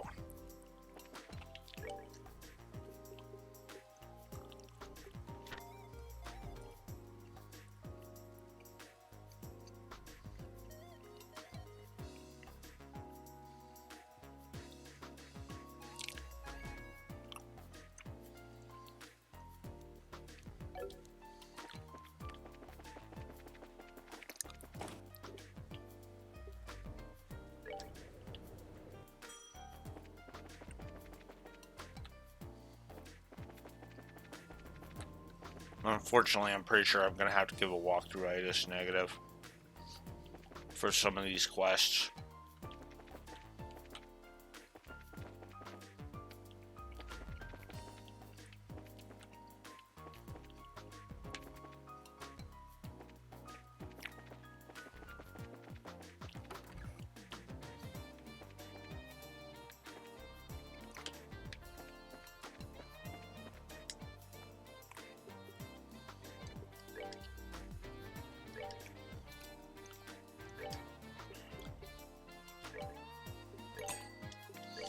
These are starting to get expensive, but that's okay. I don't even know if I bought half of these. Oh, hello there. Do you have a minute? We saw the posting on the bulletin board and brought you some ingredients. Please, let me see. May I have that tomato for a moment? Smells nothing like a regular tomato, much stronger than I'm used to. Let me try it. Ah! What is this? It's terrible. My taste buds have been violated. See? It's just gross. Maybe it'll be good for research, but I can't see anyone wanting to eat it. Well, it sure can't be eaten as is. But it certainly has an interesting flavor and scent. With the right preparation, it could be a useful ingredient for cooking. Maybe. Doesn't it worry you to eat something that nasty? No, I found that strongly bitter foods tend to be very good for one's health. When they don't kill you, anyway. And traditional Zacian cooking calls for some very strong ingredients. I'm not sure I'd want to try that. There, that should be just the right level of bitter and nicely complement the dish. Here, you can be the first to try out my newest dish. Consider it my thanks for introducing me to such an amazing food. Tomato sandwich. I think I'll, save this for later. Now, I need to get back to work. Thanks for everything today. Okay, see you later. Excuse us.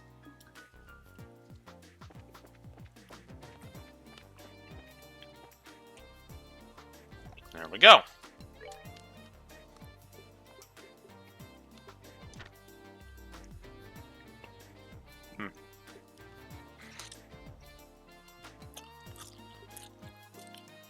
That requires us to search the plains.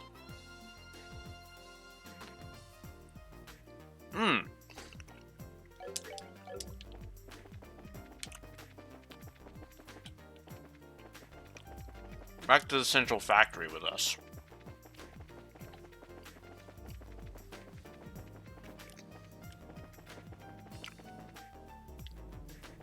We're gonna knock out the side quests that are here in town first.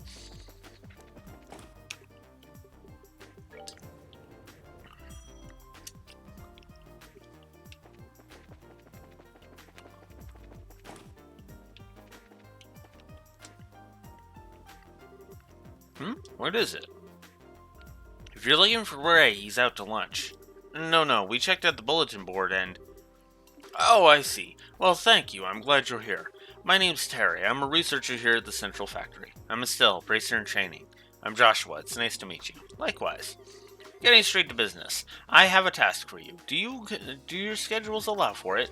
Yep. Sure, I don't see a problem with it. The request said you needed help with testing a new style of sneaker. Could you give us a little more detail? Oh, certainly. But first, here. Alpha Strega. Is this some kind of new sneaker? Yes, the Strega Corporation is conducting research on new products to bring to market. This particular test requires you to wear these prototypes around to various places.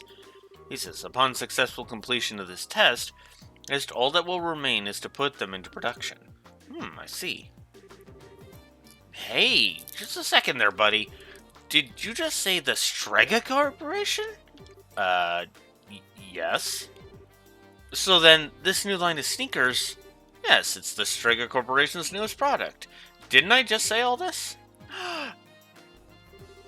Oh, great Hades, thank you for bestowing upon me, us, this magnificent job. Are you alright? Why the sudden prayer? Don't mind her. It's still something of a sneaker collector. More to the point, she's pretty much adores the Strega brand ones. Oh, I get it now. Oh, so you might say she has sneaker mania then. I was just a little taken aback by her reaction. Estelle, would you snap out of it? I get that you're excited, but we have work to do. Oh, yes, you're correct. Well, you certainly have spirit. A scary amount, in fact. So, will you do the test? Please don't pray at me again. Yes, absolutely. See what I mean? It's alright, please proceed. So, we'll take on the job, but you want us to wear these shoes everywhere we go? Yes, that's correct. Right, from the Elmo Spa to the Wolf Fort, all the way to Sanctum Gate. And when you feel you've tested them out properly, bring them back to me.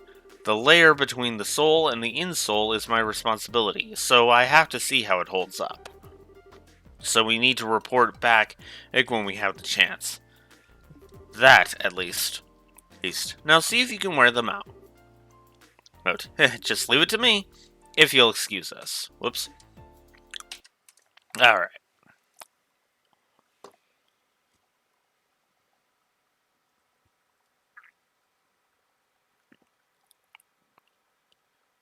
Strong Fortress, Wolf Fort, Sanctum Gate, and all the way back to Erletten, and for the bonus BP.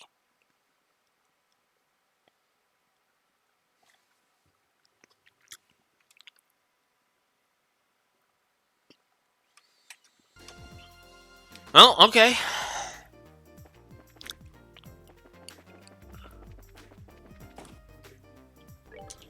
Let's start with Erletten then.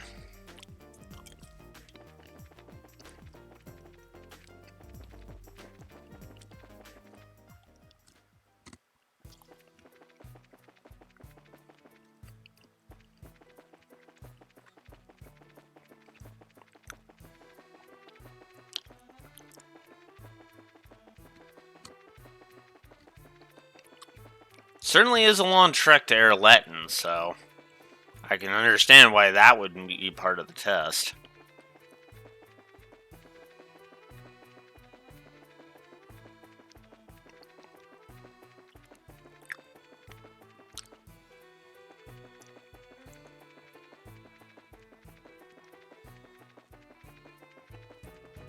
Oh, whoops. I forgot to equip them. That's not good.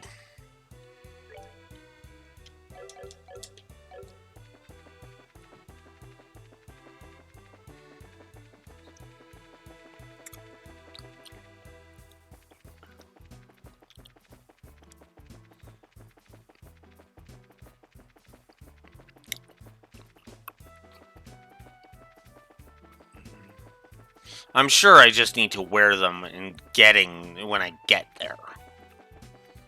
But having them on all the time is a good idea too, so.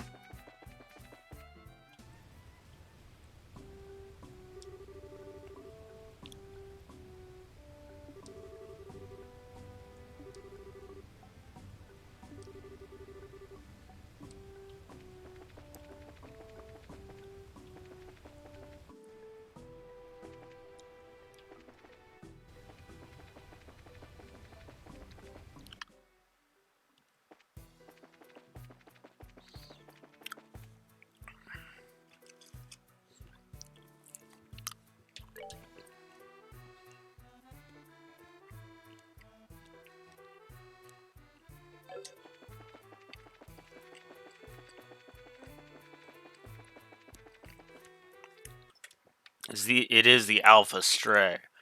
I guess I have to put on, right?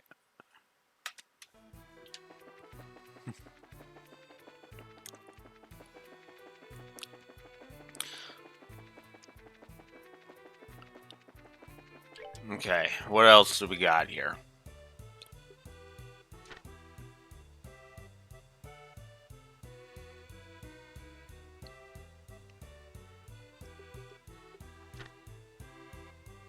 Still working on that one. And these two I need to do soon. Okay. So I guess the next one we'll take on is the Smoker's Revolt. And just get that one started too. Because once we get that started...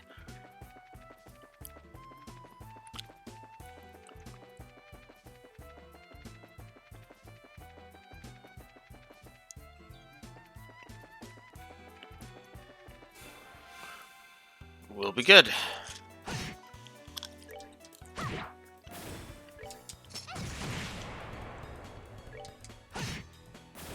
All right, we're good to go.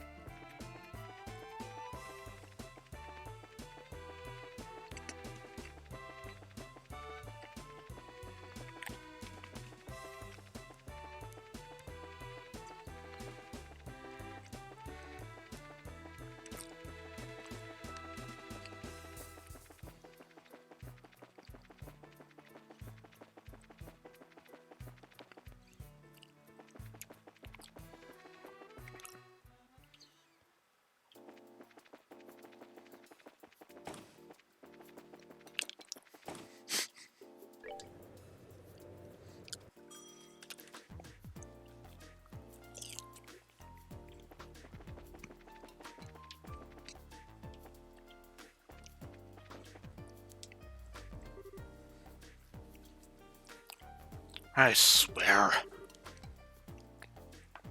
This time, you're not getting away. Good afternoon, Miss Dr. Miriam. Oh, good afternoon. Oh my, so many of you.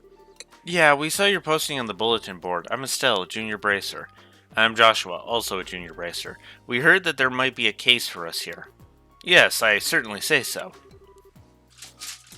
Oh, if you can, it would be ideal if you started your investigation at once. Do you think that it'd be possible?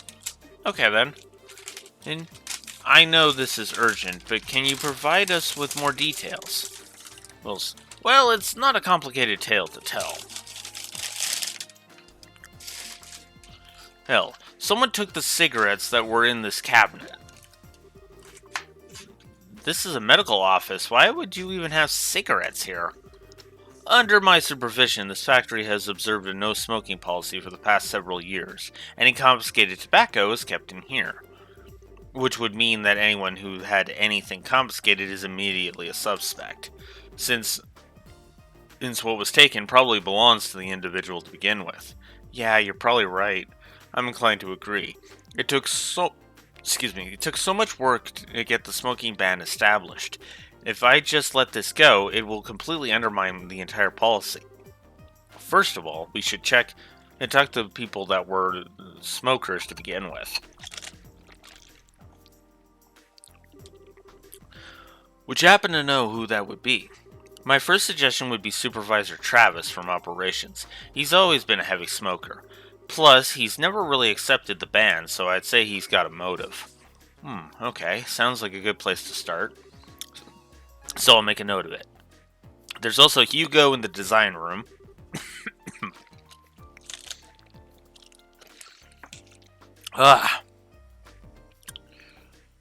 He's probably arranging a meeting in the first floor lobby.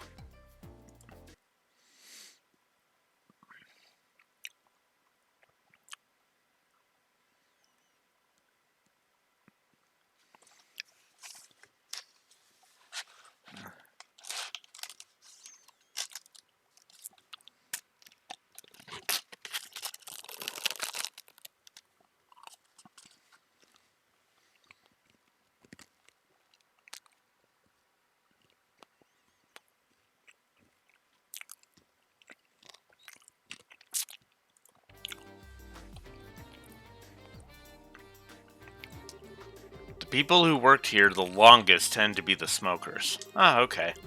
So there's Travis from the operations room and Hugo on the first floor. Is there anything else you can tell us? If not, we can go ahead and get started. Well, I don't know if it will be of any use to you, but there was an eyewitness. Huh? Oh yeah, that might be a lead. And who was this eyewitness? He's right behind you. Antony?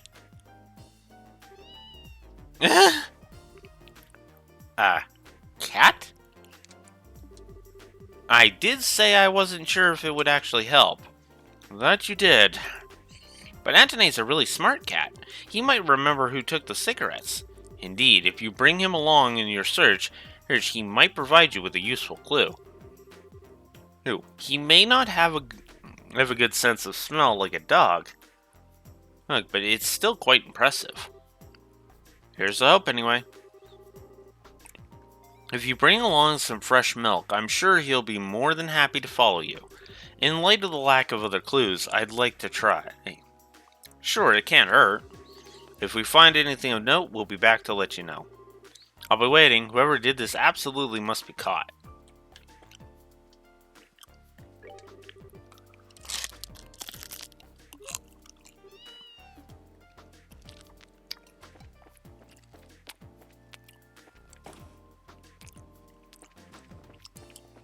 So now we have Antony with us.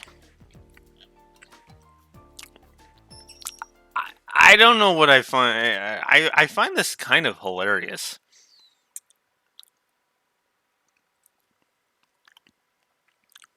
Operations on the 5th floor. Got it.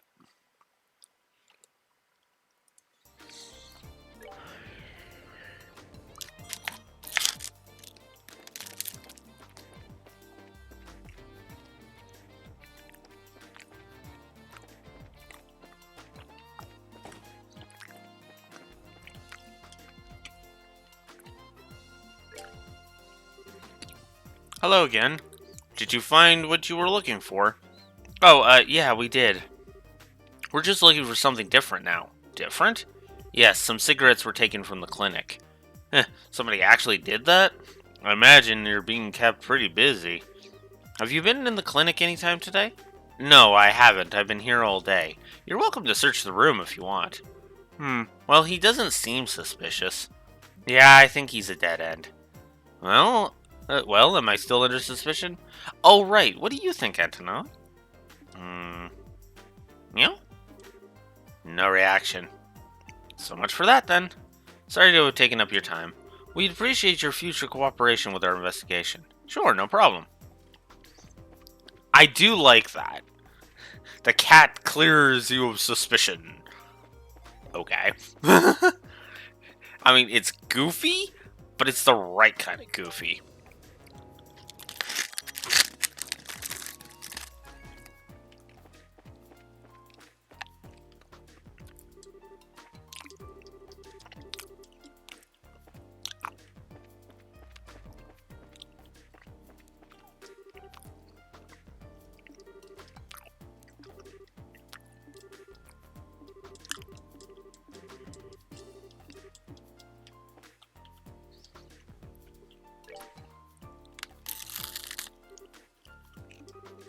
What is it?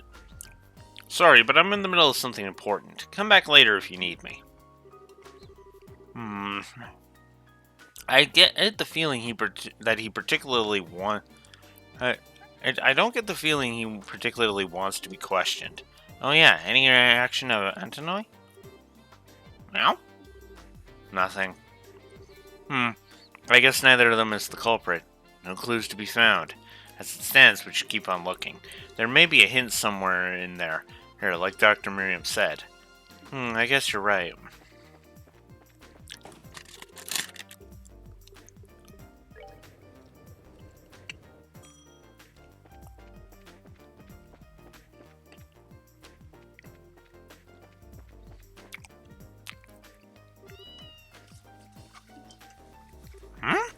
Huh?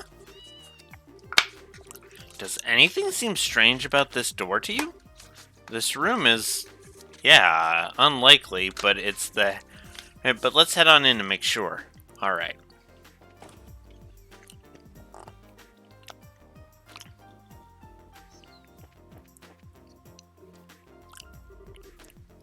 What's wrong? Oh, Antonov. Hey, why are you so fussy? What's this? Looks like we found the culprit. Yeah. Huh? What are you talking about? Mr. Murdoch, you went to the clinic today, didn't you? Huh? No, I didn't. We're currently looking for the cigarettes that were taken from there. Would you mind if we searched this room for a bit? Sure, go ahead. Okay, we'll start immediately.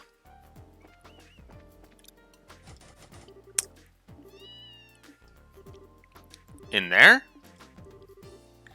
Alright, let's try and find the key. It's gotta be somewhere. Sure thing.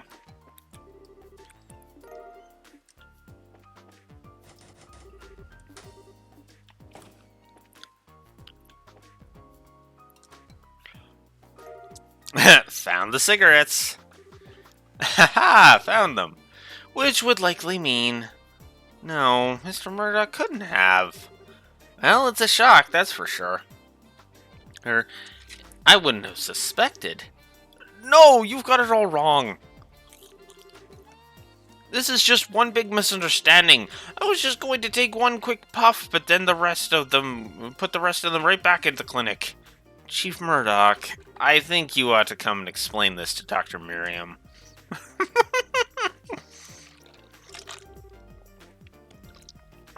I have to say, I'm simply amazed. I never would have suspected you, of all people. I'm sorry.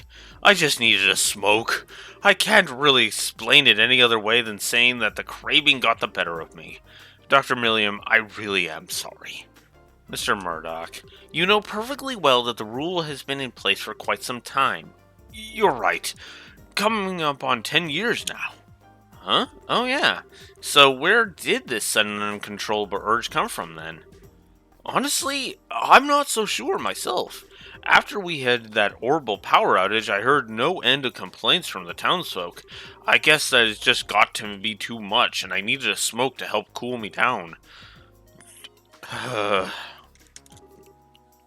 Mr. Murdoch, I'm sorry, this is all because of what Grandpa and I did. No, Tita, you haven't done anything wrong, so don't apologize. This doesn't really even have anything to do with the professor. Maybe you should take a little break or something? It seems to me that this was all because of too much stress. I do understand your situation, Mr. Murdoch. I think I'm willing to forgive and forget in this case. What? Really? Instead, I'm going to insist that you take a decent break. You're just going to ruin your health if you go on like this. You're right.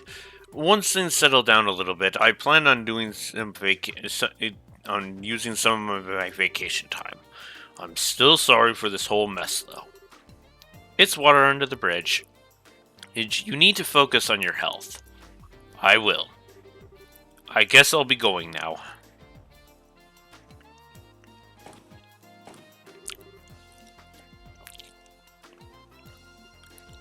Phew, that's kind of sad. It's not like he was trying to cause trouble or anything. Be that as it may, the factory is still his responsibility. Well, that much is true. Now, I really must thank you all. You've handled the case brilliantly. You're welcome. I think half the credit has to go to Antony, though. Yeah, no kidding. I'm glad my suggestion bore fruit. I trust you'll be nice to him if you should meet again. Of course. Well, thank you again for your help. I'll be certain to call upon you again, should another incident arise. Glad to help. I think we'll be on our way then. See you later.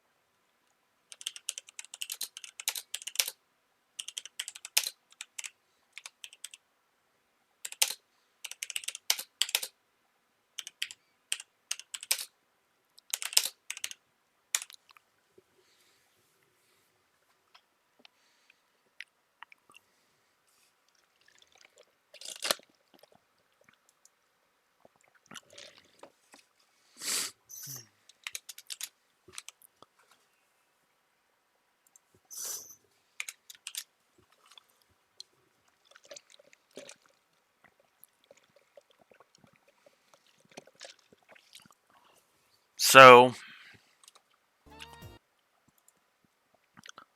+2 story. Smokers revolt. Now, I should explain this one. Murdoch needing a smoke after, or I should say, getting the craving. I had to retype the thing because I made the same mistake. Him getting the craving for a smoke because of all the stress that was caused by all the complaints lodged at him because of the Orbital shutdown incident makes a lot of sense. And it feels like it's trying to be believable and / realistic without stepping too far. It's not grr realism because fuck fantasy. It's more sprinkling a little dash of realism. Somebody getting stressed out that they need a smoke? Completely believable. Take it from somebody who has lived with smokers his entire life. Every place I've been has had smokers in it. My parents smoke. Matt smokes. He's been trying to kick the habit, admittedly, but that is a damn hard habit to break. It's actually one of the reasons why I don't get mad at him for that, because, I mean, it makes sense that he has a hard time breaking the habit because it's one of the hardest habits to break, if not the hardest. I always forget if there's one above it. But it makes sense. It makes perfect sense, right? And I do like that the fantasy element does come in to where Dr. Miriam is just like, because it actually shows Dr. Miriam isn't a heartless, you know what.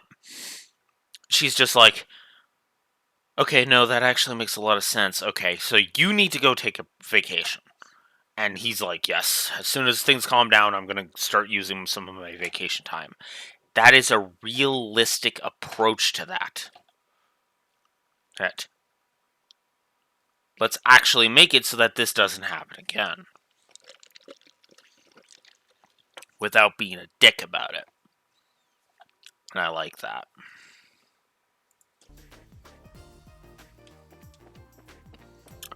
Alright.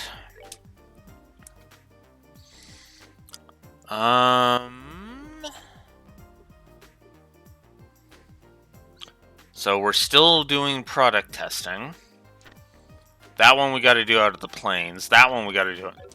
So everything requires us to leave town. Okay, cool. Let's go do that.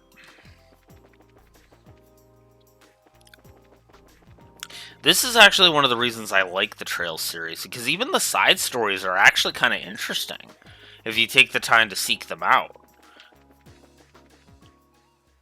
And I like that. It actually adds to, well, everything about this. And I like it when it's in there. Simple. These things don't go down in one hit now. Still don't go down in one hit. I know it's one chapter from the final chapter, but still. Okay. You know what? Just in case I screw this up, let's get a safety save in right here, because I haven't saved since the chapter began, and that's yeah, that's a lot of events.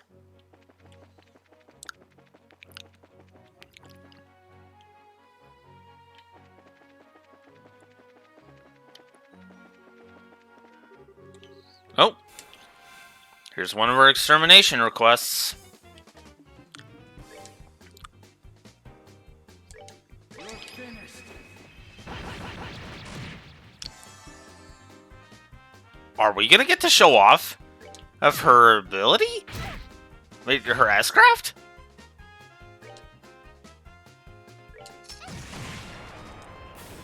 Almost.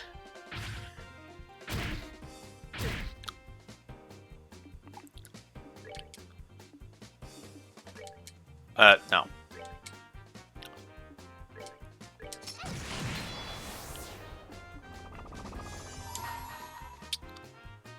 about no?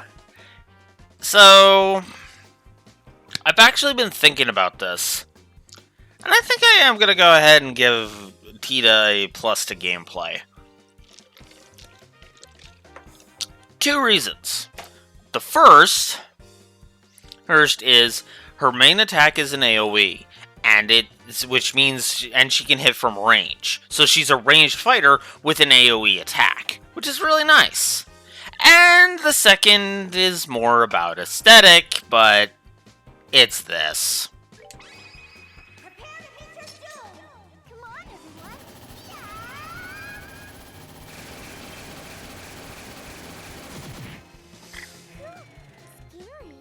A 12-year-old with a fucking minigun.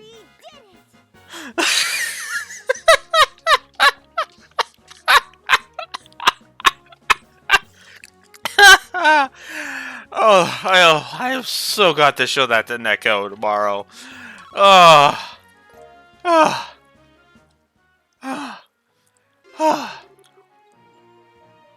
Okay.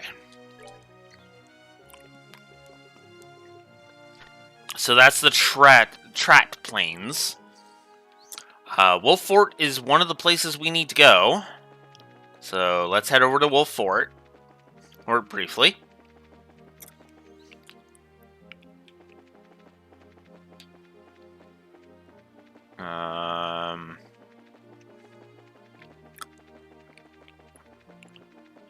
I love being able to hold down the button and actually have things.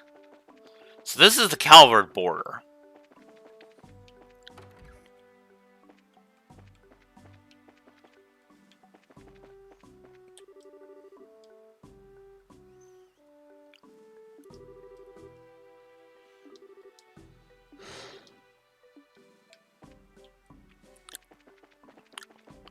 So yeah, I like that. So we visited that.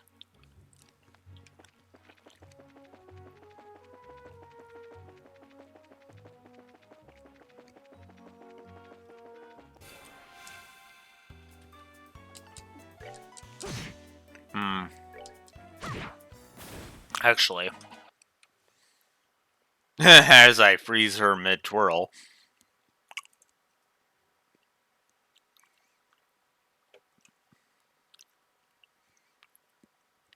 Okay,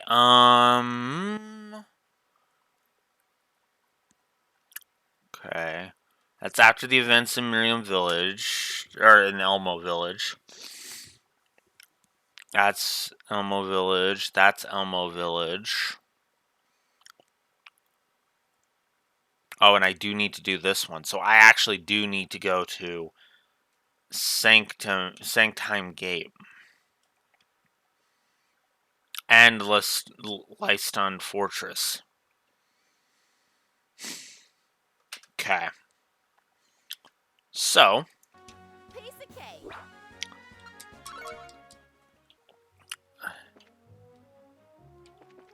So we're going to have to check that out. Carnelia Tower is another thing.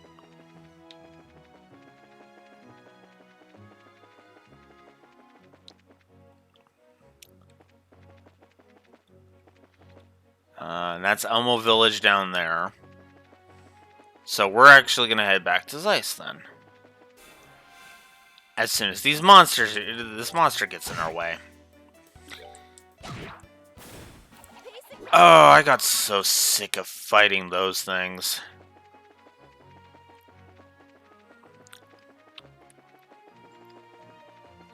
Good, I'm going the right way. Alright, so...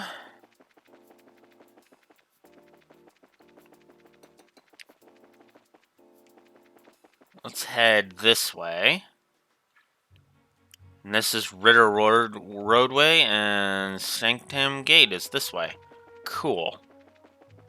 It's the only location showing up. Huh.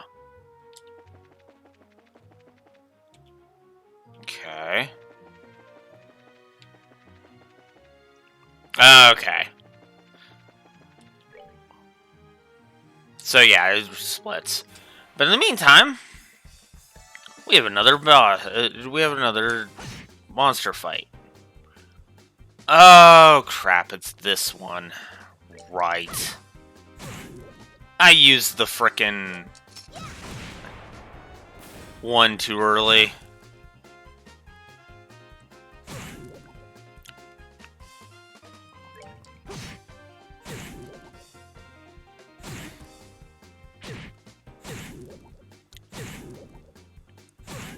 Jesus.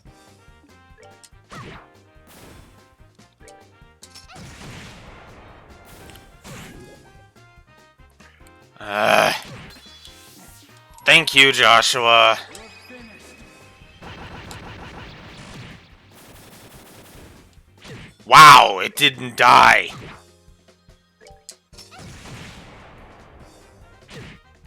I know that wasn't a full-powered one, but still. There. Yay, 10x for that one.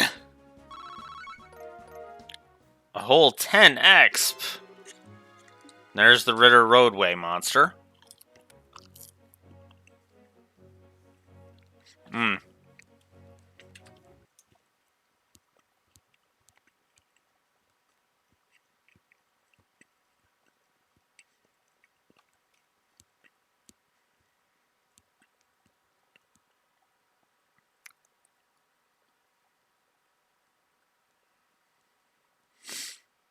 Okay. After going there, that's that one. Okay. So as long as I go and pick that up while I'm in Elmo Village, we're good. Okay, cool. Alright, so let's start with Leston Fortress.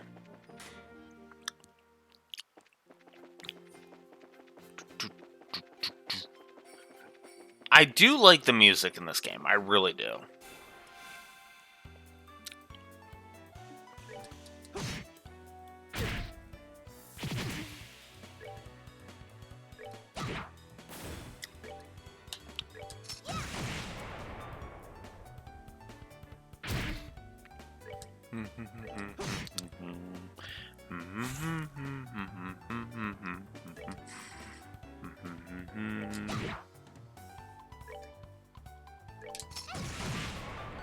Ah.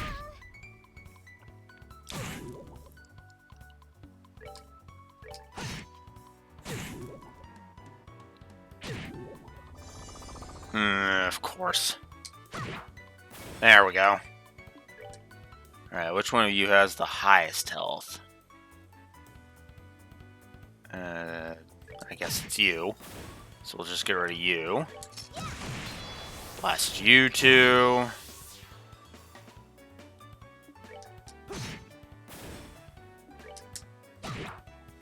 Oh, come on!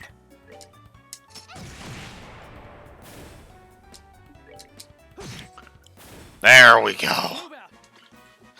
7 of them that time.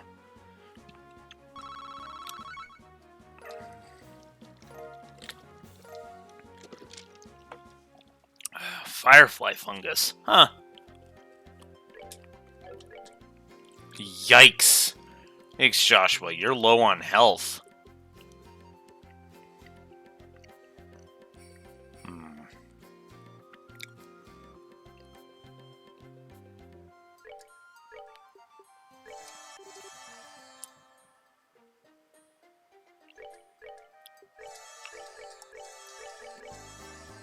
Let's get rid of some of these low...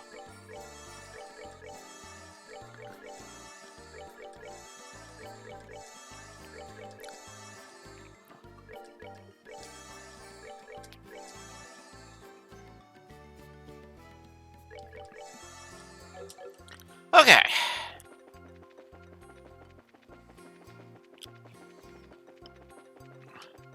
I love having a whole bunch of healing items. But yeah, now I actually have to start paying attention during fights. Holy crap. That's... wow.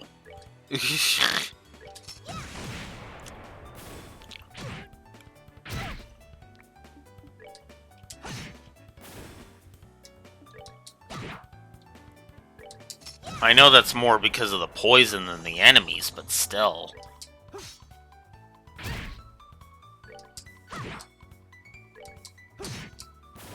All right, we're good to go.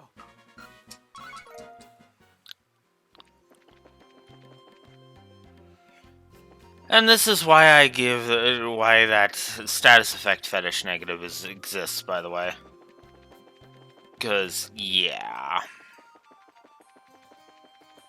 And the trash having too much health issue, too.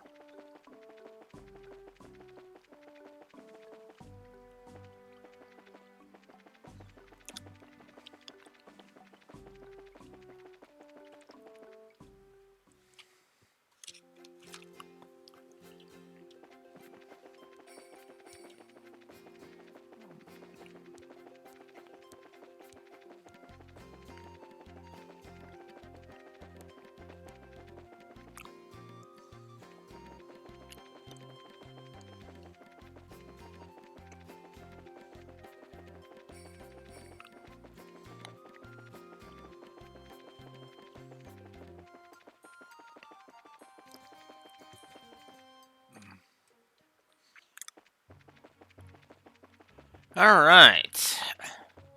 Next up.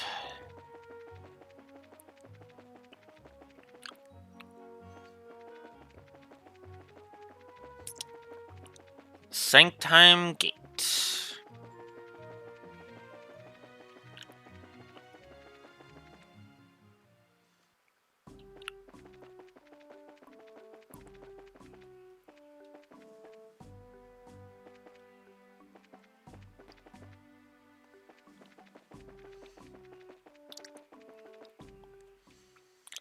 And I'm going to assume that's it.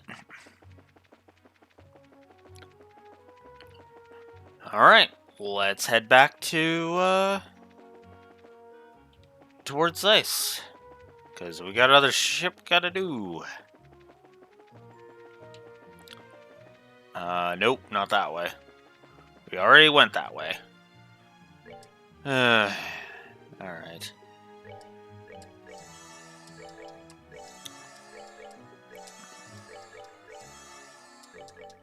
I do like that so many of my items restore so much HP. Like, even my lower ranking items are restoring 300 HP per go right now. And I have plenty of them, so...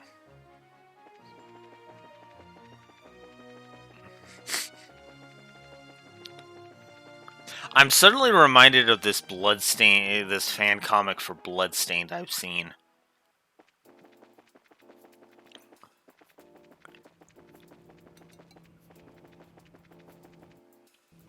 Where I'm like, huh.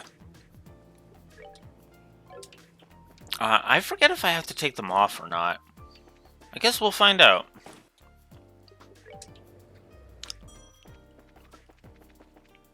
Clinic lab, here we go.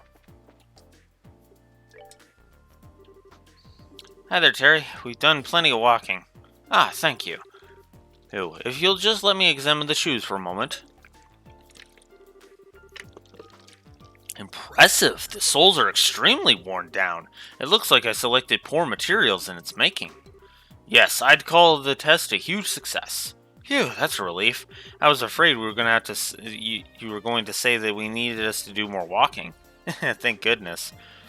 So, were there no problems? No sudden slips or material going rigid? Nope, it all went fine. They fit great and were as comfortable as a worn-out old pair of shoes. True Stragas through and through. Ah yes, you're a big fan of the Straga brand. Perhaps I should give you a gift then. Since you exceeded my expectations in the test, I'll give you an equivalent bonus. Are these what I think they are? They're a reference copy of a new product line. It hasn't been announced yet, but they should be available in stores soon. Are you sure it's okay for us to have these? Yes, they've already passed this phase of development, so I don't need them anymore. I'd rather they be on the feet of someone who can appreciate their true value. Wow, thank you! Ooh, we get to help with development and got a brand new pair of pre-production sneakers in the process. Best job ever. My sentiments exactly. Thanks to your efforts in testing, my research results are sure to be certified. Good luck with your work. I can't wait to see the next new product. Yes, I'll be reporting these results to my boss right away. Thanks for everything. See you later. That's product testing complete. Alright, so we just have the haulage vehicle thing and the haulage vehicle stuff and the librarian missions.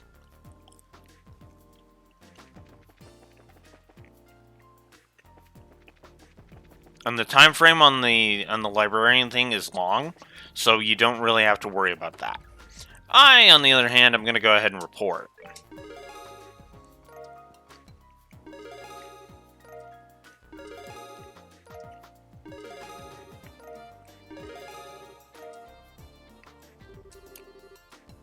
Didn't think that would be enough to move us up to second class yet. I'm going to assume that's a ways off yet.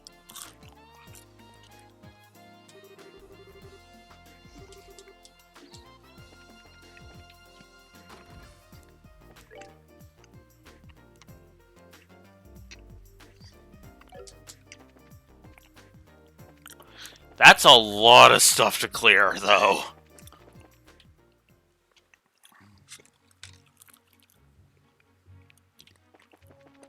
I still can't believe I actually got that BP for the thingy. Oh yeah, I should double check where I'm supposed to go for this.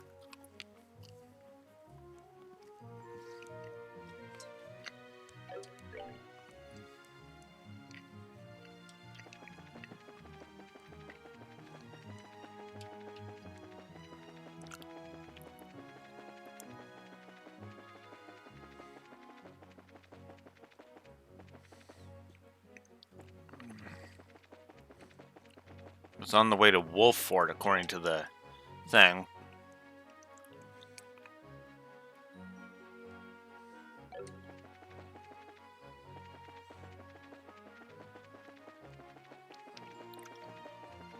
Oh hey, here we go. I'm guessing it's broken? Yeah, looks like it. This would have to happen in the middle of nowhere like this. Hey, what happened? Looks like you're in a bit of a pickle here. As Blue Wolf's internet gets screwed over again.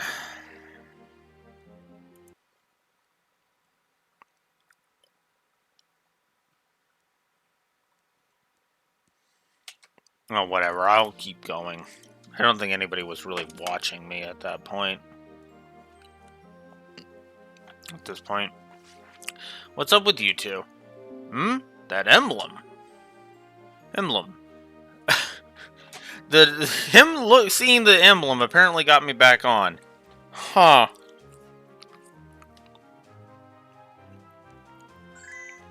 Okay.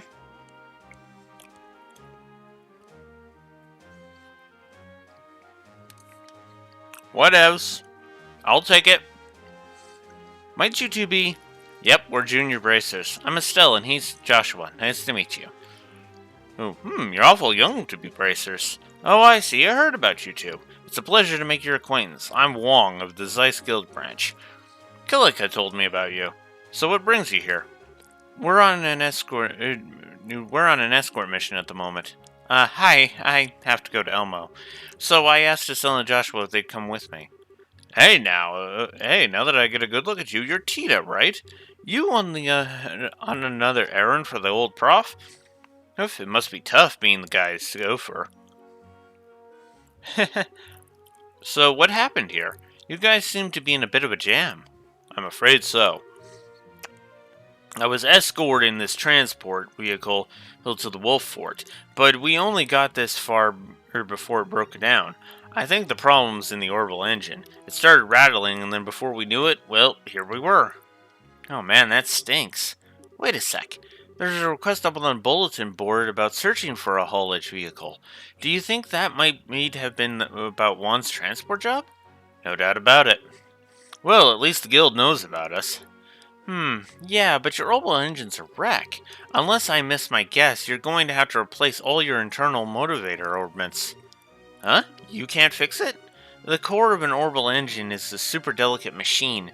You'd need a professional technician to give it that kind of complete overhaul. Hell, it just can't be done with simple tools. I understand. There's no way we'll get it repaired outdoors. Huh? What's wrong? See for yourself. Monsters? Juan, look up! Whoa! Stay back, Bruno. Okay. Ah! Crap, there's more of them. Ah! Wong, you handle the ones back there. We'll take care of these. Alright. Alright, let's show them these things who's boss.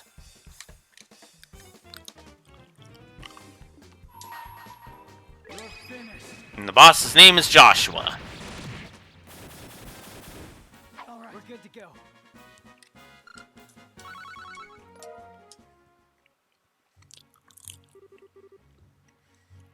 That should be all of them. Yeah, we got them. Phew, thank goodness. Indeed, and no casualties. Oh man, my life flashed in front of my eyes. Now, we're okay, but what comes next? Good question. I think our first priority should be to get our vehicle moving again. But we can't repair it, can we? It sure won't be easy, which means our only option is to change out the parts. The manager of the transport vehicles is Prometheus from the central factory. He'd probably know where we can get replacement parts we need, but we'd have to go all the way back to Zeiss for that. I just don't know. Oh, what do you think, Bruno? Back to Zeiss then? It probably won't do any good, but I want to try getting it to start for a little bit. If it starts, we're golden. If not, back to Zeiss we go. That works. Gotta stick with it, huh? You know me. So, I guess that means we're going to try holding out here for a little bit. That's fine, just be careful, okay? Don't worry about us. If things start to look too risky, we're heading straight back to town. And you watch yourself on the way to Elmo, okay, Tita? I will. If you get a chance, let Prometheus know what's up, okay? I'm pretty sure he's in the central factory, 3rd floor design room. Okay, we'll see you later. Take care.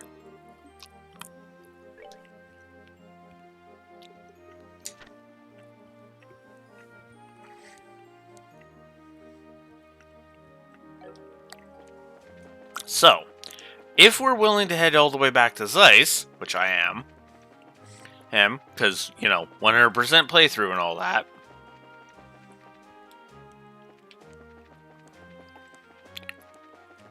then we can actually get, we've actually got another mission we can complete.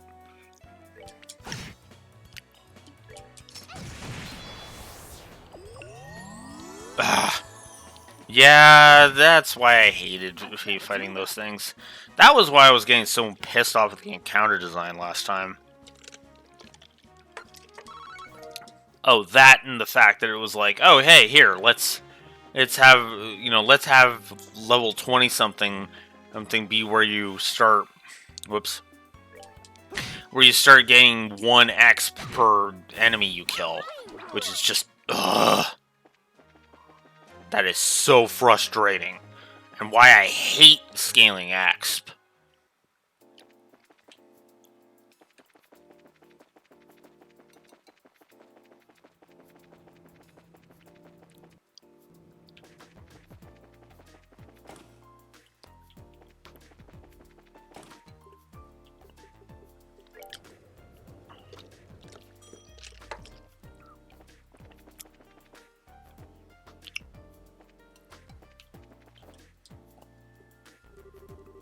Excuse me, do you have a moment? Your name is Prometheus, right? Ah, hey, that's me. What can I do for you? I just need a few moments of your time. We're actually looking for a vehicular orbital engine. We were told that you were the man to ask.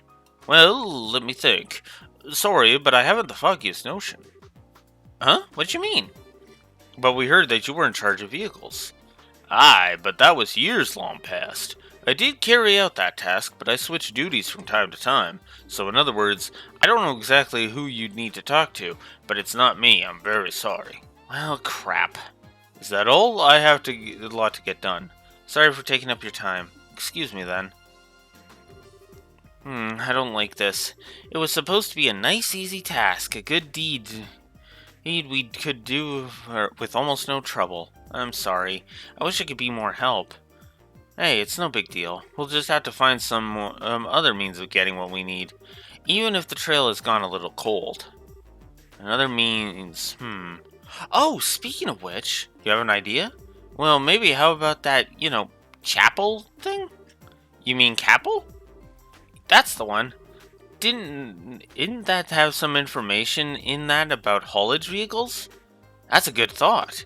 If we take another look at the apple, we could probably find some useful info. Let's go ahead and check it out. Okay.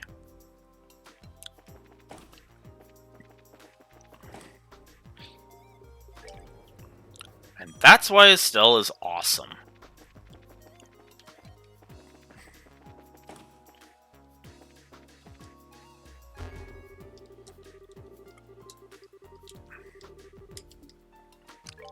Alright.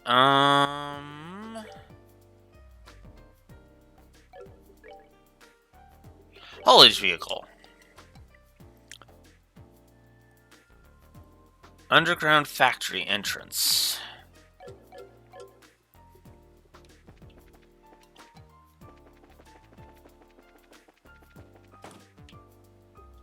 Whoops.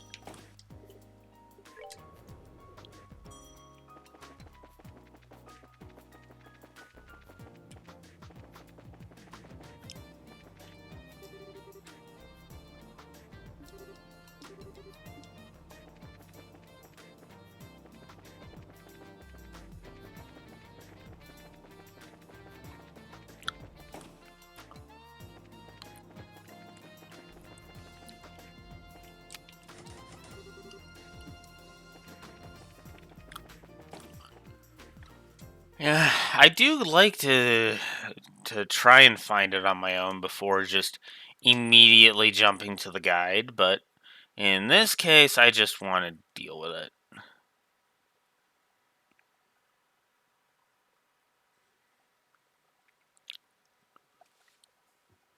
Oh. I guess that makes sense.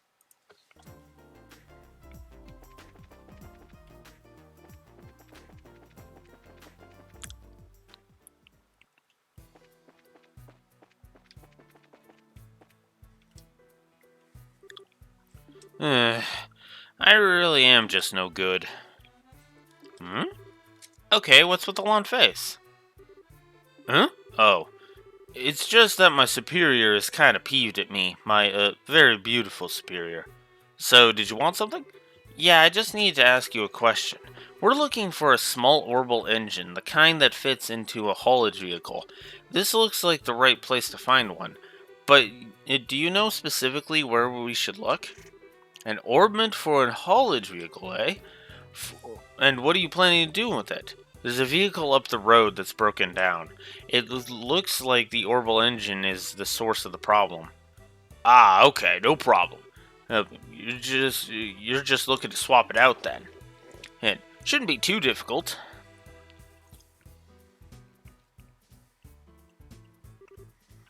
Here you go. Oh, it's the only one I've got, so make sure you don't lose it along the way. Thank you. Okay, let's take it over to Wong. And they're probably still on the Trait Plains Road. Yeah, probably. You folks be careful too. We will, thank you very much. If you'll excuse us then.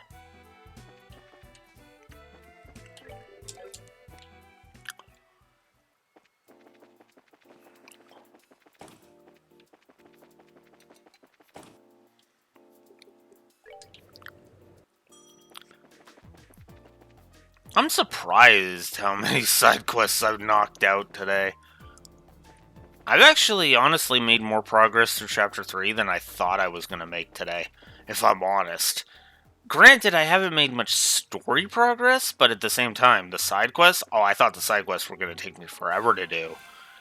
But no, at this rate, I might actually get at least 2 Grand Seal. We're good to go. What now? Oh. Okay. So 2 more hours. Hours to go. That is how long I intend to keep going. So however long we can get in 2 hours. If I'm right in the middle of a major cutscene right at 6, then I'll keep going, obviously, but... eh. Oh my god.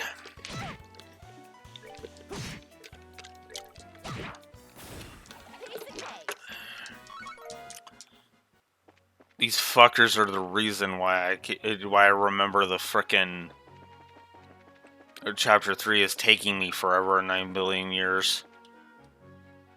Could have sworn it was... It's around here somewhere. There he is. Hey, how's it coming? Welcome back. I don't suppose you found us a replacement engine, did you? We sure did. Sorry we took so long. Oh, really? That's a huge relief. I tried everything I could think of to get the thing started, but it was all for nothing. We were just about ready to give up and return to Zeiss. Really? Well, we made it just in time then. And let's go ahead and get the vehicle fixed. Yeah. We'll have the overall engine swapped out in a flash. Go for it. I'll help. And there we go. Let's give her a whirl. Yep, she's good to go. Nice! We can now finally get that cargo moved. Your grandpa must have trained you. You're young enough to still be going to Sunday school, but you're amazing with machines. Well, we're going to get out of here. Here, you guys be careful. We will. We'll talk again. Thank you for your help. Take care.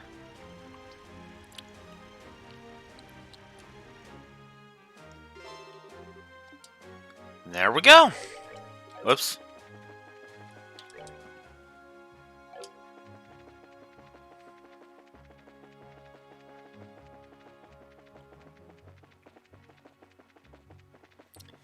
All right.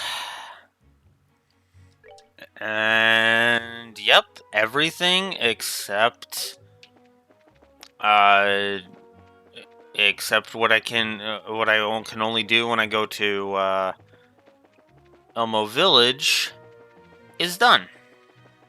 So now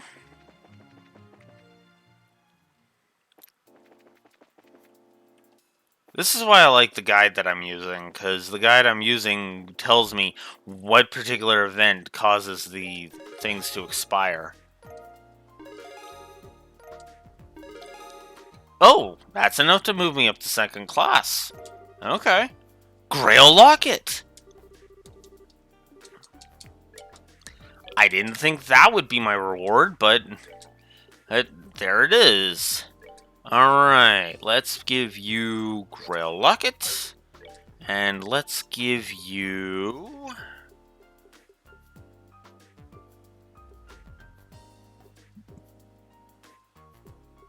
yeah, let's prevent death blows on you. Nice. Now both Estelle and Joshua no longer have to worry about status effects. Okay. Time to move on and to Elmo Village.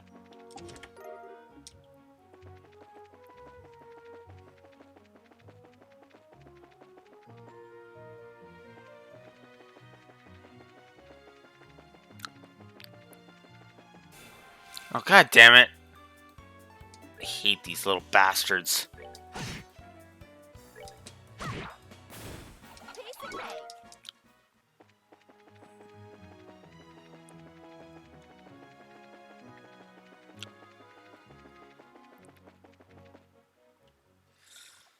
Alright. Elmo Village. Here we are.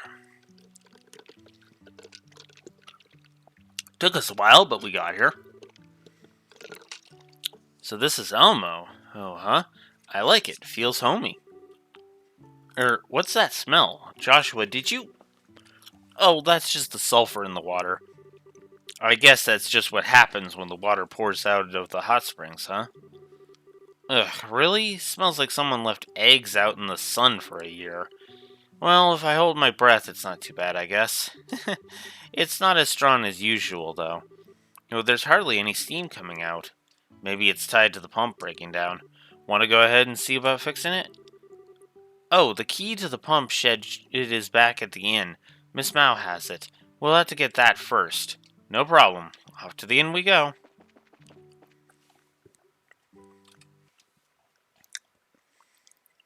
But before that...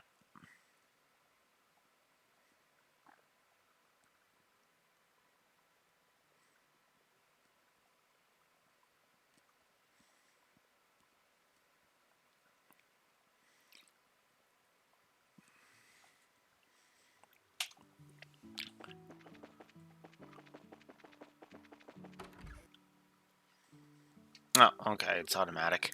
Hi, Mrs. Mao. Oh, hello, Tita. I'm glad you're here. Sorry, I'm sorry for all my accents, as usual. Mr. Murdoch just got in touch with me a little while ago.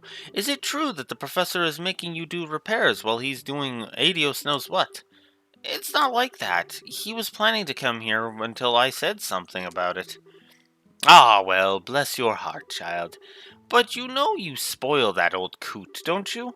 He's always been the sort to completely lose himself in his research, given half the chance. Energetic old granny, isn't she? Well, she obviously knows the professor. And who might you be? Oh, let me introduce you. This is Estelle, and this is Joshua. They're from the Bracer Guild, and they're looking out for me. Hello. It's nice to meet you. Well, what do you know? Please do pardon me. I'm the owner of the Maple Leaf Inn. You can call me Mrs. Mao. Russell and I have been friends since we were knee-high to a grasshopper. Tita here is almost like my own granddaughter. Oh, okay. Oh, right, Mrs. Mao. Is the orbital pump really broken? I'm afraid so, dear. I think the 40-year-old beast may finally be on its last legs. Ah, well, I wanted to replace it at some point anyway. Can you handle it, Tita? You betcha. Okay, just a sec. Just go north of the village square, up the hill, and the pump shed's right there. I really appreciate it.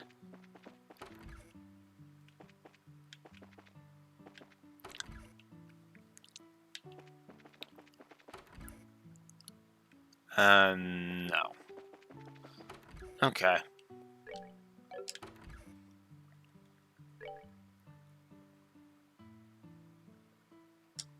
Okay, no.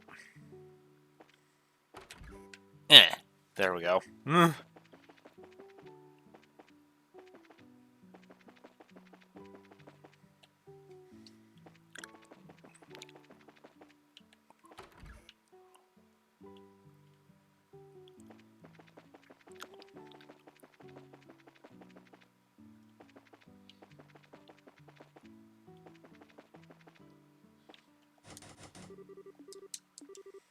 So this is the pump shed? That's right. It sends hot water to the inn and to the well in the town square. Well, let's try that key.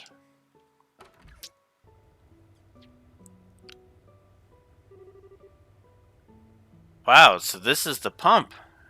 Huh? Oh, that came from the game. I was like, what?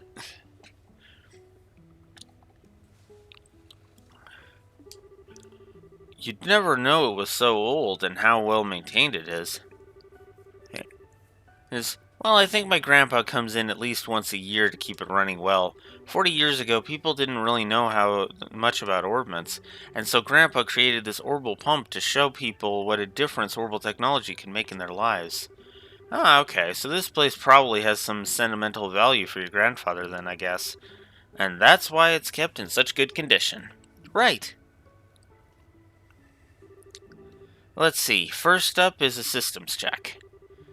And if that's okay, then we make sure there are no problems with the impeller or pipes. Can we do anything to help? Oh, it's fine. This is a one-person job anyway. You guys should just go to the inn and relax. It might be the caviation and the water hammer. What to check next? Aha! It's a surging problem. I figured we wouldn't be of any use. Apparently not. Maybe we should take her advice and wait at the inn. This is why I like Tita, because it's just, yeah.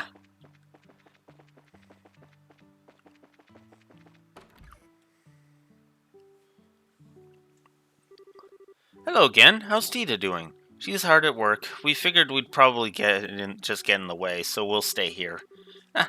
Well, you just might be right at that. She's almost as talented as Russell himself. Hard to argue with that after watching her at work. I'm just amazed that she's working at the central factory at her age. And no matter what, she's always so sweet. Always has a smile for everyone.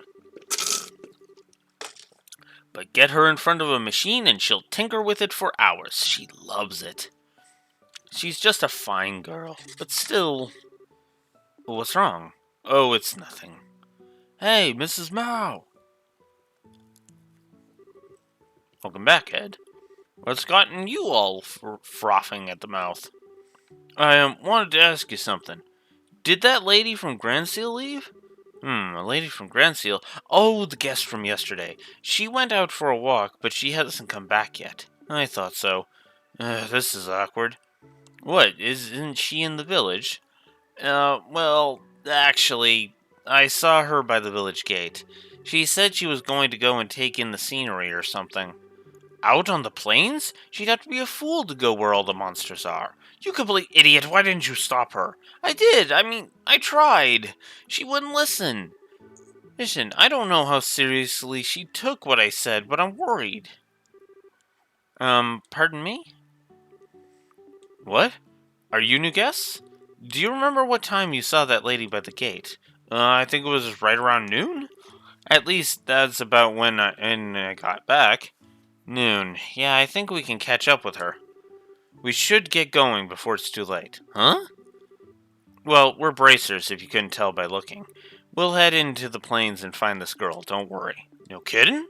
What a stroke of luck. Yes, please. You have no right to ask for their help. But fine, the guest's safety is paramount. I hate to impose on you two, but please look after my guest. Will do. We'll be going now.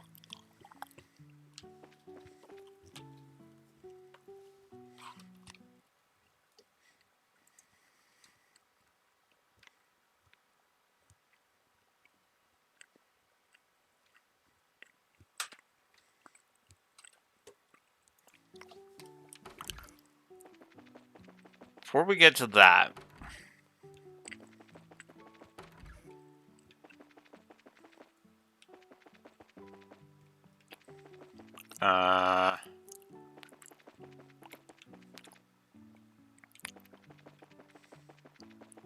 here we go.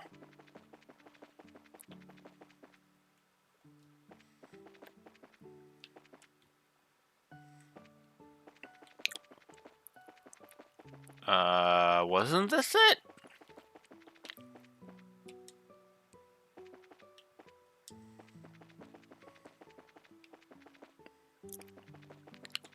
Here we go.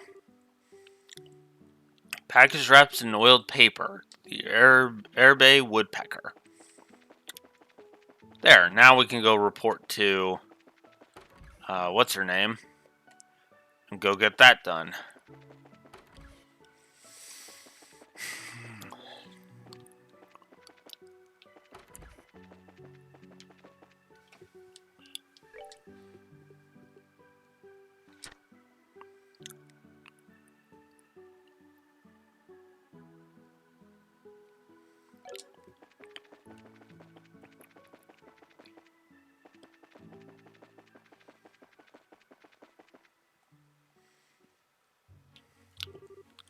Now let's see. The Plains Road is so wide. Where should we search? Supposedly she said she was going to take in the scenery, so it seems likely she wandered away from where the road's paved. Oh man, well that's going to be really safe, isn't it? But hey, no biggie. Let's find her and bring her back, hopefully with all pieces intact. Whoops.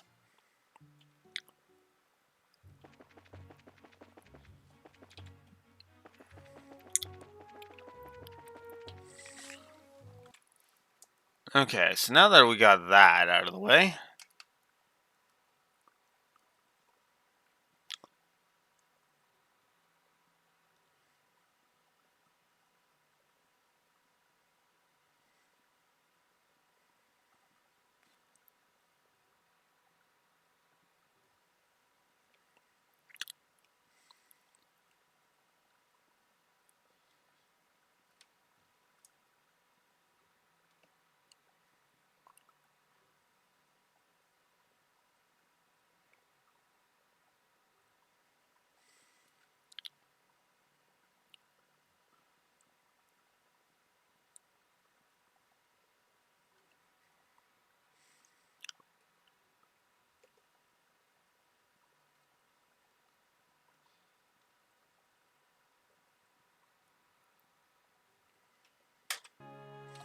go west and you will hear somebody shouting for help. Whoops.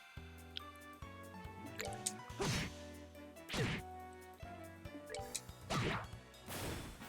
of cake.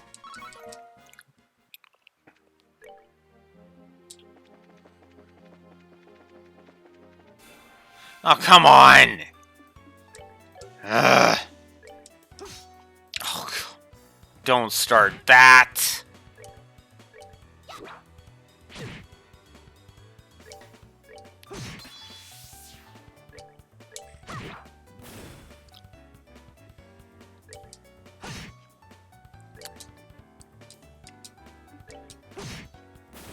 That's that. Let's move out.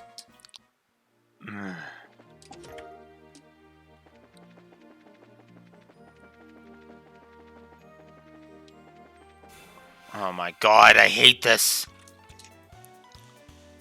Piece of cake.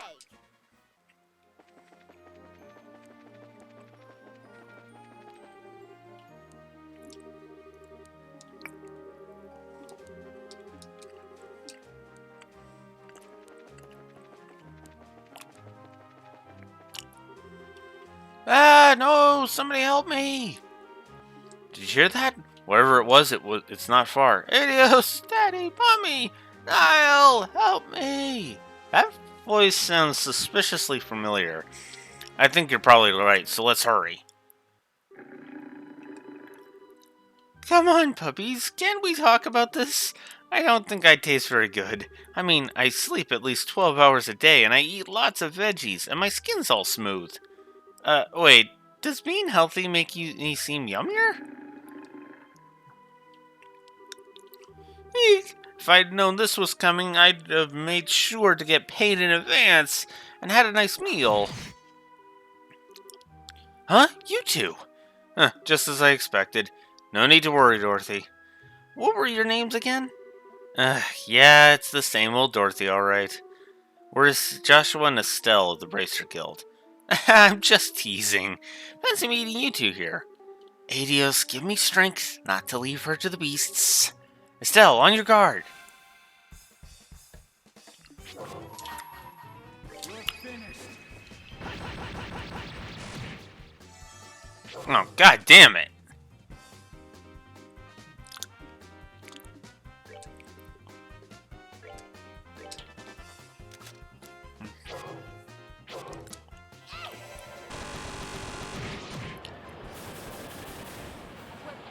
There we go.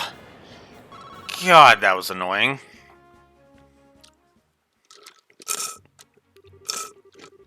Phew, I don't know how we chased them off, but we did.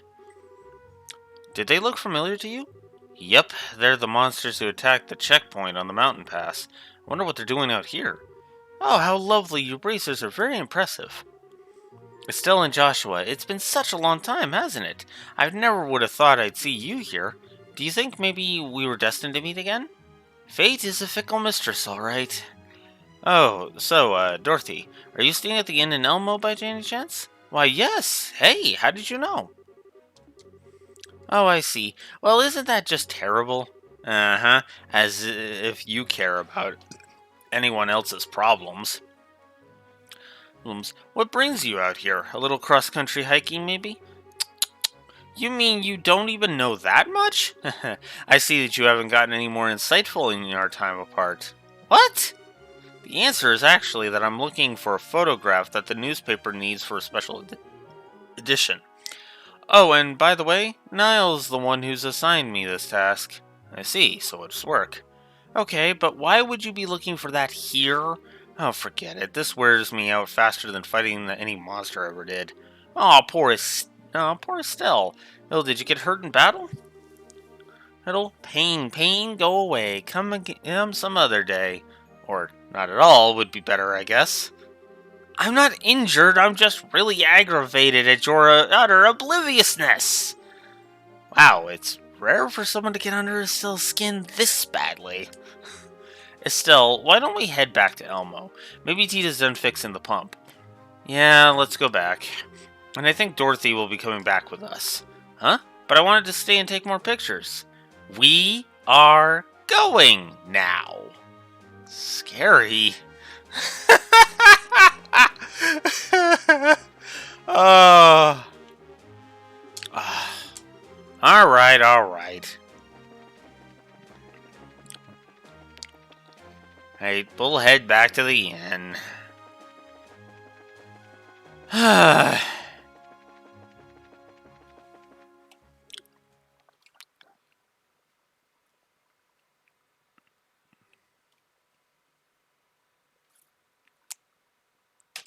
Okay.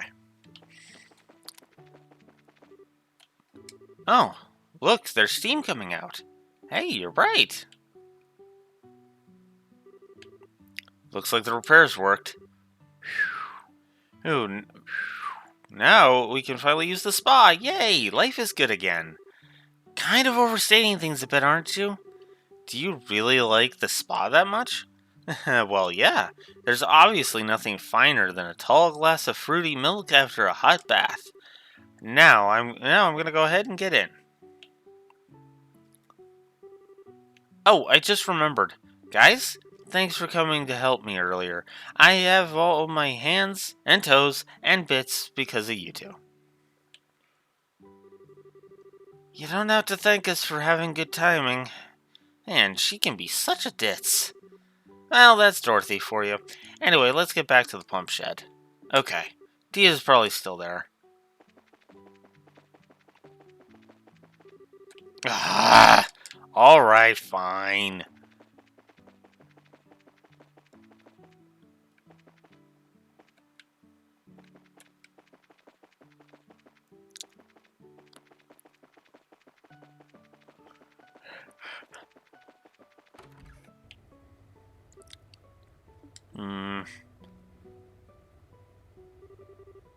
Are you done with the repairs? Oh, hi guys. Yeah, I just finished. I just have to make sure that the hot water's going where it's supposed to. Okay, the well in the plaza has hot water. So what was the problem? Well, the pump itself wasn't the issue. The crankshaft on the impeller had corroded and broken. I switched it out with a rust-resistant one, so everything should be fine now. Cool, nice work. Shall we return to the inn and let the hostess know? Okay.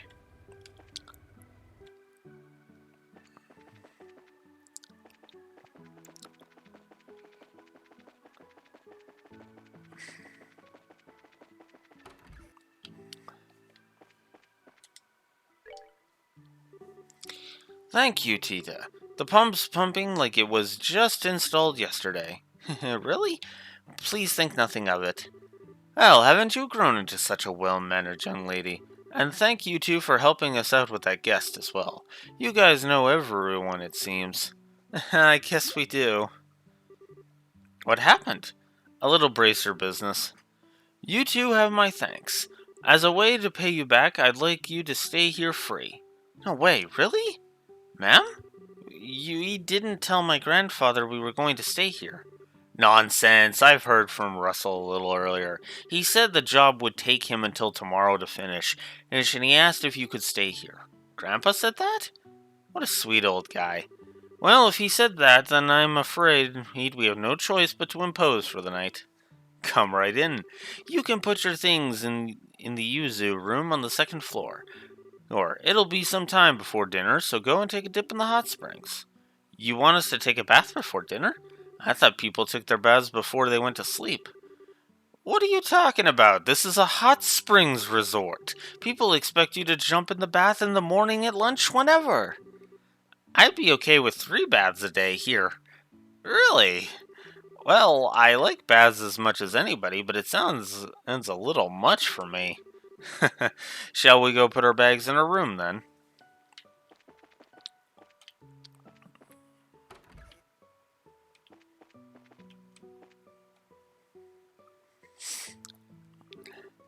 Wow, nice room, indeed. Miss Mao told me that she was born off to the east. She moved to Liberl with her family when she was little. The village it has a lot of people from the same area. I thought this village had kind of an unusual vibe. I'll bet the food here must be really good. Yeah, but before that, why don't we check out the spa we've been hearing about? Hey, yeah. Did you want to join us, Tita? Okay. Okay. We can go after we put away our luggage.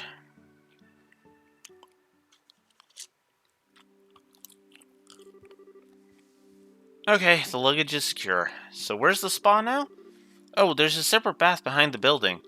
It's a big open-air bath. You mean it's basically outside, then? Ooh, that sounds neat. Let's go.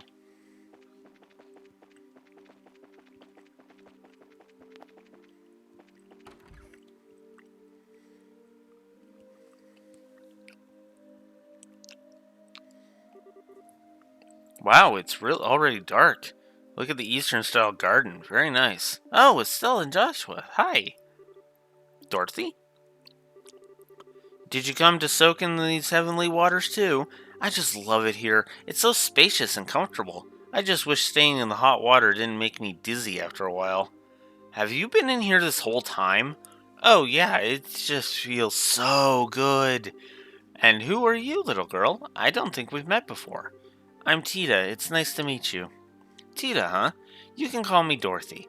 I'm a photographer for a magazine in Grand Seal. Really? Wow, that must be a great job. It is pretty awesome. Oh, right, Estelle, you guys are staying at the inn, right? Why don't we have dinner together? Sure, sounds okay. Would you mind waiting for us? Sure, I'll have some fruity milk in the meantime. I'll see you guys soon. Yeah.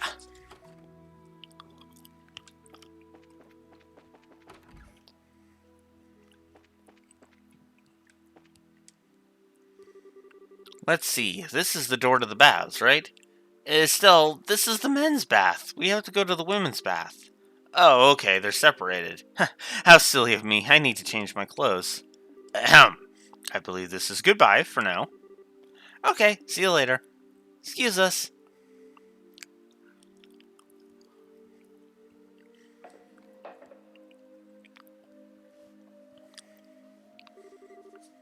Ah, that feels so good. Way better than I ever thought it would. I'm not like Dorothy, but I could see getting seriously addicted to this. I already am. When I was little, Grandpa used to always bring me here. Ah, okay. Hey, where does that door go? Oh, that leads to the open-air bath I was talking about before. It's huge. I'll bet it could fit 10 people at once. Wow, cool. Whew, I feel like I could dissolve in this. All this traveling has worn me out. Have you been doing all your traveling on foot? Why not take an airship? For training, I guess. My dad always said it was super important. You mean Mr. Cassius? Yeah, Shara was another student of my dad's. He told her all the time that she should travel by foot. You should see the places you should protect with your own eyes or some such. Whoa, cool. Yeah, he was big on impressive speeches, but he knew how to back them up when he had to. I wonder where he is now. Estelle. Sorry, didn't mean to get all gloomy on you. I'm in training too, and it's not like worrying will do me any good. I guess all I can do is have faith in him. Faith. Hmm. Hmm? Something wrong? No, I'm okay. Oh yeah, I had something I wanted to ask you. Something? Okay, Dish, you can ask me anything. Well, are you and Joshua married?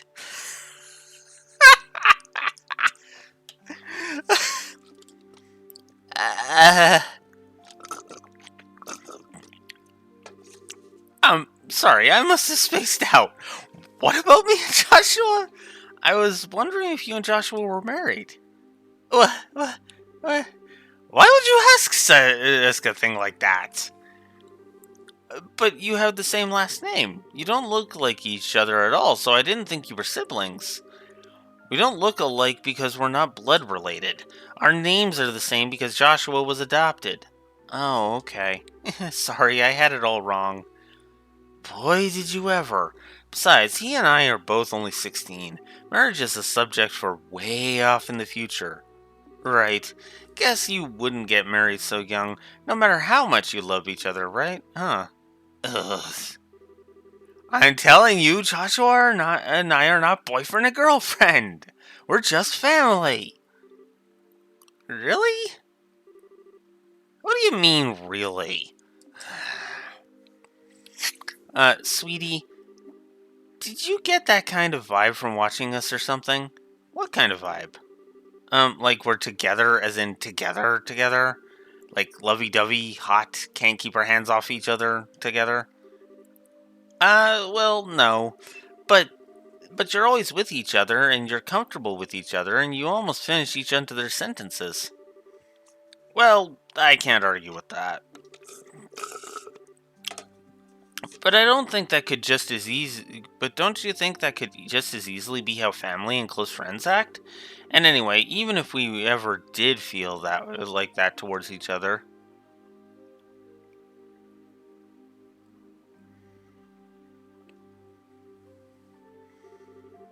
no, bad thoughts. Okay. So time for me to explain something.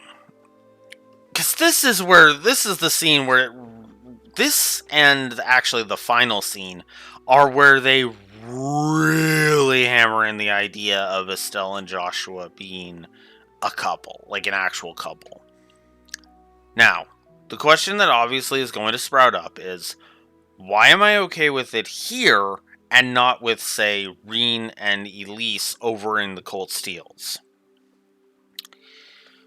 I mentioned this in my Cold Steel 1 Wolfsten episode, but it bears repeating here, and I will be repeating it in Cold Steel 2 specifically.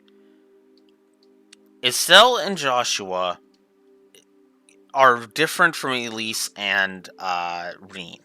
Elise and Reen are, for most of my life, I have known you as my sibling, right? Both Elise and Reen can say that about each other. Estelle and Joshua is only a 5-year gap, as opposed to the 10 years, I believe it is, for Elise and whatchamacallit. And while Cassius does consider, Joshua his son, the only one other than Cassius who really puts any kind of a focus on them being siblings is Estelle herself. Everybody else around them is just looking at this like, no, you two are a couple. Like, it doesn't make any sense for you to just be siblings, right? This was hinted at all over the place during the Janus, the school festival stuff, right? And that's why I'm more okay with it in this case. Because it's a case of, oh, okay, there's a potential for it to blossom into that because they never really were true siblings, and it was obvious from the get-go. And again, only Estelle really sees them as siblings. Now, if you still find Estelle and Joshua getting together creepy, then I understand. This is not a case of you're wrong if you find this creepy. I'm just explaining why I don't find Estelle and Joshua creepy, but I do find Reen and Elise creepy. Especially considering the Reen and Elise part of one never made any fucking sense to me. Yes, Reen is overprotective of Elise, and in the stupidest, most poorly written way possible, because, oh my god. Good example of overprotectiveness. Sedith. From Fire Emblem Three Houses. And Three Hopes, by extension. Bad version. Reen and Elise. Because Reen goes to like an insane degree of it starts to give me vibes of 8 Simple Rules, right? That whole series. I get that was the joke, but I always hated that because it always felt like you could the 8 rules literally were the same sentence read 8 times. With the same 2-word sentence 8 times. You can't. And I get why, but it was still, like, overly sheltering much. But to get back to Estelle and Joshua, I feel like Estelle and Joshua getting closer together actually feels like a logical progression out of that. Because the only one who's fighting against this in the entire narrative is Estelle. That's literally the entire point. In fact, that's going to be her entire character arc in Sky 2, is coming to terms with her feelings about Joshua. So, yeah.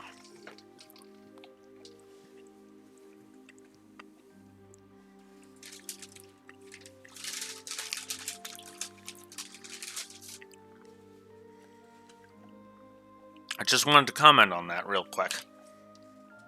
Because I knew we would have to bring it up at some point, and I know I could have saved it for the ending, but I feel it actually makes more sense to say it here than at the ending.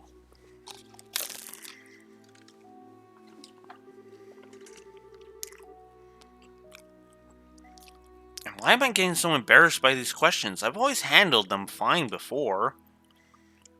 It's because you're just starting to now notice it, Estelle. Estelle, your face is all red. It's nothing. No reason at all. I mean, it's because the hot water is so effective, yeah. It just gets the blood going. Knowing staying in here too long can make you dizzy. Okay. Wasn't there an open air bath here? I suddenly want to try it out. Let's go. Right. By the way, Estelle, the open air bath is unisex.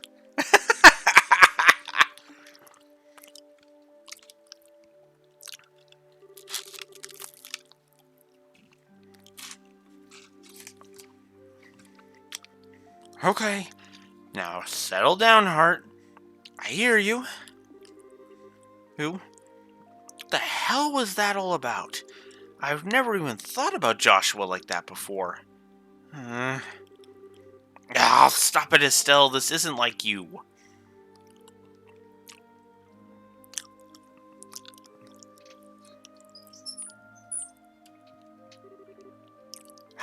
This feels great.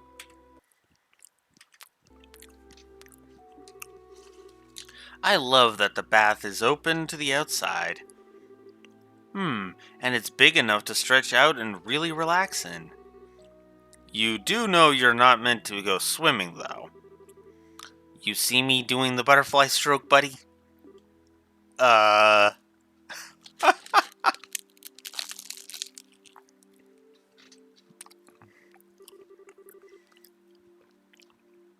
Estelle. I get in a little while before you. It's kind of awkward to be around you like this. But hey, the hot spring works even better than I expected. It's good for injuries, and it really helps work out the muscle stiffness. It's just the right idea for a bracer, really. Uh, I. You staying silent and like that is making this a bit awkward, you know? Right, Ah!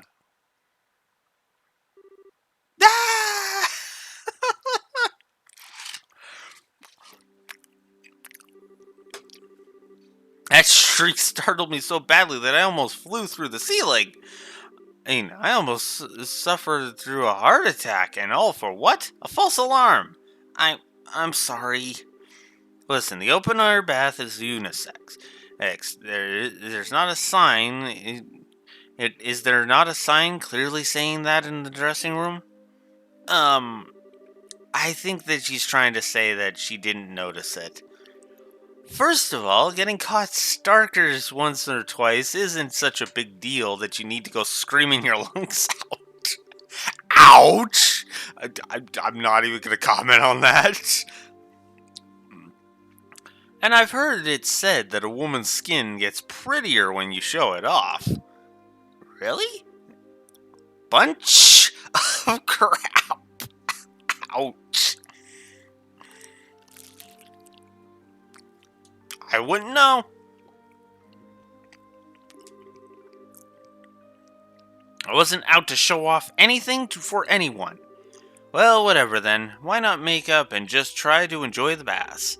This place was intended for family members to be able to bathe together from the get-go. Now I'm off. And suddenly I'm exhausted. Joshua, this is all your fault. How do you figure that? I mean, it wasn't me who shrieked like a banshee. Nor did I flake out and completely miss the sign in the dressing room. You shut up! You think you're so cute? Well, you're not. Oh, is that how it is? Oh, fine. It's not as if it means anything to me whether or not you think I'm cute. What did you say? I'm making a point. Looking at me and screaming the way you did, I never would have dreamed that you'd react like that. Well, I just wasn't. It was bad timing, okay? I didn't mean that I am disgusted at the thought of being in there or with you or anything. No, I wouldn't want you to put yourself out. I'll just be on my way. So you two can be alone. Put myself out? I can't believe you sometimes, you jerk. Luke is talking. Hey, don't you dare laugh, Tita. I still don't get why I'm the jerk, but whatever. I'm sorry. I wasn't trying to embarrass you. It's okay. I'm sorry for laughing. I'm a little envious. Envious of what? Why is that? I don't have any siblings, so I don't have anyone to fight with or make up with. Grandpa's always nice and is never mean to me, mostly because my mom and dad couldn't be there. Huh? You don't mean to say that they've been out of the country working as orbital engineers for a long time. I guess there's somewhere that orbit technology it hasn't really hit yet. I'm not even sure how many years it's been since they last came to Zeiss. I had no idea. You must have been lonely. Not really. I have my grandpa, at least. And everyone at the central factory is always super nice to me. But I still get a little jealous when I look at you two. I'm probably just wishing for something that I'll never have. Tita. I've got an idea. Huh? From now on, I'll be your big sister. And Joshua can be your big brother. What? Always with the grand, sweeping gestures. Oh, come on. Are you seriously complaining? No, I feel the same way you do. I have no objections as long as Tita's okay with the idea. Thank you, both of you. I don't know what to say. I can't stop smiling. Well, that settles it then. Treat us is just like you would a normal brother and sister. I give you permission to make fun of Joshua as much as you like. That's right. Stella's fair game to make fun of too, in that case. You can talk to us just like when you talk to the professor, like family. But is that really okay? I'll try, I promise. Okay? Okay. So this is a new beginning for all of us.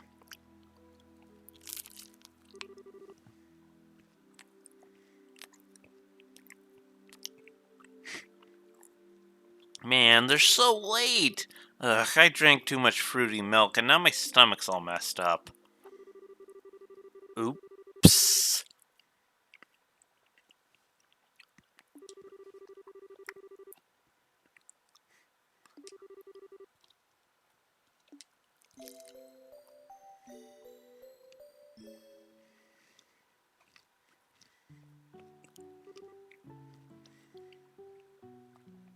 Okay, Mrs. Mao.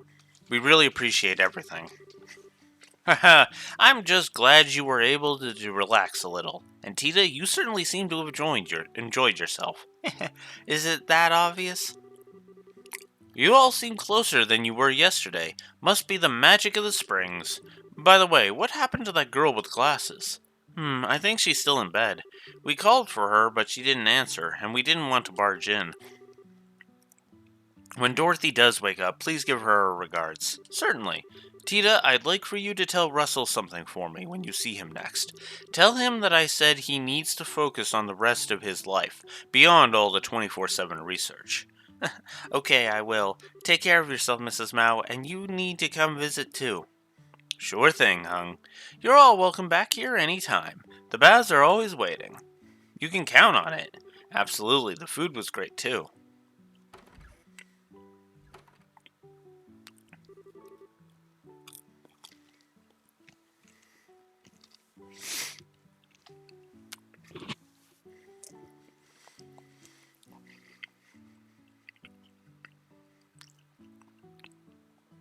I feel rejuvenated. And we never would have come at all if the pump hadn't needed repairing, so I guess we owe our thanks to you, Tita. But I didn't do anything. I should be thanking you for everything yesterday. It was really fun. Glad to hear it. I guess that means we're even. Yep, I guess it does. Shall we return to Zeiss then? The professor might be done with taking apart the Black Orbment by now. Oh yeah, we do still have that to deal with. I'd completely forgotten.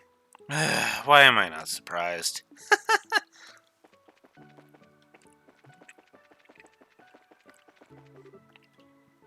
Wait! Hi, Dorothy. Finally decided to rejoin the world of the living? No fair, you guys. How come I got left behind? Huh? Didn't you say you were sticking around to get some more shots for a story? Oh, did I? Whatever, I just hate being left out. Don't you, Little T? Are you talking to me? Where did that come from? I just wanted to give you a nickname. You don't like it? No, it's alright. Awesome, thanks, Little T. You really are lost in your own little world. Oh well, you can come back with us to Zeiss if you want.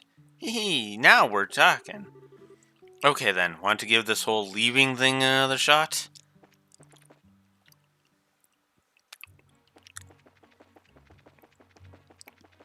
Yes, because I actually want to go get the third.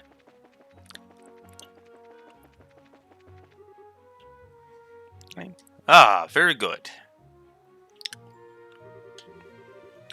Hello, ladies. I was just wondering if I could ask... Huh? Whoa, he's huge. It's a bear. Bear? Okay.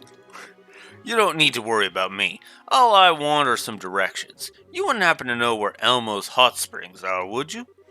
Oh, well, we just came from there, actually. It's just down the road south from here.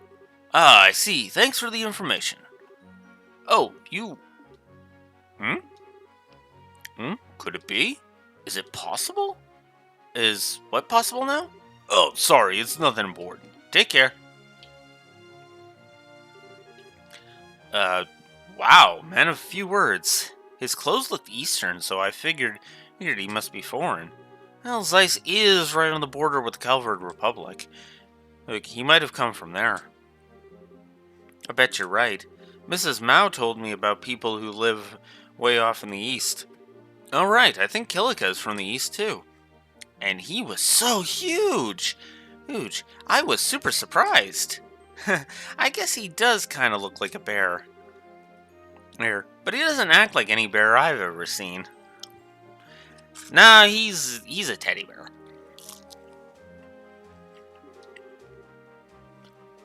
He looks like he studies martial arts. How can you tell? Well, I'm a martial artist too. He wasn't just big, he looked like he trained his body like crazy. Indeed, and his legs were like tree trunks. Thanks. He might be a master, just like Estelle's read about. Estelle's read about.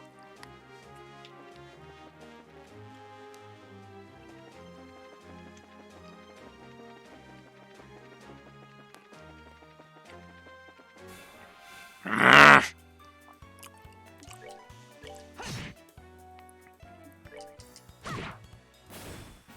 we rule!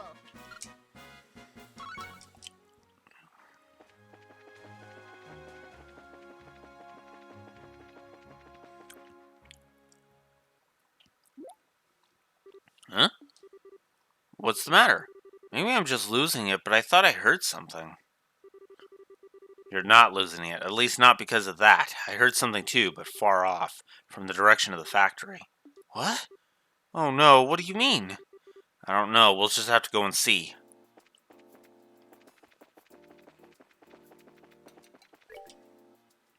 Do I have anything to report? No.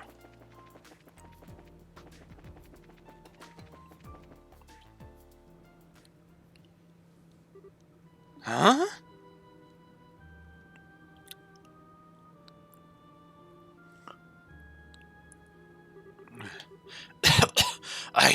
I thought I was a goner. Well, you're all right. That's what's important. Okay, that's every section, right? Wait, it's all the full-timers at least. Chief! Ah, it's you. Back from Elmo? What's with all the commotion? There was some kind of gas leak inside the building. Everything from the 5th floor down is full of fumes. Don't tell me there was a fire. I doubt it, since the extinguishers haven't been set off. It doesn't mean that I've been able to figure out why this is happening, though. Excuse me, Chief, where's my grandpa? Oh, that's right. Miss Hazel, is everyone accounted for? Well, we're fully staffed today, but Professor Russell isn't among those accounted for. What? You mean he's still in there? Let us handle this, sir. We'll figure this out. Thank you. I'm going to... What? Tita? Tita, I know a lot about the central factory. I can show them the way. Tita. Okay, come with us then. Stay close. But if it gets too dangerous, you have to come back here, alright? Okay. Would it be okay if I came with... No. Sorry, but we need you to stay back. Gee, thanks for taking the time to think about it. But hey, what can you do? Just be careful, okay? If the professor is in there, he's probably in the 3rd floor workshop. I checked there first. Got it. And we'll be off then.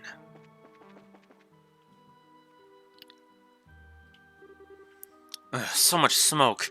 Not as bad as it's not so bad that you can't breathe, though. This haze is probably a smoke screen for something else, I think. This must be a smoke canister nearby. Huh? Why would something like that even... I can't speculate on why, but it can put that... But if we can put out that canister, the smoke should clear up quickly enough. Got it. We find it and we put it out. Professor Russell's in the 3rd floor workshop, right? Yes, I think so. Grandpa sometimes gets so wrapped up in his research he loses sight of what's going on around him. Well, let's get to the 3rd floor.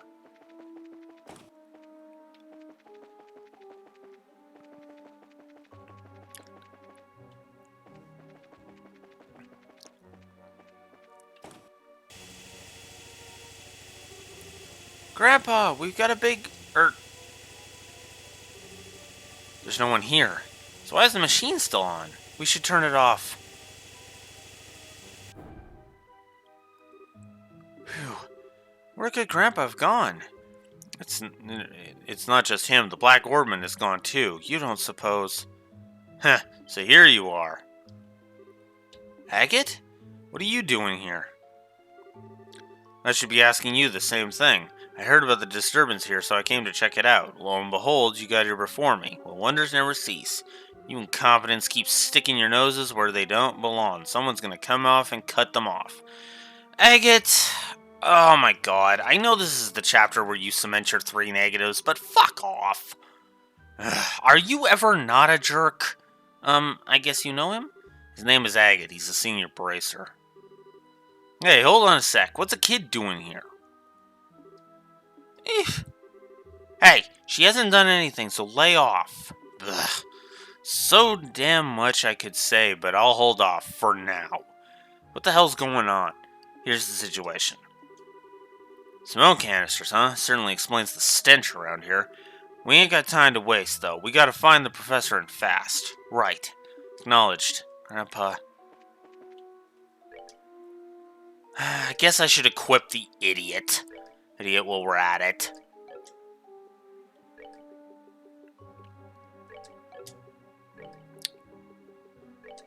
Oh yeah, I guess I should also re-equip him.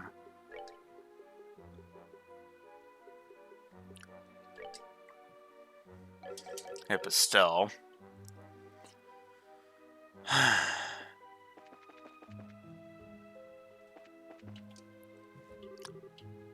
Hey, Joshua, that's... Looks like a smoke canister. Or it looks like the one the Sky Bandits used before. Smoke's cleared up. Wow, that was cool. Huh, neat trick, kid. There are probably more canisters like this around. Let's find them. I'll take them apart.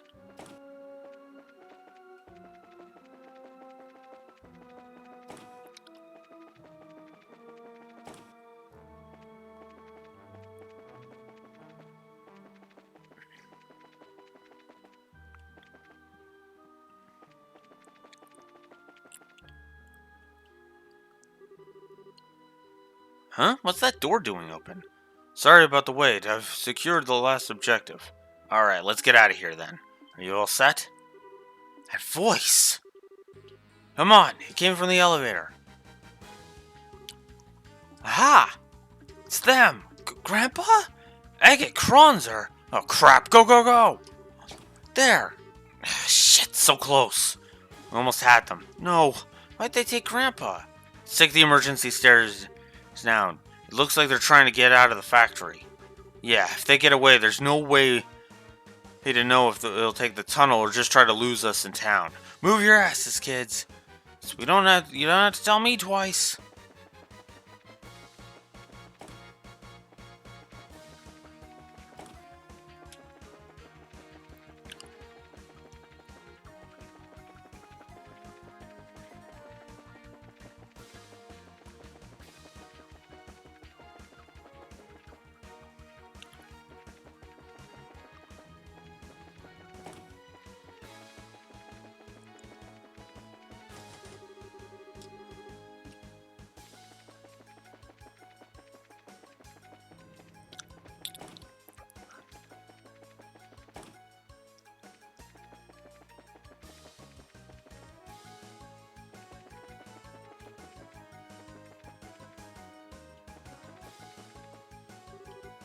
Look, it's open. So they did come down here.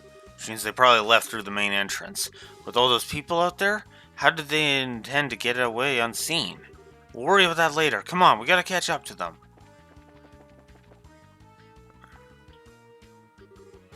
Hey, you're back.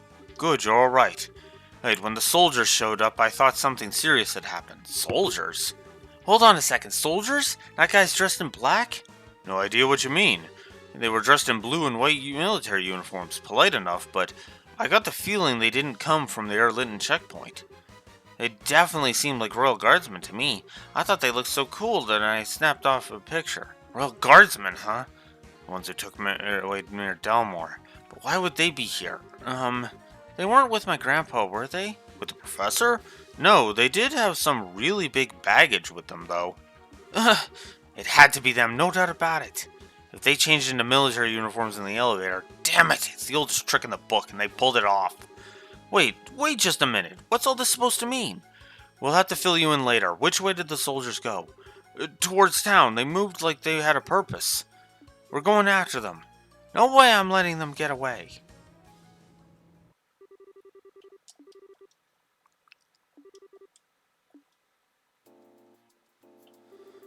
I understand the particulars. Nevertheless, this is major. It would appear to be a clear-cut case of terrorism. Helios' name, terrorism. Using smoke canisters to create a diversion while abducting the kingdom's greatest mind, to say nothing of the theft of the Orbital Calculator, which contains some of the country's most cutting-edge technology. This deed will not go unpunished.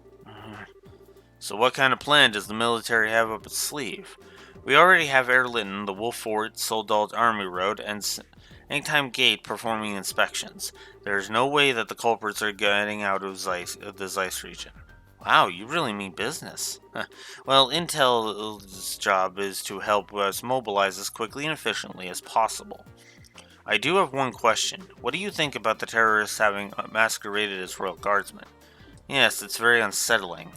Having said that, Miss Dorothy Hyatt? What? Who, me? You took photos of the criminals making their escape, did you not?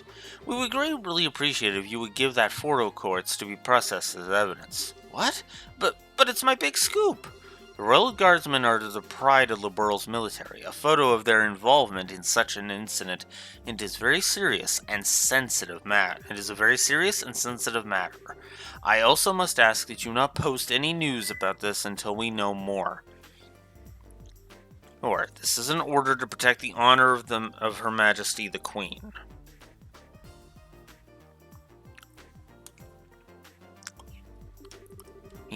This isn't a formal request, but the entirety of the Royal Armed Forces would greatly appreciate it. Fine, I suppose. Once you figure out what you need to know, you'll give it back, right? Dorothy reluctantly hands it over. Thank you for cooperating. I hate to ask this, but would also be appreciated if you racers would cease their Ain't happening. I've been chasing these guys in black since before any of this started. Military honor or not, I got no reason to stop now. You leave me no choice. Please proceed with your investigation. That said, this is with the condition that you report your findings back to intelligence at Fort Easton. Fine with me. And if you learn anything new, you report to the Zeiss branch, okay? Very well. And with that, I must take my leave. Phew, that was a little intense. She's Colonel Richard's right-hand man, woman? Yes, it looks like she came here at the Colonel's as the Colonel's direct representative of the investigation. Well, I'm just fine with not rubbing elbows with the military. Anyway, it looks like the culprits are hiding out somewhere in Zeiss. The sooner we report in at the guild, the sooner we can start searching outside of town. Yeah. Wait a second, how come you're not telling us not to follow you this time? Because I can use you. Why else would I want you to come along? I'm an asshole in this game, after all. Fuck. You're a real peach, you know that? No big deal, though. Oh, just more training for us. Thanks for having us. Yeah, just stay alert. We're gonna go now, Chief. Alright, take care. Do what you have to in order to save the Professor.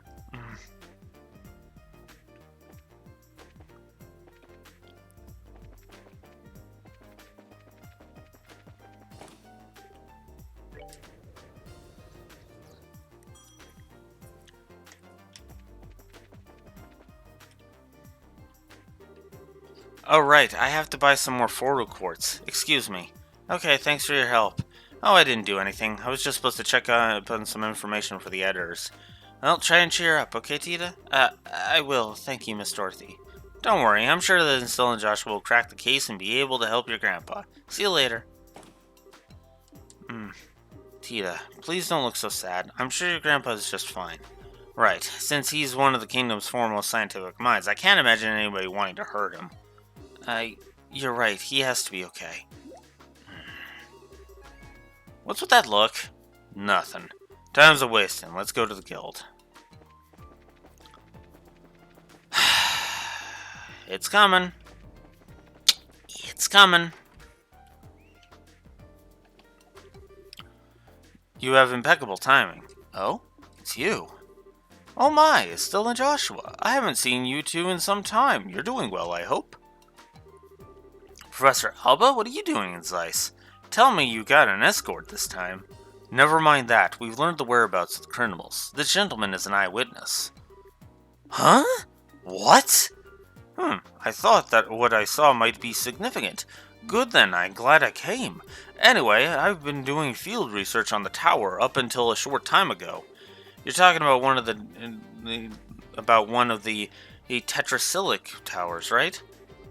It'd have to be Carnelia Tower, north of the Plains Road. Yes, and I saw several soldiers near the structure. I initially thought them to be members of the Royal Army, but they seemed to be sticking to the shadows, and I heard them mention something about a kidnapping and an escape route. I was greatly unsettled by the whole matter, so I came directly here to tell what I saw. These soldiers, what kind of uniforms were they wearing? Let me think. It was a blue and white uniform, very sharp looking. Just as one would expect from Her Majesty's native land. Even the military dresses stylishly. That's gotta be them. Come on, we have to hurry to Carnelia Tower. Right. Acknowledged. Please, take me with you. Tita. Well... Hey, runt. Here it is. Here's Agate's biggest fucking piss-off moment in the entire game. Well, second biggest, but that's gonna come after the tower. There's no good reason for us to bring you along. Use that brain of yours for some common sense. But Grandpa was kidnapped. I have to... Time is mirror, kid, so let me put it to you straight. You're just gonna get in the way. You stay behind. Hey, hold on a sec. Where do you get off talking to her like that? Oh, shut it. You know I'm right. We can't afford to pick up some amateur slack, much less a goddamn kid. Well... Joshua, don't just stand there. Say something. I'm sorry, but I'm with him on this. Why? Why are you with him on this, Joshua? I get that it's dangerous for a kid, but you have seen her help you. On multiple occasions at this point.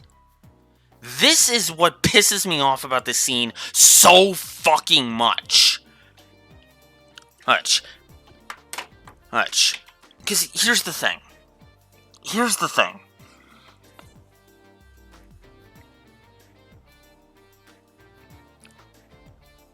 This is just being fucking stupid. Tita has knowledge of Zeiss, for starters, and has a desire to help. You tell her what to do, she will actually fucking do it. But though doing it like this is just involving what's going to happen.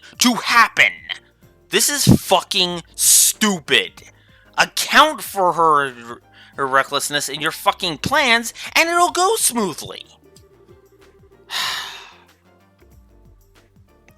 There's not a chance in the world that those men aren't expecting us to be on their trail. As much as I'd like to have her with us, it's just too dangerous to bring her along. Joshua? I'm sorry, Tita. I guess we can't take you. Estelle? How can you be so mean? Tita... Wait, Estelle. Leave her be for now. The best thing we can do for her is to save the professor. I know, but I just... Today, people. And Agate just doesn't even give a fuck.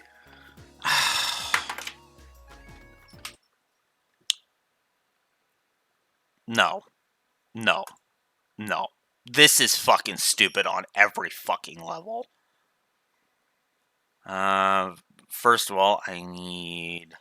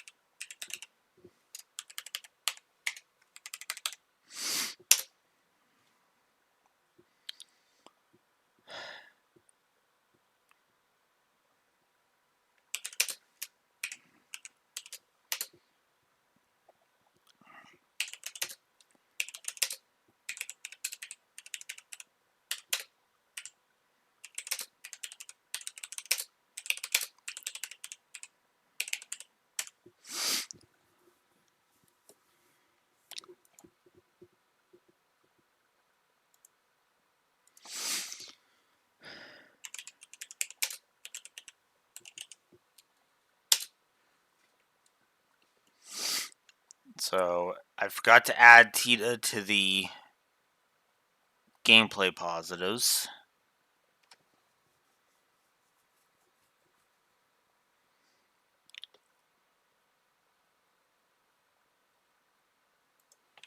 I forgot to add her to close the bracket on that one.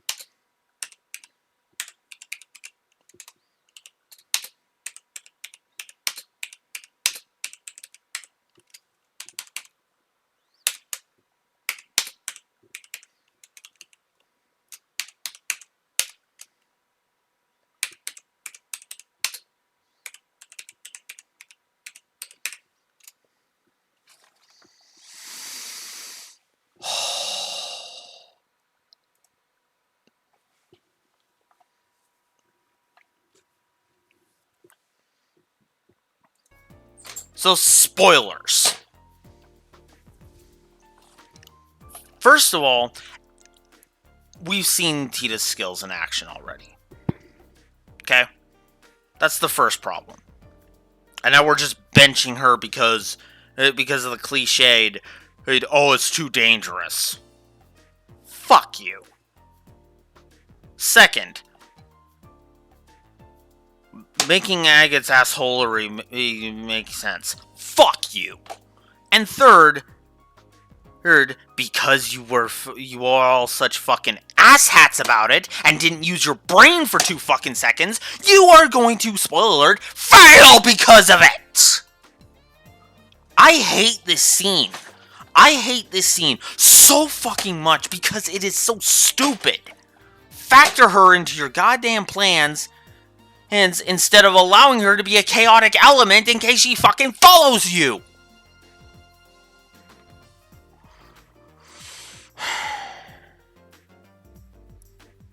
Especially considering you left her unfucking supervised.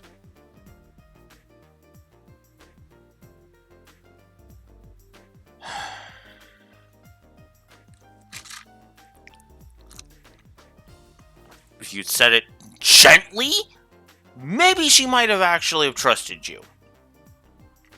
But no. No, you guys just act like fucking assholes and expect her to sit on her hands. Well, her grandpa's in danger.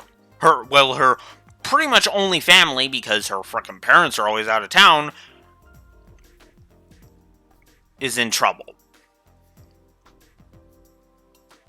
How fucking stupid are you morons? And this is the part that pisses me off. Well, Agate's been that fucking stupid the entire game. Estelle and Joshua have not been. And that's what really pisses me off about this scene. I didn't think I'd get this fucking angry at it, but there it is. Fuck this scene.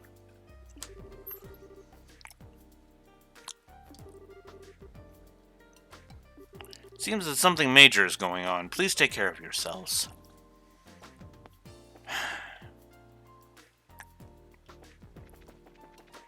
And I think the reason this pisses me off as much as it does is it's only happening this way because the plot needs it to. Literally.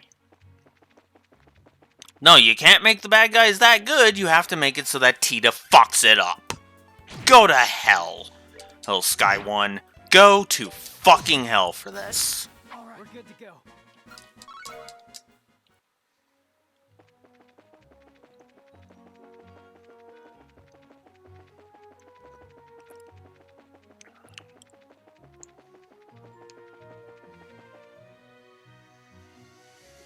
And I should update the HUD.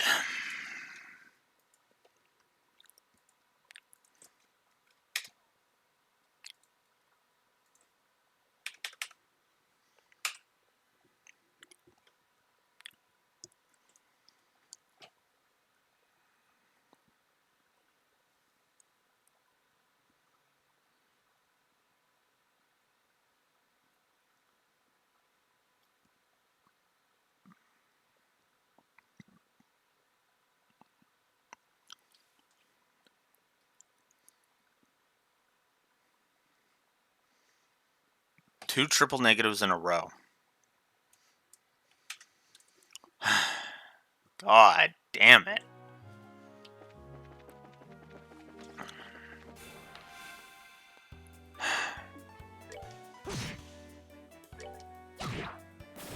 We're good to go. Like, I'm sorry, but, like, it really fucking goes to show when even the writers realized how much of a fuck up they made with Agate. If this was his one time being a fucking asshole, I'd be like, well, this is a fucking negative. But no, it's just consistently like we need Agate to be an asshole for no fucking reason.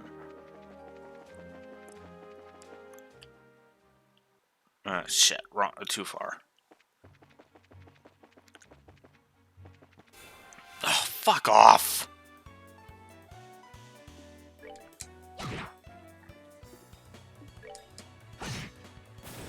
That's that. Let's move out.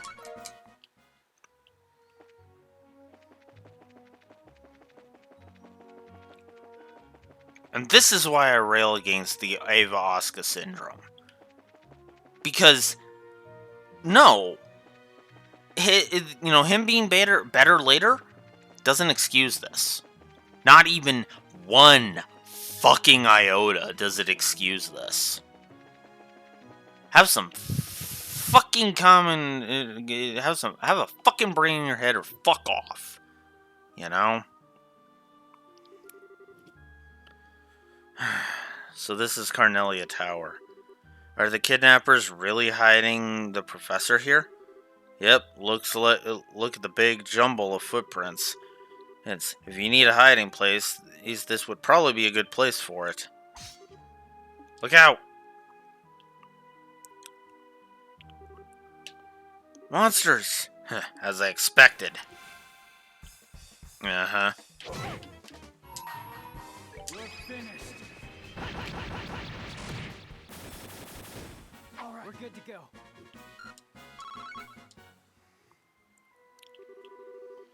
What are monsters like that doing here? Well, maybe.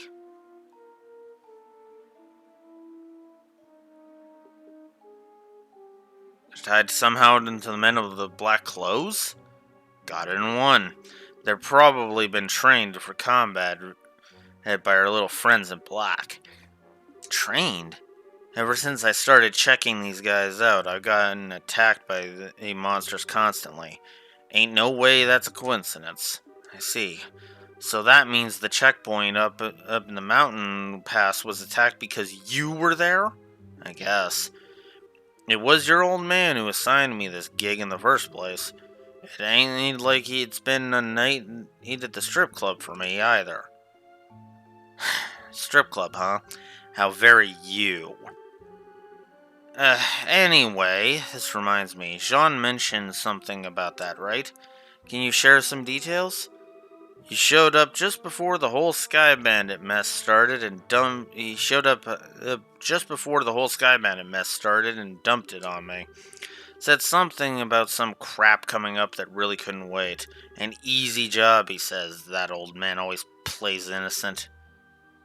That is so very Dad. And after the last couple of run-ins with them, there's no way I'm giving anyone else the satisfaction of catching them. I especially want to get that one little bastard. Which one would be whom? Never mind. Let's just arrest these guys and rescue the professor.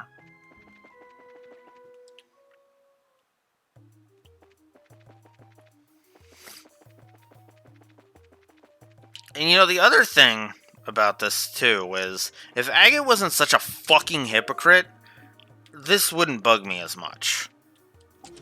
This would annoy me, probably enough for a negative, honestly, but it would not reach the same fucking extent.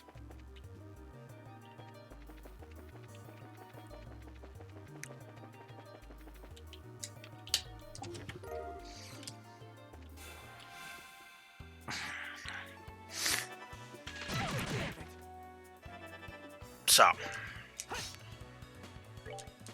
now, if you care about my OC mode, you probably are like, well, how the hell does this go in your OC mode, Blue Wolf? Oh, simple. Tita's factored into the fucking plans. Because my characters actually have fucking brains in their head. Oh yeah, it's super dangerous. That's why you plan around it.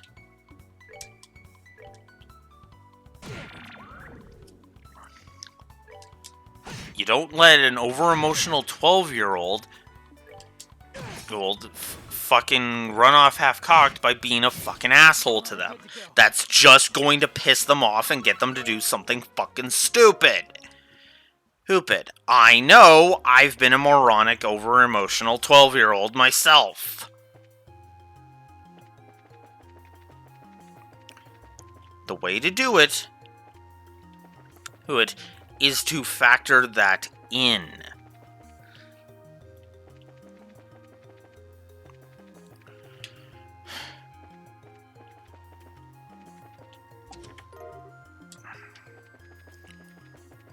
Right?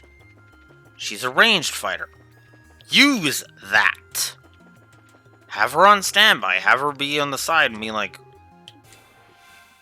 Hey, Tita, we need you over here. This is all part of our plan to get your grandfather back.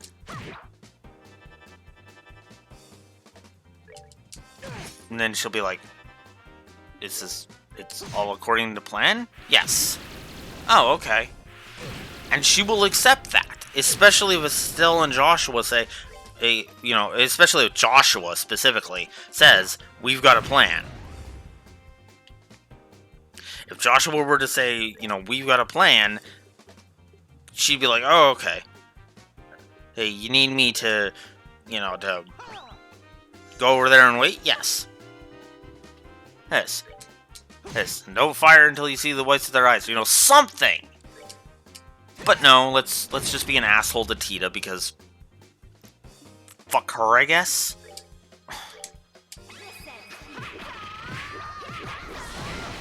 No, in my OC mode, it's more Tita is factored in. There's objections, of course, but then it's explained. No. Oh, if we exclude her, she's just gonna follow us, and Theo has to explain, because Estelle and Joshua are kind of looking at it, or Joshua specifically is looking at that, going, I can't agree with that, and Theo is just like, okay, look, Joshua, do you want Tita part of the plan, or do you want her showing up out of nowhere and ruining the plan? Pick your poison.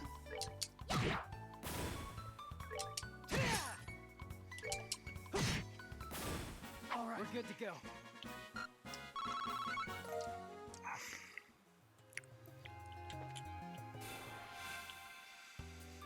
And it's like, and then Tita would be like, and Tita's response to that is like, I wouldn't try to ruin your plan. And I'm just like, and Theo's just like, maybe. Oh, not intentionally. I know that, Tita. But, mistakes can be made. And I'm not going to allow that mistake to come up. So instead, we're just going to cut out the middleman and make you part of the success.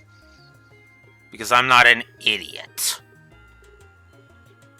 Because I'm not a fucking idiot. And he would literally glare at Estelle and Joshua when he says that.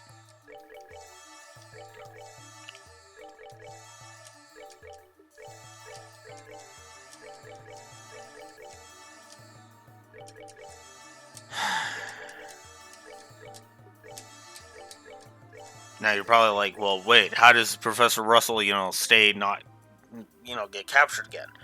Well, because of an OC mode exclusive villain who capitalizes on that. Who knows Theo's movements and is like, oh, I know what the Crystal Wolf will do. So now, and I have already factored that into my plans. It's right.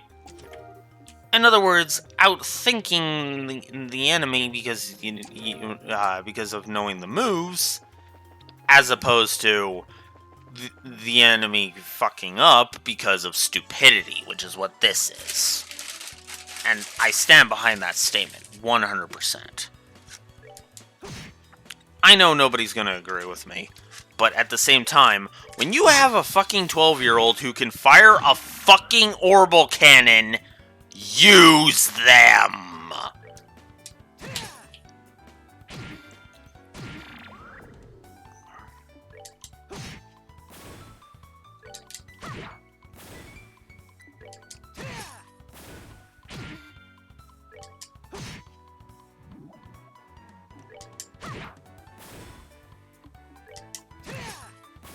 Care for a rematch?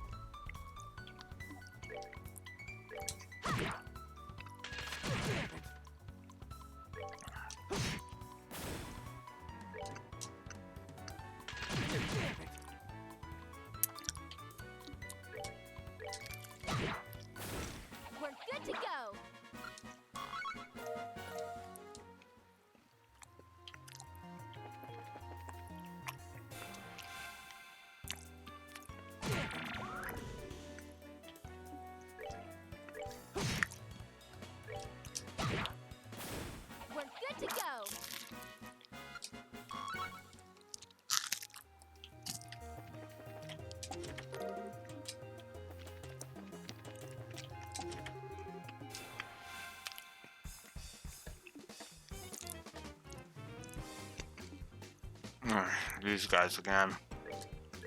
You're finished.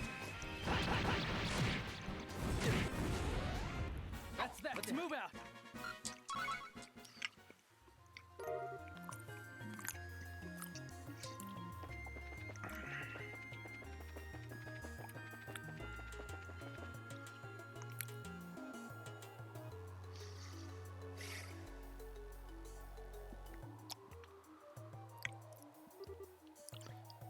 Here they are. Finally got you cornered. What? Bracers? Damn guild dogs, you just don't let it go, will you? Getting out of town using those disguises was pretty impressive, I'll admit, but your endgame was pretty weak. You may not have thought that anyone would actually come here, but no such luck. Now, how about you play nice and just let Professor Russell go free? In accordance with the laws of the Bracer Guild, you are hereby placed under arrest. It's too bad we couldn't find the guy in that stupid mask, but I think you'll tide me over. Don't mock us. We'll cut down anyone who gets in our way.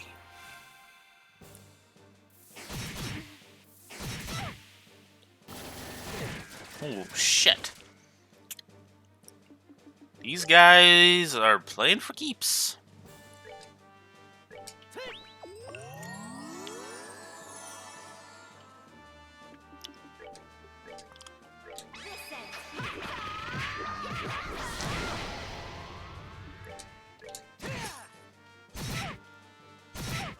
God damn.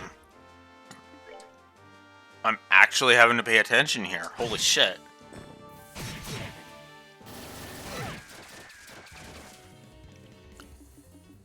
So now we got danger music going. Wonderful.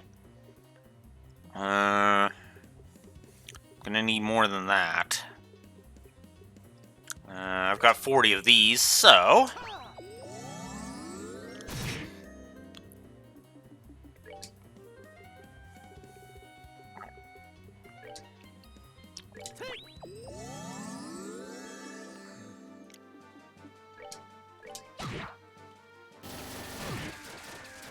I've really got to get rid of that gun bastard.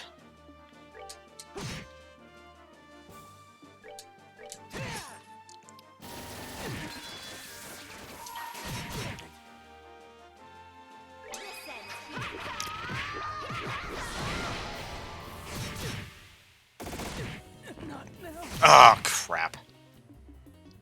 Alright, Agate, make yourself useful.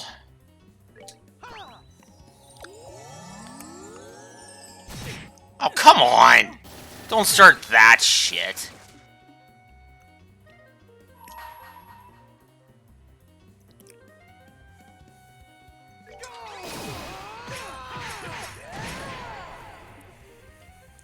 Wow, really? Okay, do I have any revive from KO ones? No. We're good to go. Okay. God damn it. I am gonna have to frickin' restart. God damn. This is ridiculous. I'm sorry. Well, fuck. Alright. Well, I've learned my lesson with this fucker.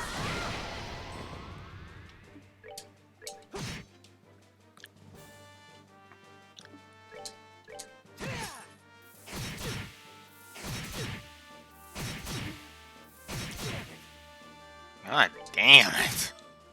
It's right. No.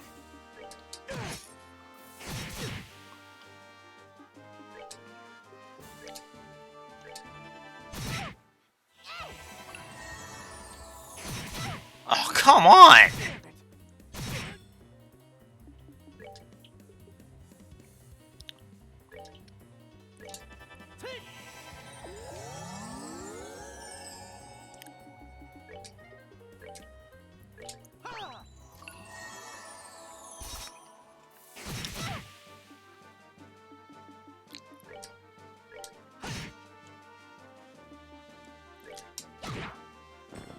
There. Now it's just one of these assholes.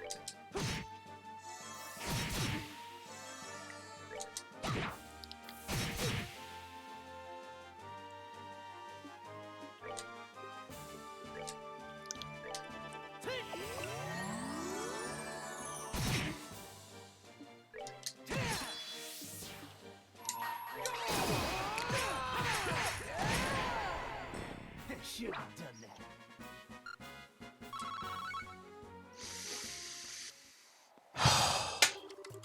Ugh, damn bracers.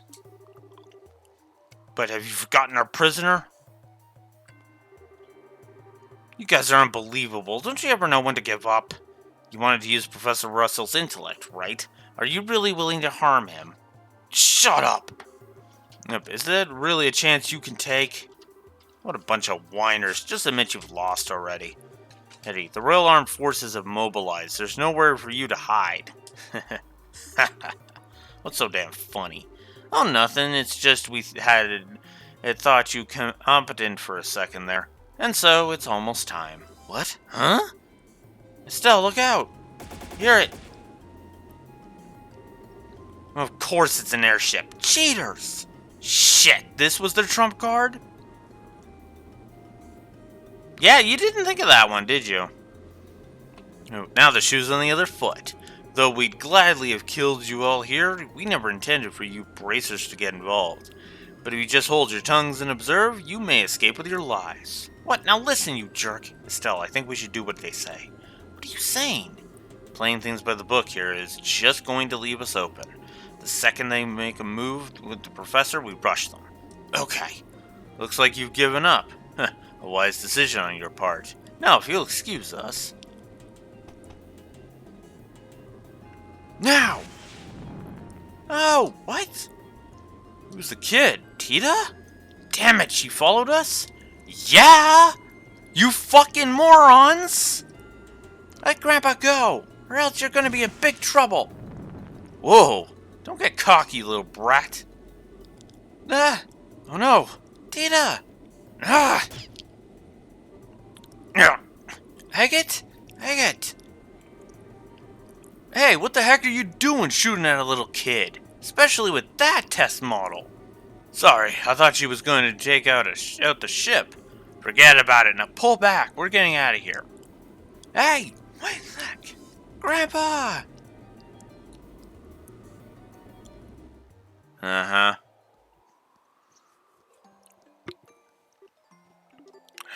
Tita. Alright, for now we should return to Zeiss and regroup. We need to report into the guild about that airship. Right. Tita, I know you're hurting. Why? Why did they have to take him? So mean. Why? Hey, runt. Uh-huh. Yeah, no.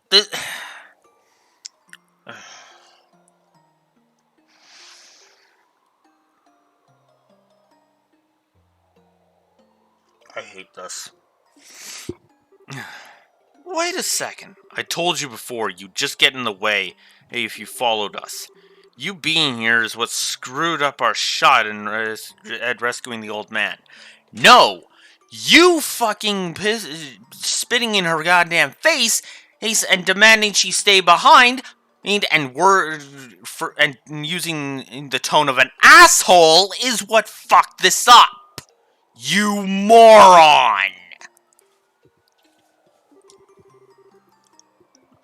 Are you planning to accept responsibility for that? Are you? No, of course not, because the narrative has to is trying to prove you right by slanting it. Fuck this bad writing. In a game that it is otherwise well written.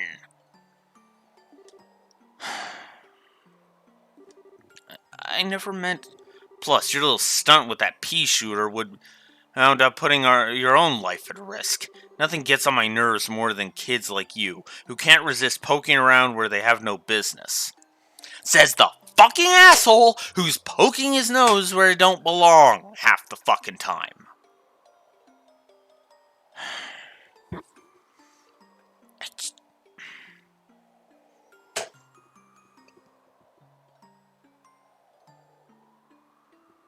God, this pisses me off so fucking much. I'm sorry. Hey, you don't have to be so mean. Hell, her grandpa was just kidnapped. Why do you think I said all that? Hey, kid, while you're still wailing away, have a listen. Are you okay with things as they are? Are you going to accept that you can't help your granddad and just give up? No. Okay, then shape up and get some courage. You can cry and scream all you want, but first you gotta learn to stand on your own. Learn to take care of yourself before you run off trying to rescue others.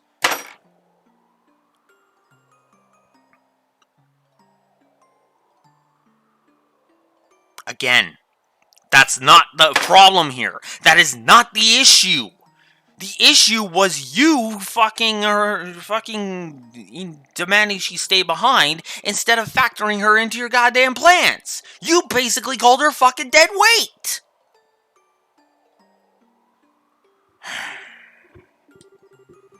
If you can't do that, then don't you ever get in our way again. You can just crawl into bed, pull the covers over you, and cry like a baby. Hell, that'd probably be the best thing for all of us. And you couldn't even get through your fucking pep talk without being an asshole. God damn it, Agate. Ugh. I'm okay still. I can stand up for myself. Deeds, not words. I'm really sorry. It's my fault that those men got away. Goofball, you don't have to apologize. Right, we're just glad you're alright. Thank you both. Mr. Agate? What? Before you start your griping, just remember I'm not a complaint department. Thank you for saving me before. And for cheering me up. That was cheering you up? Whatever. I'm done trying to pick apart the fucking backwards-ass logic of this scene. I wasn't trying to cheer you up. That's called discipline for a whiny brat. It. AKA being a fucking abusive asshole. Okay. You were just crying, so why are you grinning at me now? Damn crazy kid. You really ought to learn to accept someone's gratitude when it's offered. I think you just like being difficult. No, I think it's more of a matter of him being shy. It's more like a case of him being badly written is what it is. Because, okay, here's the thing. I'm going to go into slight spoilers for Sky 2. In Sky 2, he's mellowed right the fuck out. And I don't think hanging around the Tita and Professor Russell, as spoiler alert, he will do, is what does that. Especially considering he's still kind of an abrasive jerk, even into Cold Steel 3. A bit. But the thing is that it feels like the writers toned down his dickishness. To the point where he actually feels affable in Sky 2. But in Sky 1, they just crank the fucking asshole dial so high with him that, oh my god, it just pisses me off. Well, that's actually kind of cute. Oh, shut up. Whatever, we should head back to the guild. It seems to me that those guys have some kind of boss who's calling the shots. I don't like it, but I think they're going to need the military. We're going to need the military's help. Yeah, you're probably right. Best if we hurry, then.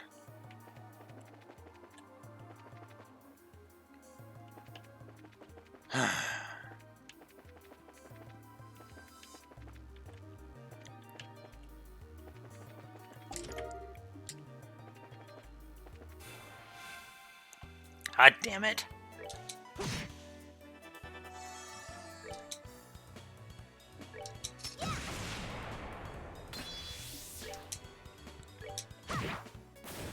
We're good to go.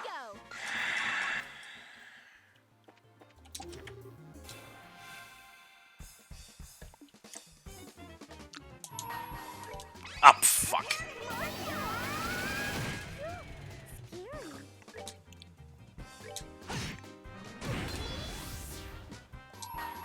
Whoops.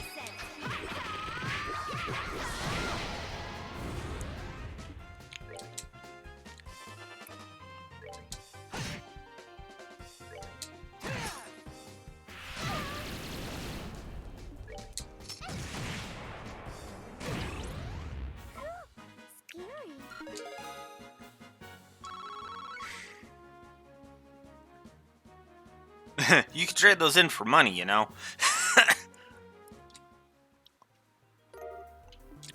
Attack 3. I guess I should check Agate's orbments.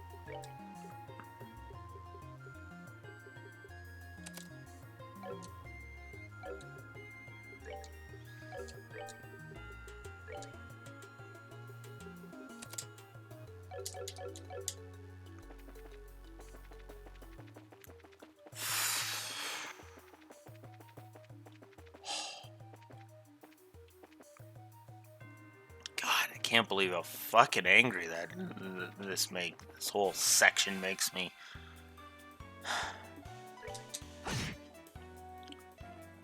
We're finished. Let's just get through this. That's that. Let's move out.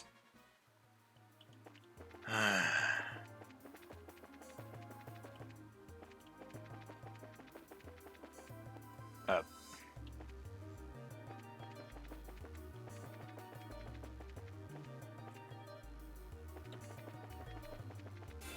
oh, god damn it!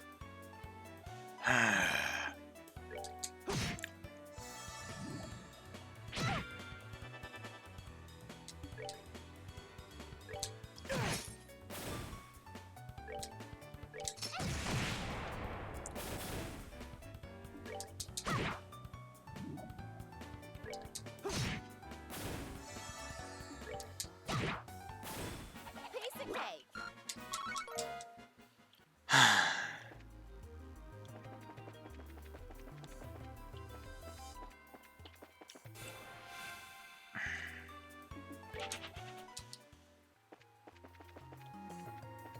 I've officially stopped caring about fights now.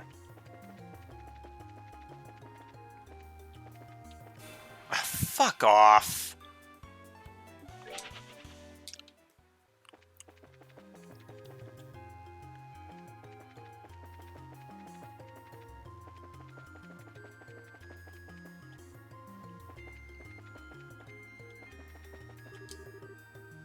Oh. I already did that.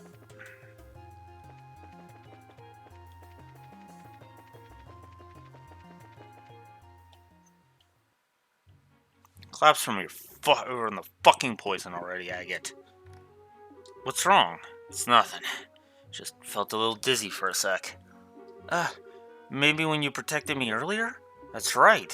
You did get shot, but I thought you blocked it. Just a scratch, it's no big deal.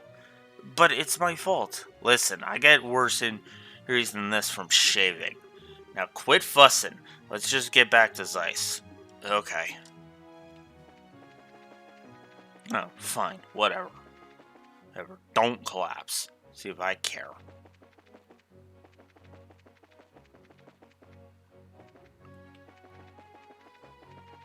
Oh, shit. I forgot to check the things.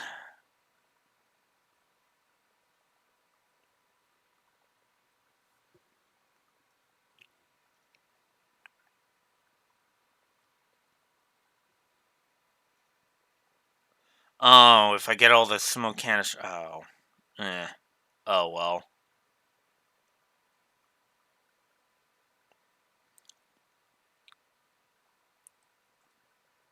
Looks like no new missions popped, at least.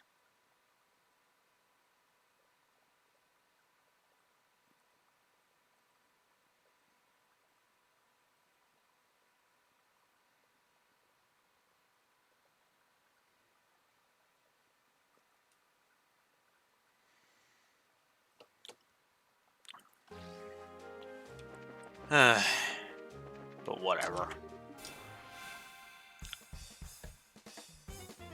Oh god, this fight.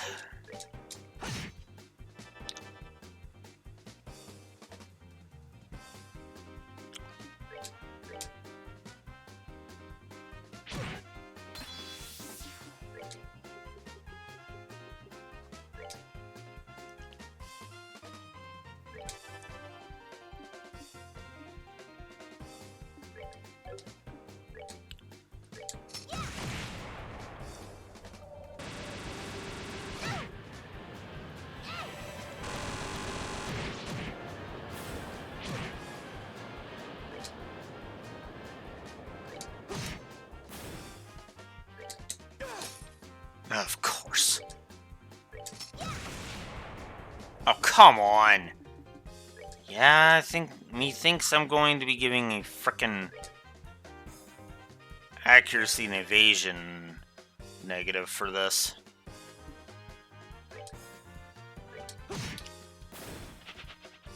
Of course you flee.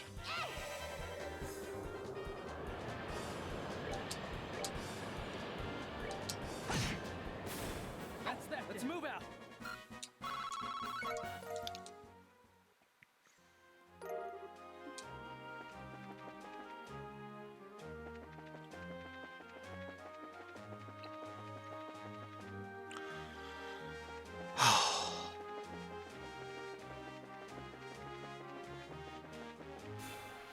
Fuck off!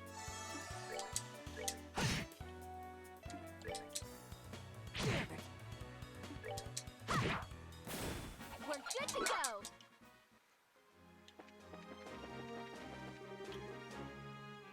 Don't I know you? Huh? We met you on the way back from Elmo. And I appreciate you helping me on the way. I must say that it seems more than mere happenstance that we meet again on the road. You might be right. You might be right. By the way, did you make it to the hot springs in Elmo, sir? Indeed I did. But please, there's no need to be so formal. But it does seem to be my first meeting with your friend there. Ah, he seems a bit green around the edges. Is he well? Huh? Whoa, what's with your face? Agate? Shut it. I said I'm fine. Ugh. Eep! What's wrong with him? One sec. Not good. His pupils are starting to dilate. Wait, I think there may have been something on that bullet. You mean he's been poisoned? That appears to be the case. The pupil dilation could be an indicator of some kind of botanical neurotoxin. You're probably right. I can't be absolutely sure, but I think his life may be at risk if we don't get him some help. No! Enough talk. Right now we have to get him to a doctor. Tita, is there one nearby? The Central Factory! There's a clinic on the 4th floor. Then please show me the way there. I will carry the young man. Are you sure? My body is well suited to this kind of task. Let me handle the heavy lifting. And besides, we appear to be in the same business. We are? You mean... I've yet to introduce myself. I am Zin Vathek of the Calvard Republic Guild. I am pleased to meet you, Princess Liberl.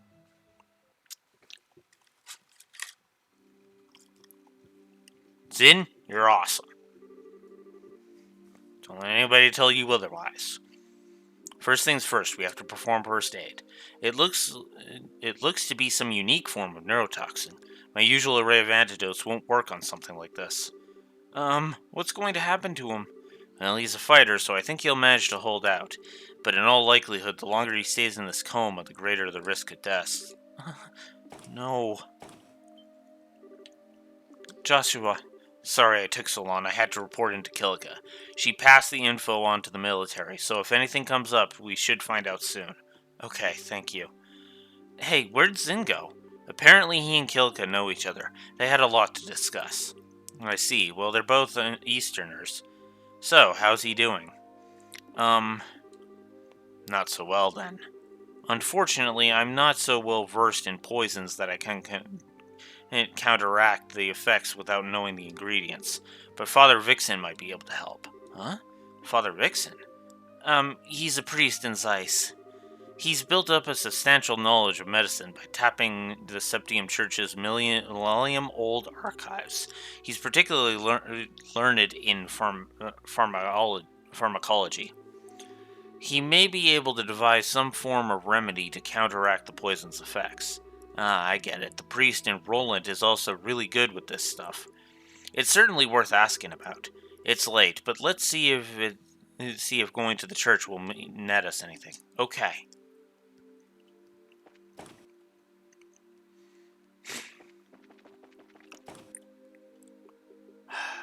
Okay. I know I've been an asshole about this whole agate thing. And I have. Let's not beat around the bush on this. I have been a bit of a dick.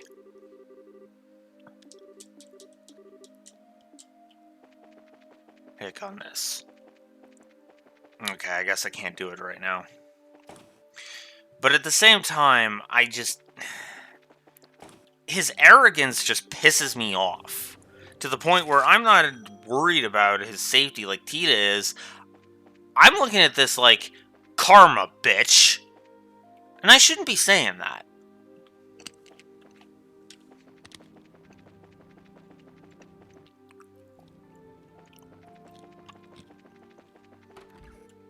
I'm gonna go just a little bit longer. Tita? What brings you here at this time of night? Oh, Father, please help us save Agate. Huh? What do you mean? Tita, calm down a second. Father, you see... Explain. I see. This is troubling. Is there anything you can do? Thankfully, we do have a treatment here at the church for virulent nerve toxins. It doesn't nullify the poison, but it does boost the patient's immune system so that he can better fight off the effects on his own. Sister Kira, you're familiar with the medicine I refer to? I am, but the ingredients... We're out of the ingredients? What do you need, and where can we get it? Zamurian moss is what we've called it. It's a species of bioluminescent plant. It should grow deep in the limestone cave inside of Col de Tunnel. We've sent bracers to collect it in the past. The Col de Tunnel. We went through there when we came back here to Zeiss. This should be a snap. Then let's go find the Zamurian moss. What? You two? Yes, Father. My two friends here are bracers. I see. That makes things much easier. At any rate, go back to the guild and talk to the staff before going to Limestone Cave. There might be some record from earlier collection trips. Got it. Let's go.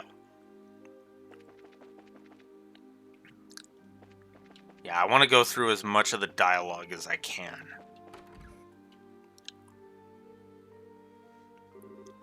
Oh, you're back. Zin, I didn't know you were still here. Thanks for carrying Agate earlier. We're in your debt. Haha, think nothing of it. Always glad to help a friend. So, how's Agate's condition? Well, explain. Then he really is in greater danger than I had imagined. If you need Zamurian moss, one moment while I check the information in the church supplied. Ah, here we are. It can evidently be found in the northeast area of the Chaldia Limestone Cave, at the shore of an underground lake. Northwest Limestone Cave, underground lake. Got it. You might as well put it in the notebook. I've heard it said that monsters in that place, these are quite strong. The last time the guild dispatched bracers to gather moss, a team of 4 veterans was sent. 4 veterans? Gathering the moss isn't going to be an easy task, then. In that case. As such, I suggest you take this gentleman with you.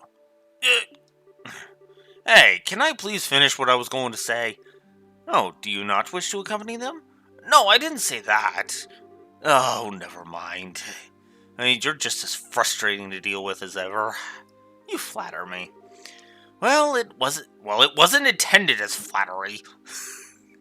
Are you going to come with us then?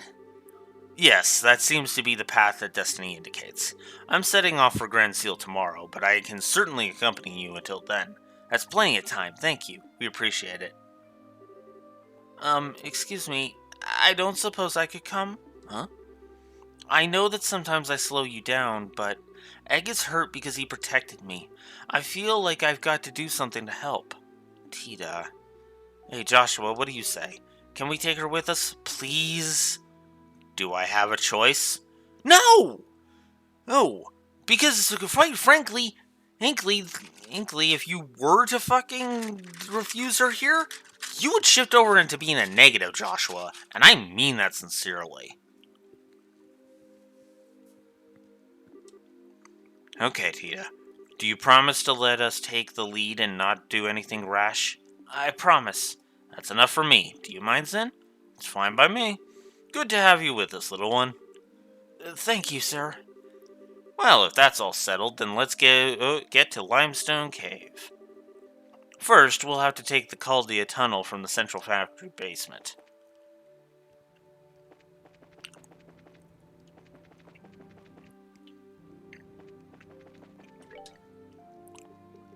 And that irritating as hell side quest is what we will do next time. I said I would go until 6 o'clock. It is 6 o'clock. We're done for now. I guess I could keep going until I hit the 8-hour mark, couldn't I? No, I'm just gonna chop it here. So, we've made a good amount of progress. I guess we're deep into chapter 3, believe it or not. Like, holy shit, are we deep in? Because it is literally... actually, I can consult my walkthrough on this one. We literally go to Limestone Cavern, have her and deal with that. Then we head to... then we have to head to... we have to do some other stuff. Then we gotta head back to...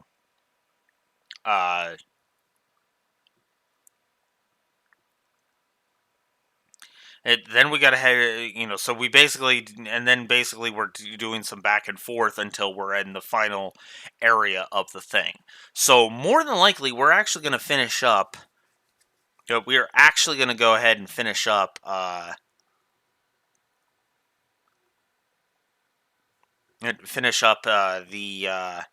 The entirety of chapter 3 tomorrow, and as such, which I'm gonna. God damn it. Come on. Let me finish this. And as such, I am confident we will finish chapter 3 tomorrow, which actually is pretty good because that means all that'll be left is the final chapter, and I don't remember the final chapter actually taking that long. In fact, let's actually double check. Heck here. No new quests. There's one new quest.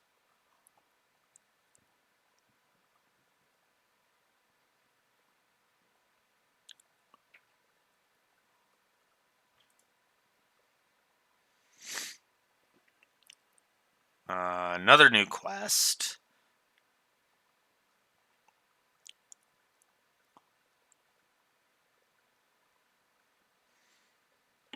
Yeah, looks like there's only 2 new quests left.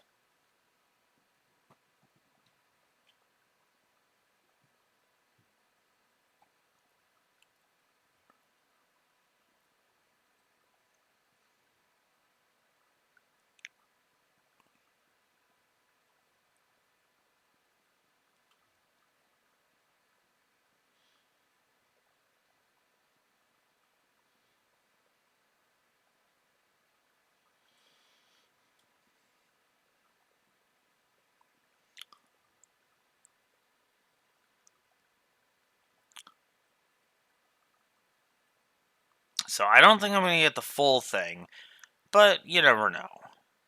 I guess there is one more.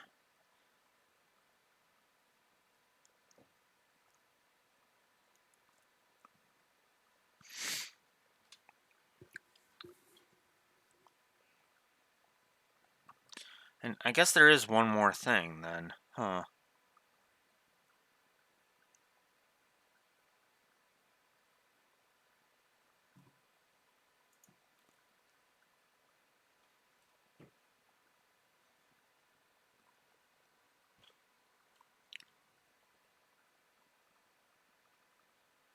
Oh, okay.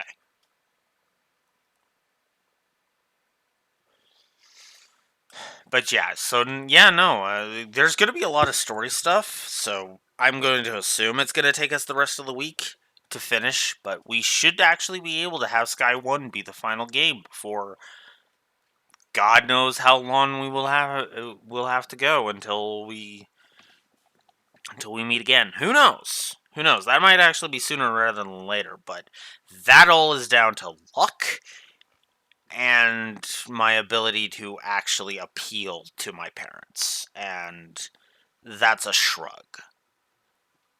So, honestly, I need to stop taking my parents for granted, if I'm honest. I still think they're kind of dumb at times, but they've literally saved my ass. Regardless, that is it for me. So, tomorrow at 10 a.m. Central Standard Time, we will finish Chapter 3 and begin the final chapter, and hope, with any luck, finish the final chapter of Sky 1. Till next time, Blue Wolf Alex the Lore Walker signing out. Have a good one. And after tomorrow, I should have an estimation of. Actually, I can give you an estimation now. Now that I'm thinking about it, what am I saying? I have that saved.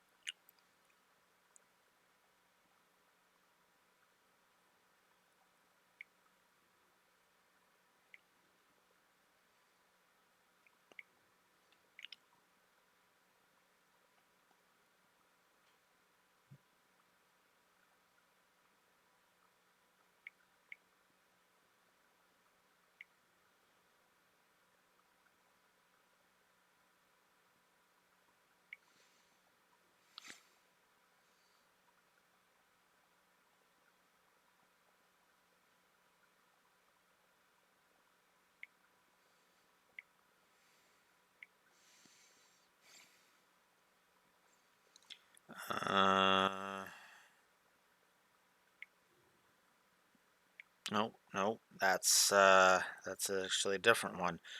Here we go. Whoops. I would want this one.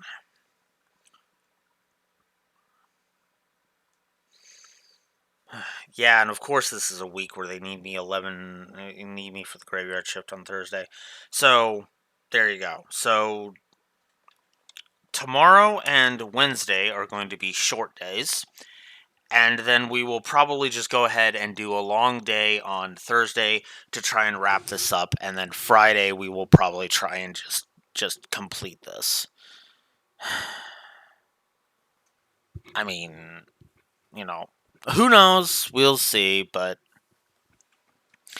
all the same, yeah. So, basically, 4 more sessions to go before I have to move. See you tomorrow. Blue Wolf Alex the Lore Walker signing out. Have a good one, and sorry for all the ranting today.